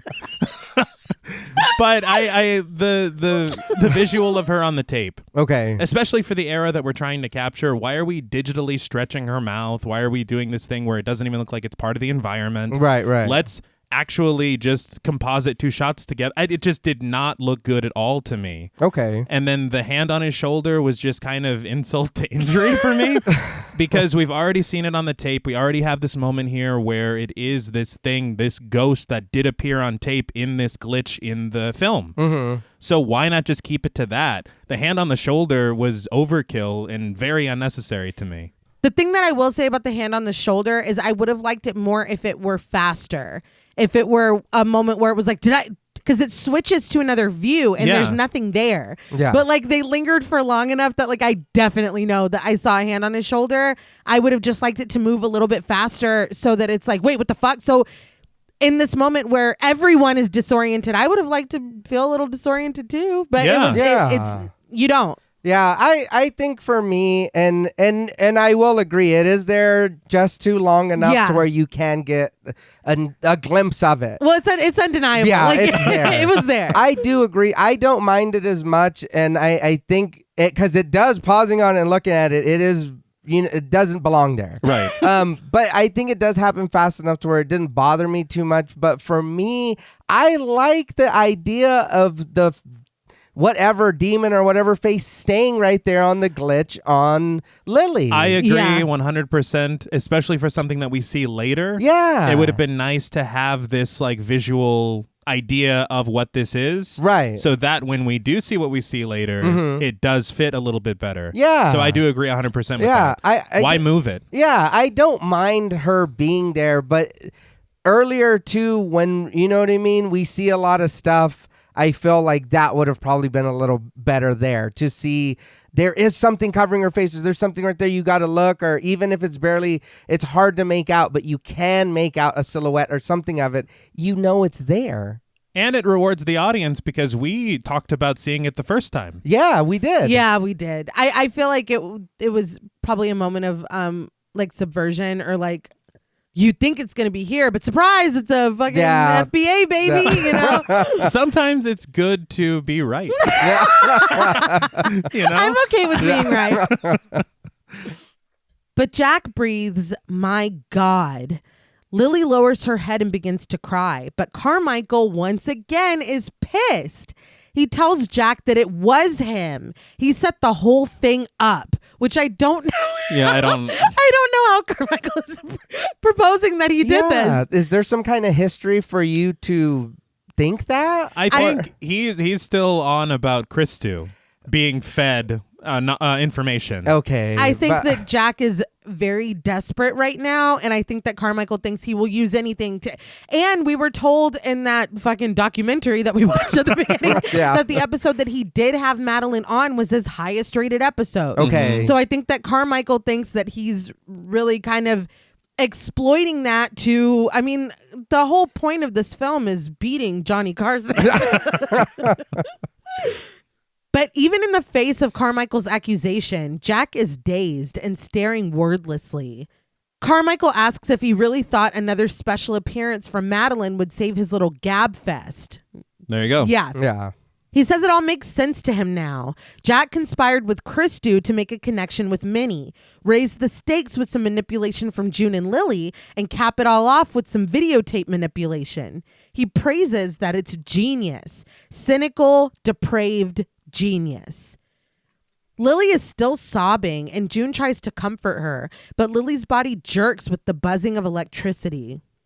Carmichael yells that their encore is unnecessary.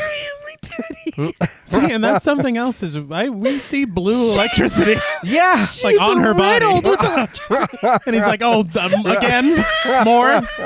It's like, Carmichael, this is beyond your experience. This little girl is Electro. Yeah. What the fuck? He's like, enough. Jack is still on another planet, but he emotionlessly asks for someone to come and help Lily. Blue electricity dances across her perimeter, and June screams for someone to come help now. Jack reaches toward her and gets shocked for his troubles, jolting him back to reality. The lights begin to dim and brighten, illuminating the tears on Jack's face when they come back up. Everyone looks around in confusion as our view of them is gained, lost, and gained again. Finally, everything goes black, and we get a quick flash of a bald figure gazing upward before the lights come back on. Lily is on her feet now, glowing blue with coursing electricity. She screams as a beam from one hand anchors her to the monitor, and the beam from her other hand anchors her to a light above. Gus begs Leo to cut the show, but suddenly Lily's head splits open, impossibly bright light shining through the widening holes of her eyes and mouth. She stands limply as an electric frame licks upward from her freshly split head. I will say, I don't know if I'm alone in this. I loved this visual. Visually. Oh, yeah. It fucking stuck with me for days after I watched this. I read in an interview that the head was a puppet, and then obviously it had digital effects added to it after. Right. But it is so striking. It's frightening, and I don't think I've ever seen anyone do anything quite like that. No, I really enjoyed this. Yeah, I like it a lot visually as well. Yeah. It does feel very original. Mm-hmm. Yes. And I love the way that it is shown through this filter of this 1970s style camera. Yeah. The way the bright lights appear. I liked it a lot. Part of me, I have to admit. I was waiting. No, there were just some moments where I was kind of waiting for that abrupt pre-commercial stop, like on the Eric Andre show. And it's like, we'll be right back. Well, we probably should take a break. Yeah. Well, even Gus was like, cut the show. The audience and band flee, but Gus stands bravely, holding out the cross resting at the chain around his neck. I was happy to see the band get out of here. Yes. But Gus pleads. The power of Christ compels you. But Lily's new head simply turns in his direction, and his turns too. Gus's neck breaks as his head turns completely backwards on his neck, and he falls, crashing into the coffee table in the center of the set. So a bit of following through with what he said earlier. Yeah. To Carmichael. Mm-hmm. About his wife liking his head on his shoulders. Yeah. Mm-hmm. But also like a double Exorcist moment. Yes. Yeah. Which is really great. Mm-hmm. Again, I was talking to Ari the other night, and I was like, the biggest victim in all this is Gus. Yeah. On the cool. Really? It's just so unfair. And it's over so quickly. Like, there's not even build up for him. It's just like, oh, you thought that was going to fucking do something? Well, like, he didn't know, and the whole time he is expressing his concern throughout the time before we get to this. Yeah. and when everyone else fled, he tried to stop it. He tried to do something. Yeah. And I was like, oh, R.I.P. Gus. It's just sad to see him go. But Jack rushes to him, and it's absolute chaos. Crowd and crew alike stumbling over each other in their quest for an exit to safety. June jumps to her feet, thrusting the pendant around her neck at the girl and yelling, "Lily, to me." I was like, I don't know if that's going to work. Yeah. Has she done this before? Yeah. But a look from Lily ignites the pendant and it floats, pulling June into the air and hanging her from it. The doctor's legs kick as she fights for air. Jack stands just in time to be hit with the bolt of energy, sending him flying across the set and crashing into his sliding night owl's door. With him subdued, Lily turns back to June. Carmichael falls to his knees in front of Lily, proclaiming, "Lord of Flies, God of ungodliness, I solemnly promise to worship and obey thee and perform thy unholy bidding." June watches all of this as she suffocates, her eyes filled with tears. And finally, she throws her head backwards as the necklace slits her throat and blood pours down and rains on Lily. Carmichael gapes at this before pulling the check out of his burgundy blazer and holding it toward Lily. Her distorted voice floats over to him. Abracadabra.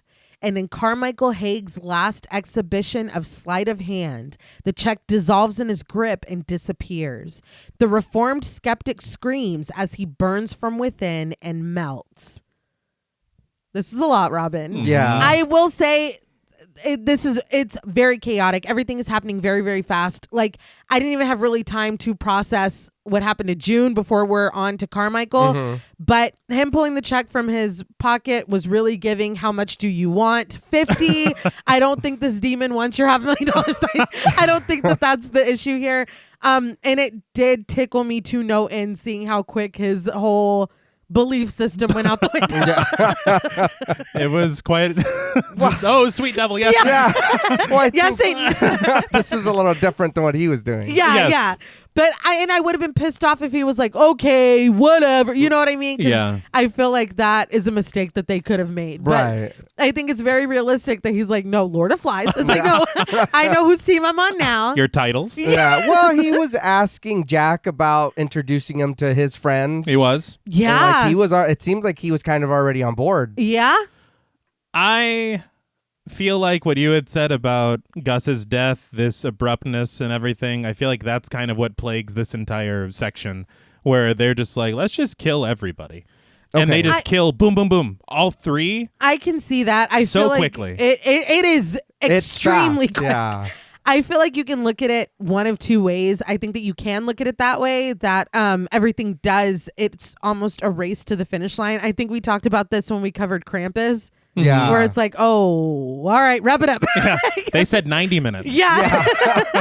I can see it that way. I also, to me, it feels more like, and I think I'm a little more forgiving of some of the choices that this film makes, specifically with the ending. It's almost like we've been on the uptick of a roller coaster this whole time, and now we have just we're free falling. Like we've gone over the edge. So it is like, and what Cleo was about to play them out, like it's the end of the show. And so it's like, okay, curtain call, you know?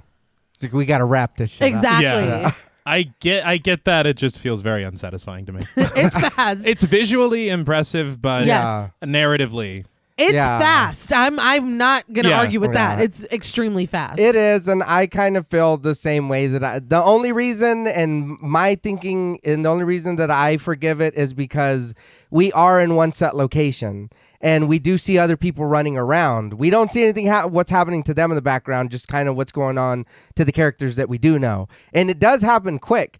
But like I said, for me, it's the chaos behind the people escaping and really Lily kind of focusing just on the people that she was around the whole time. Yeah. So instead of it just being like, you die and people are just falling, they are running out trying to get away. But she's like, no, these people that I have interacted with all night, that's who I'm judging, or that's who I'm killing, or that's...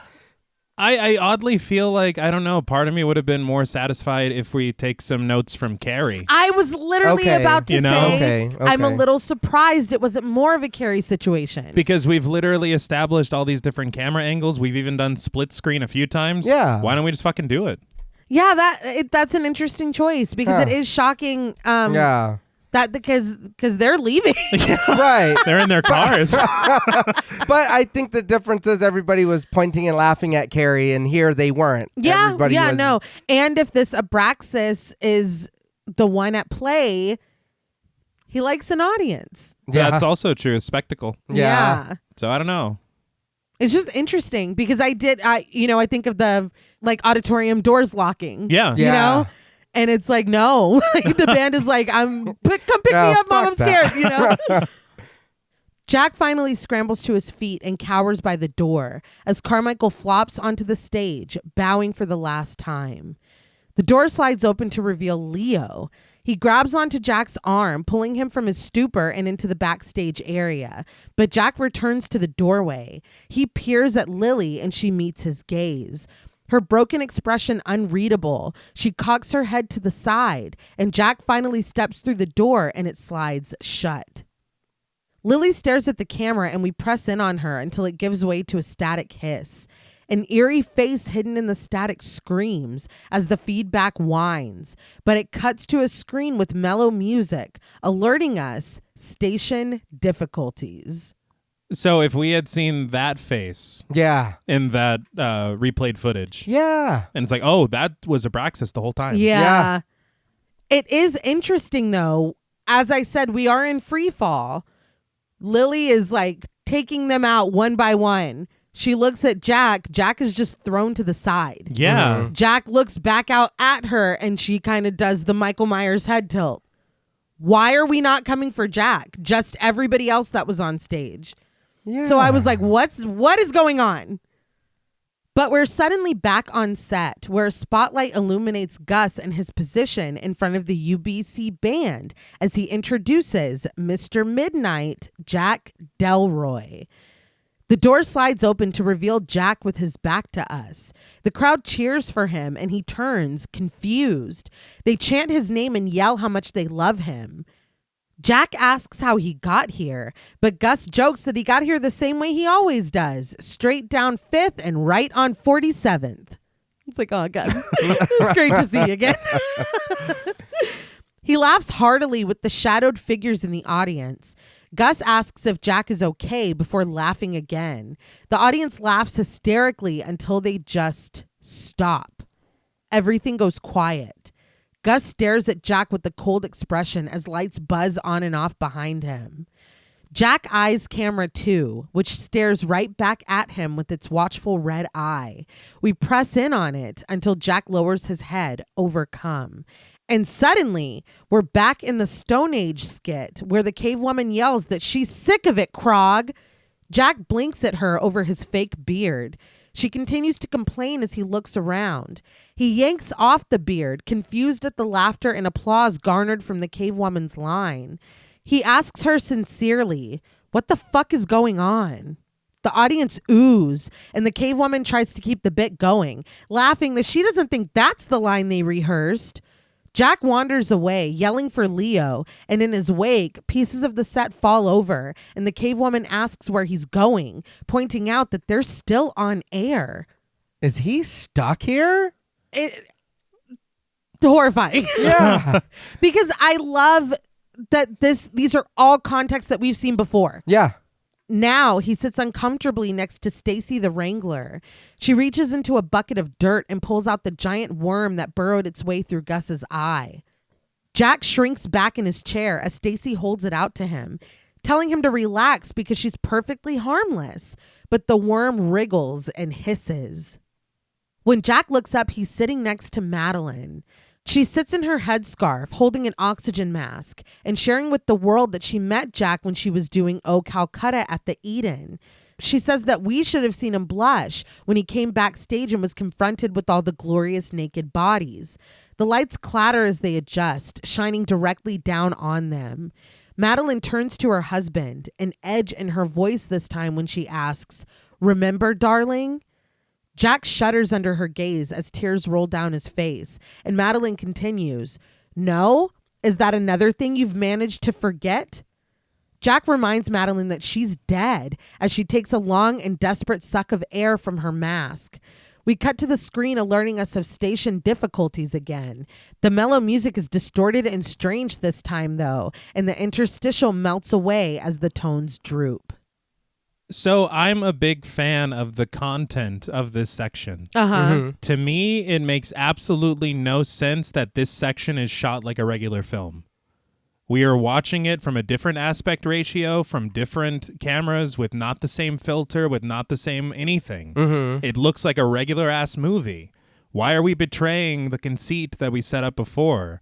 Wouldn't this section work so much better if we're watching what appears to be a clip show of night owls and only us and Jack realize that something is fucking wrong? Yeah, I honestly, I'm so sucked in at this point. I did not even notice that. Yeah. It just, as I'm watching it, I'm like, this doesn't even look anything like what we've been watching. Right. Okay. And it just confuses me just creatively why you would choose to do that. And how are we seeing it if it's just a regular ass film? And it's between station breaks, but in the middle of the station breaks. Well, I don't think we're seeing this at all. I think we're experiencing this through Jack. Then what the hell is this film? You know, we're you know what I mean? It's an experience. Why are we talking about finding footage and piecing together this event from... Yeah, but I think even as you pointed out earlier, that kind of was betrayed a while ago. But to betray it this much is wild. I get it. I get it. It's like if the last act of the Blair Witch Project was just a regular film for a bit. No, I get it. Okay. I mean, you're right. I just think that I didn't even I didn't even notice. I didn't even think about it. But like stopping to think about it, it doesn't align with the way that the story is being presented. Okay, but if we're watching it through Jack's view, then we're looking at this from a different lens now. So it doesn't. True, but like he's saying it was presented to us. The film is. No, I know, but I'm saying so it does kind of like it's like no, we're Prune Tracy now, like we're doing our own thing now. But then there's a moment in just a bit as well when we get back to certain events that are about to happen. Yeah. Goes right back to the proper aspect ratio as if it's on this television show. That's interesting. So I didn't catch that at all. Yeah. Doesn't make any sense to me, and it's crisp as hell right now. I'm just like, whoa, dude! It's like the shit we saw earlier in 2024. Yeah. Why not? Jack is on a dark stage now where Gus tells Spinning Wheel Lady to give it a spin. But remember to let go because last week they had a lady going around for hours and hours.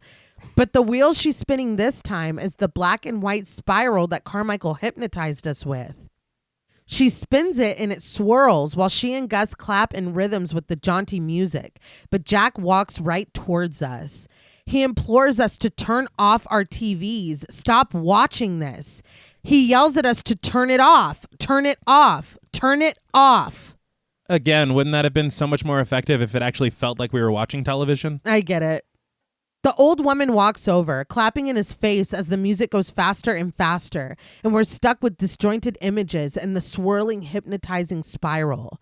Diabo's bloody, screaming face, Madeline, ill and pained, Jack grinning in his chair, the audience laughing hysterically, Jack interviewing himself, a possessed Lily, an impossible amount of teeth stretching the limit of her jaw, the tall trees of the grove, as Jack screams for it all to stop. We see Jack in the UBC office, signing his contract as Walker Bedford hovers over him, the two lit with the flashing of camera bulbs. Bedford welcomes him to the family, and as off-screen reporters clamor, one voice rises above the rest, congratulating Jack on his ratings win and asking, "What did you have to sacrifice to get here tonight?" But Bedford answers for him, "Oh, Jack Delroy's greatest sacrifice is yet to come." He holds a ceremonial goblet in his hands and passes it to Jack, who takes it and stares down at it. Suddenly, two men in white cloaks with owl masks come over and lift Jack to his feet. They guide him out of the UBC office, through the sliding night owl's doors onto his set. The suggestion of tall trees around them, Jack is surrounded by a group, some costumed, including the skeleton man, some cloaked and masked. In attendance are the vice president of marketing, his wife, and the head of airtime. Diabo comes over, expressing with breathy reverence, "Great show tonight, Jack." He tells him that he got at least 40 share, maybe even 50. He guides him over to a cloaked figure wearing an owl's head and forces Jack to his knees before him. He is told to drink, and Jack does, gulping greedily from the goblet as the group around him cries out and cheers. Once he finishes his drink, the doors slide open again, but what was once backstage is now a room where an ailing Madeline lies in a bed with an oxygen mask over her face. Over the hissing of her respirator, we hear ethereal vocalizing, and Jack rises to his feet and goes over to her. She takes the mask off, desperately pulling in air to greet her husband, telling him that she was worried they wouldn't let him see her. She reaches her hand out to him, and he takes it as he sinks into the chair next to her bed. Breathlessly, Madeline asks Jack, "They told you could have it all, didn't they? Be number one?" She tells him, "Well, you finally made it, darling, but you had to pay a price." With a humorless laugh, she adds, "Exit Minnie, stage left." Jack says that he never thought they would, but he looks out into the audience that stares at him emotionlessly, stoically. The skeleton man and Barry sit in their assigned seats looking back at Jack. So I had a question about this skeleton man. Mm-hmm. I thought it was going to be like almost like an unmasking later on to be like, oh, fuck, that you were this person the whole time or whatever. Yeah. Like I thought maybe once we got to this scene, the skeleton man would take the mask off and it's Diabo. And then he says all this stuff and he's in a cloak or whatever the case may be. Okay. But for it to not be really anything, is the skeleton man just a member of the grove that was there? Is the skeleton man the grim specter of death, like actual death walking around? Mm-hmm. Or is he just like, what do you think? I've seen theories that he's death. I've seen theories that he's literally the devil. Oh. I read in an interview with David Desmalchin, and he thinks that the skeleton man is a member of the Grove who came tonight to make sure that everything goes down the way that it's supposed to. Okay. That's what he thinks. I think for me, I kind of took it as it was a representation of death or like a symbol. He's not really laughing. He's just there. He is. And I know we do see him later, or we see him earlier backstage kind of wandering around. Yeah. So that's just kind of what I took it as. And I didn't think it was the devil only because we do see a shot where earlier there was somebody in a devil costume sitting close to him. So it's like, you can't have both of them like that. In that same interview as well, he did say that in his mind, Jack, it's not as though he made a deal where it's this for this. Okay.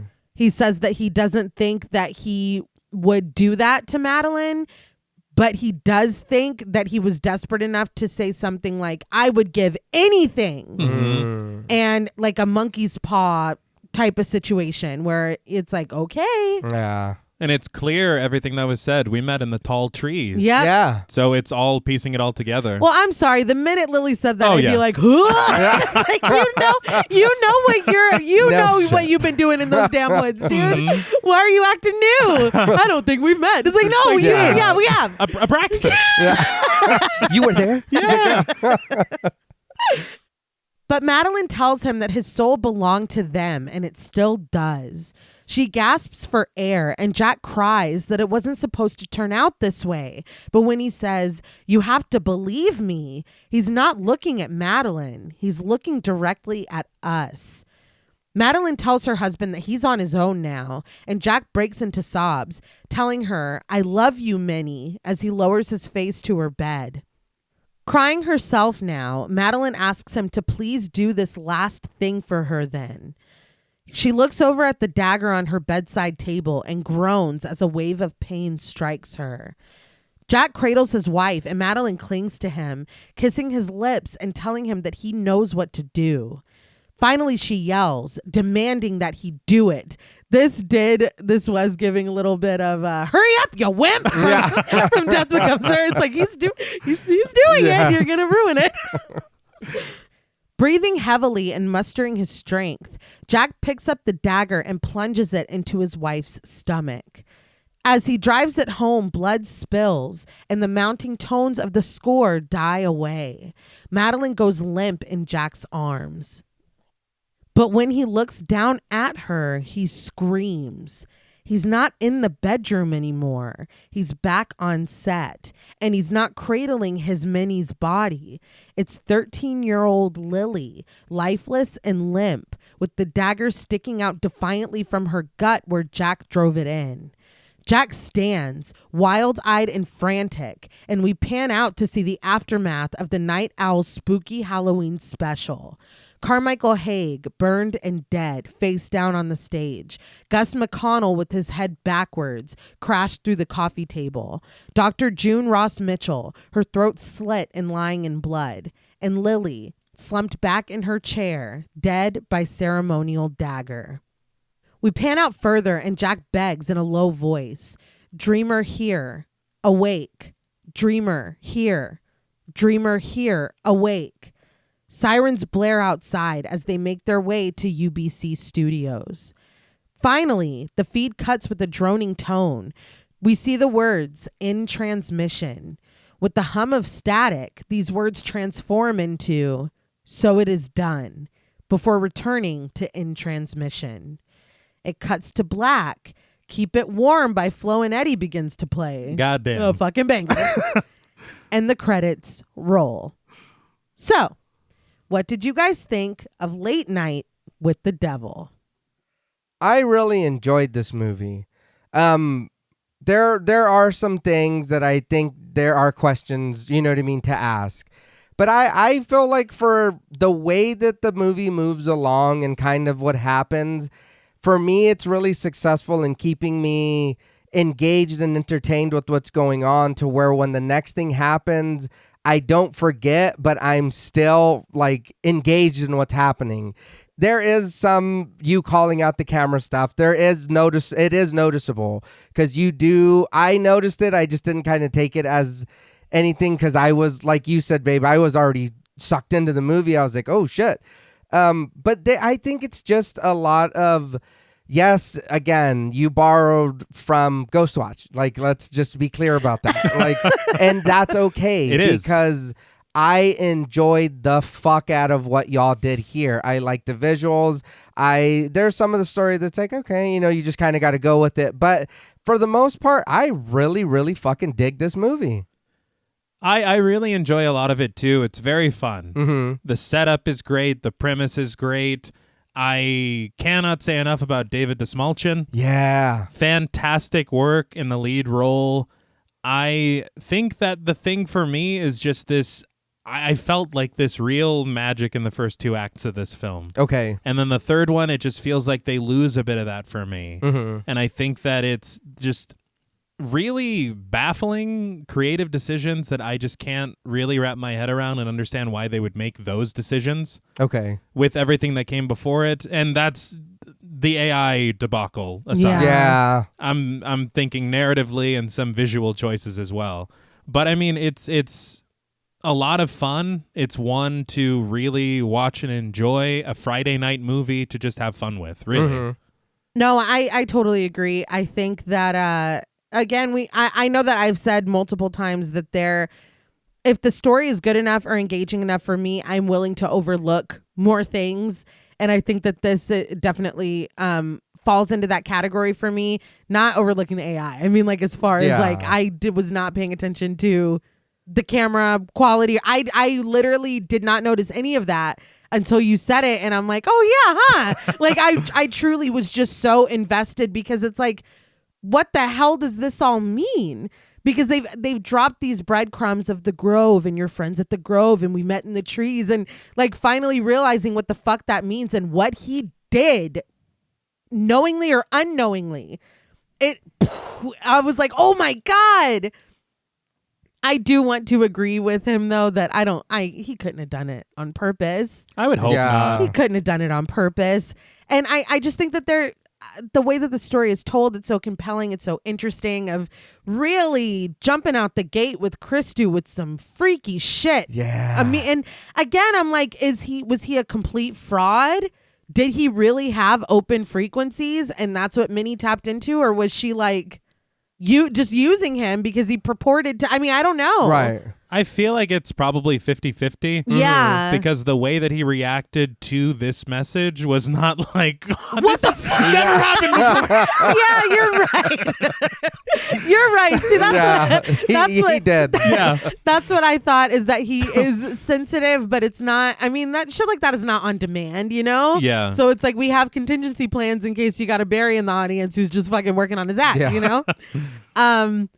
It was not lost on me, though, although I didn't realize it till the third viewing.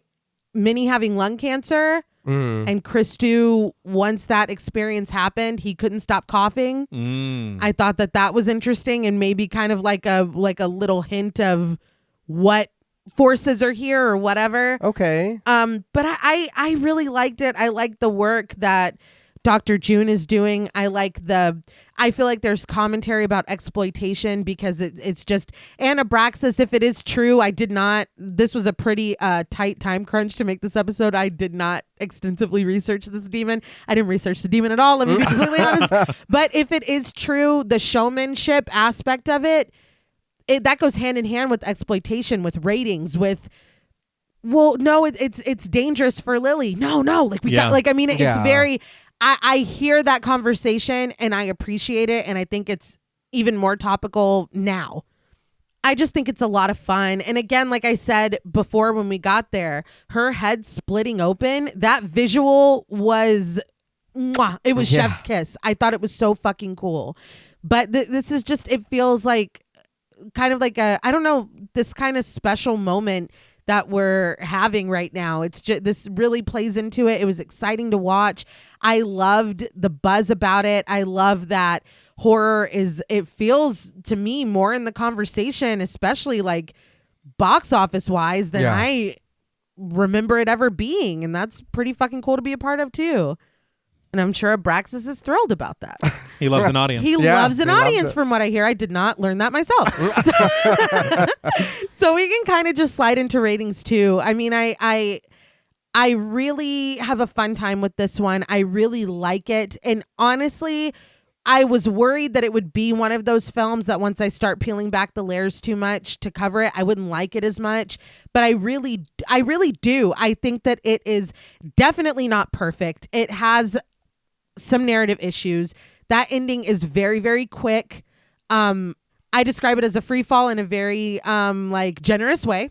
Okay. But that is what it is to me. It's not, but I can absolutely watch it and see why you, and not only you, a lot of fucking people were very disappointed by it. But yeah, I think it's really fun. And I think that enough can't be said for these performances too. I mean, down to Lily, who's a fucking kid. Like, I don't know. I was just really, there's nobody here who stuck out. There's not, like, everybody just, they understood the assignment, and I really appreciate it. But again, I will say the backstage stuff, I think we fell ass backwards into a thing that probably could have worked a little bit better. That's always a little disappointing when we do that. Mm-hmm. And the AI of it all. It's gross. I just stop doing. I don't know. Don't do what Donnie does. Don't do this. Don't. Yeah. I hate that as much as I enjoyed this movie, that was part of this conversation at all. It's just so fucking disappointing. And I from what I remember, they didn't inhale. They didn't enjoy it. But even so, I just hope that even if they did like it, this is enough of a lesson to them and to everybody else to just stop. But a little more commotion for David Desmalchin, because I don't want to end it on that note. Yeah. For sure. But yeah, I think this is a lot of fun. I think that I had a lot of fun talking about it as well. So on a scale from 1 to 10, sacrifices for sensational success, I very lovingly, and I'm prepared to stand alone, I gave Late Night with the Devil 8.5 sacrifices for sensational success. And I will now open the floor, coming to the stage or whatever. I will now open the floor to you. No, I agree. I really enjoyed the movie, and I was under the same impression. We're gonna cover this movie. I'm gonna sit down and watch it, and then I'm gonna not hate it, but maybe not like it as much. But I think it actually had, or I know, as a matter of fact, it had the opposite.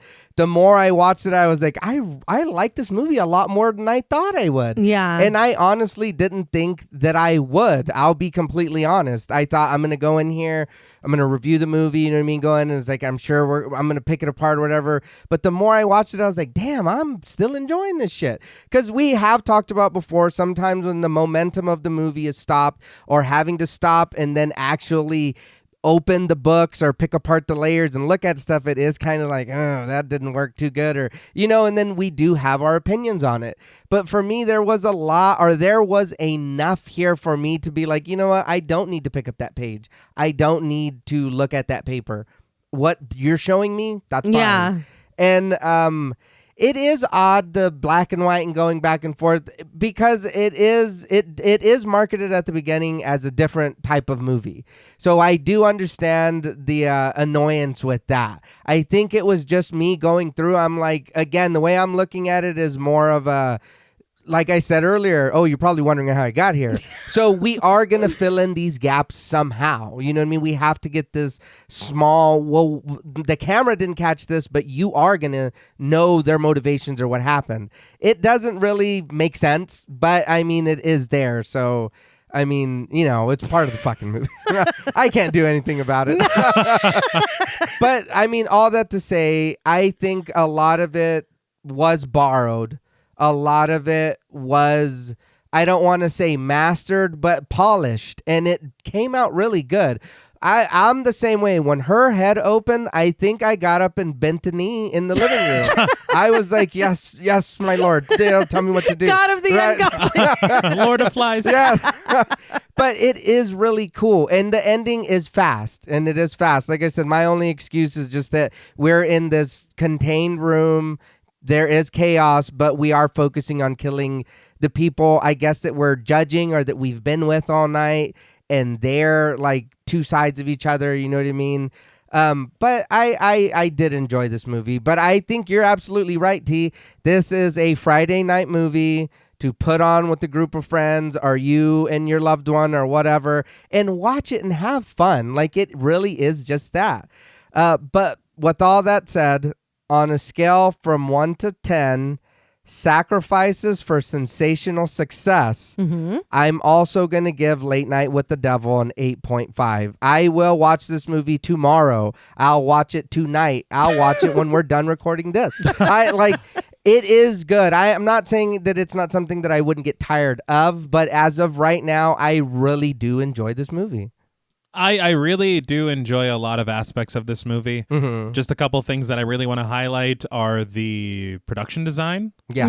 The music. Yes. Oh, yeah. And the cinematography when we are trying to capture this feel of the 1970s. Yeah, because it works great. Yeah. And the feel of just the vibe of a late night talk show. Yeah. That monologue, the camera cuts, everything that they're doing, it feels so accurate and just perfect. Yeah. So I think maybe it is that me loving that so much is when we decide to start to portray that, it just loses me. I get that for sure. Yeah. The feeling of these behind the scene things where we're capturing a lot that it's like, who is doing this? Yeah.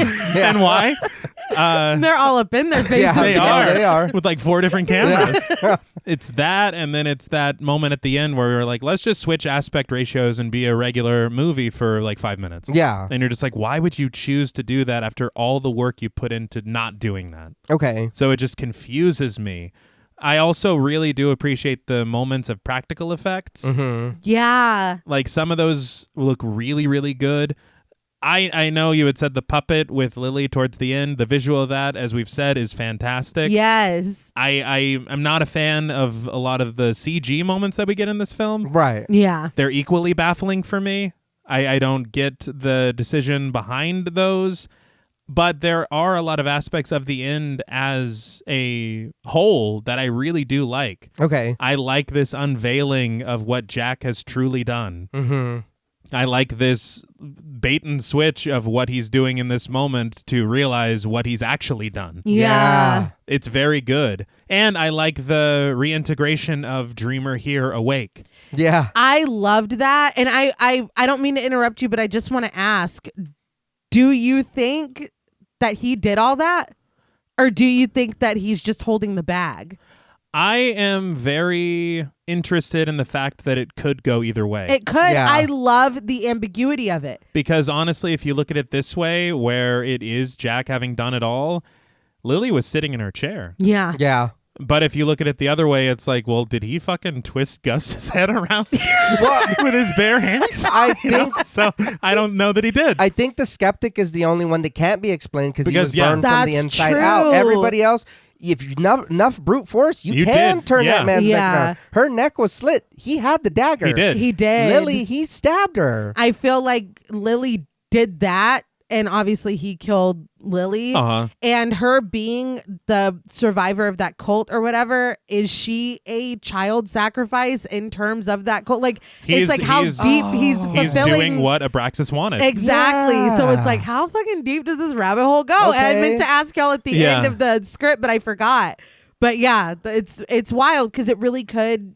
B. There's Yeah. an argument for either. It is very interesting. I am with JP as far as Carmichael is concerned, because he would have to do a lot. Yeah. I don't know give how, you that. I don't know how Yeah. Jack did that. I'll give you that. But I don't know. I just feel like when we do stick to the TV of it all, I love it a lot more. Okay. And I am also very, like, I kind of would have liked a little bit more of, like, interspersed bringing back that documentary frame that we started with. Yeah. That would have been pretty cool, too. Yeah.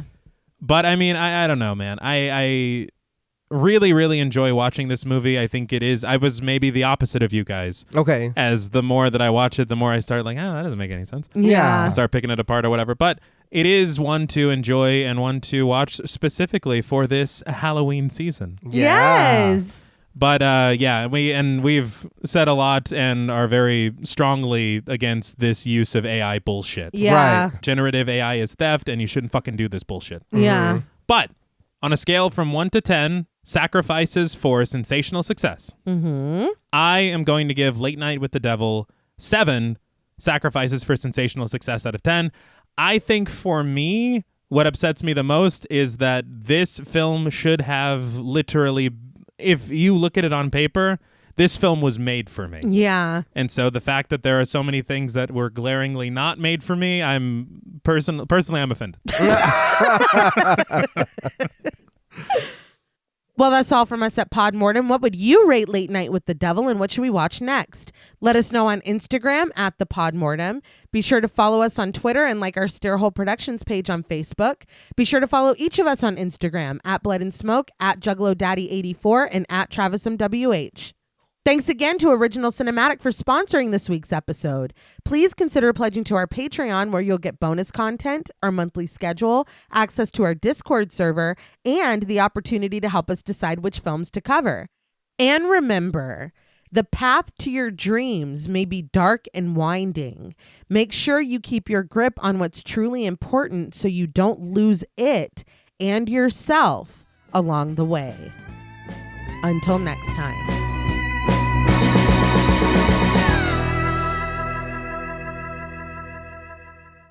Thank you for staying tuned for a special thank you to our Wendigo Getter patrons. Woo! Yeah! Very good. A special thank you to Chris Ontiveros, Kristen Lofton, Megan Martinez, Kimberly Bass, Sophie Hodson, Anthony Jerome M., Jordan Nash, Kent Morton, Lala Thomas, Travis and Nisa Hunter, Miguel Myers, ATX, Jennifer Perez, Allison O'Neill, Carissa, TJ and Angie Bronson, Gabrielle Trevino, Spooky Mom, Appleton Ontiveros, Karima Rhodes, Antonio Huerta, Kimberly Kleindienst, Will Brown, Sydney Smith, Osvaldo Soto, Bobby Holmes, Donna Eason, JD Rizak, Molly Gerhardt, Armand Spasto, Aaron Aguirre, Eggy, William Barry, Brittany Seaman, Charity Oxner, Amanda Six, Mandy Rainwater, Eden, Jordan Roberts, Dylan, Liz Heath, Spencer Montalvo, Pancake the Panda, John Ramos, Michael Newding, Alexis Roberts, Dan Laveau, Itzy M, Gary Horton, Leisha Olivier, Kate Lamp, Carlos and Sydney,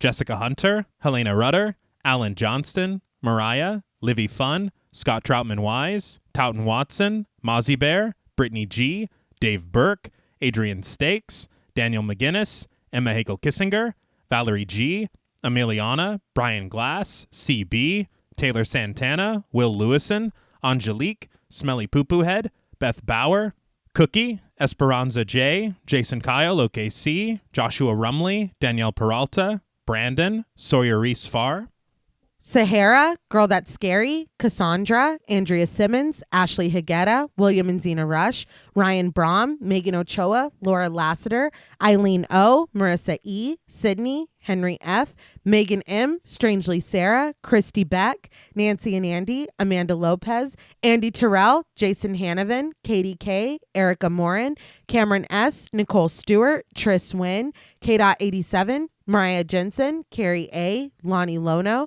Powell, Kayla E, Maggie H, Murder Stina, No Thanks Tom Hanks, Kevin McGonigal, Kristen Marcy, Ori 81 Boricua, Look Like That One Girl, Bog Boy, Felnez 63, Alita Pui, Probably My Jugs, Kate Thackeray, Wade Pack, A Lizard, Bay J, Jay Rich, Jen Lassiter, Topher Williams, Elena Metler, Jean Jacket, Valerie K, Christy Lee Kruger, Professor of Humanities, Laura McCarricker, Naomi, Josh Smith, Autumn Green, Abby Kopp, Crystal 831, Skank Sinatra, Morgan Alexander, Tony Osteen, Julie Fredborg, Rihanna S, Daniel Taylor, Anna Kate, Heather Ortiz, Jen T, Kim H, August, Vengeance Spirit, Sam J. Green, Jenny May, Glittery Fab, Malik Caselli Armstrong, Scarly D, Toya Shea, Katie, Martin Shaw, Star, Tyler J, Daniel Dickerson, Jordan Gaddis, Cam Davies,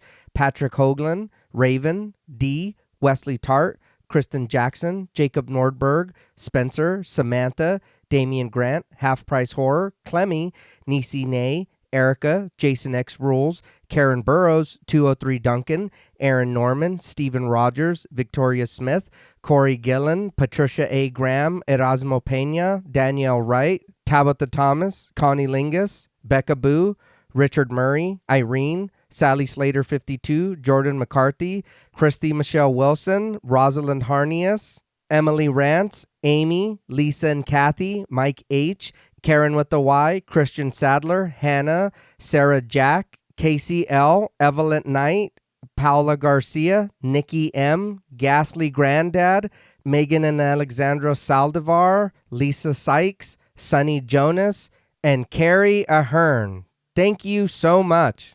Thank you. We appreciate you all. We really do, and we're truly honored that you continue to tune in. It's Sweeps Week. Oh, No. shit. I hope you haven't made any deals in the woods. Let's wrap this up. Happy Halloween! Until next time.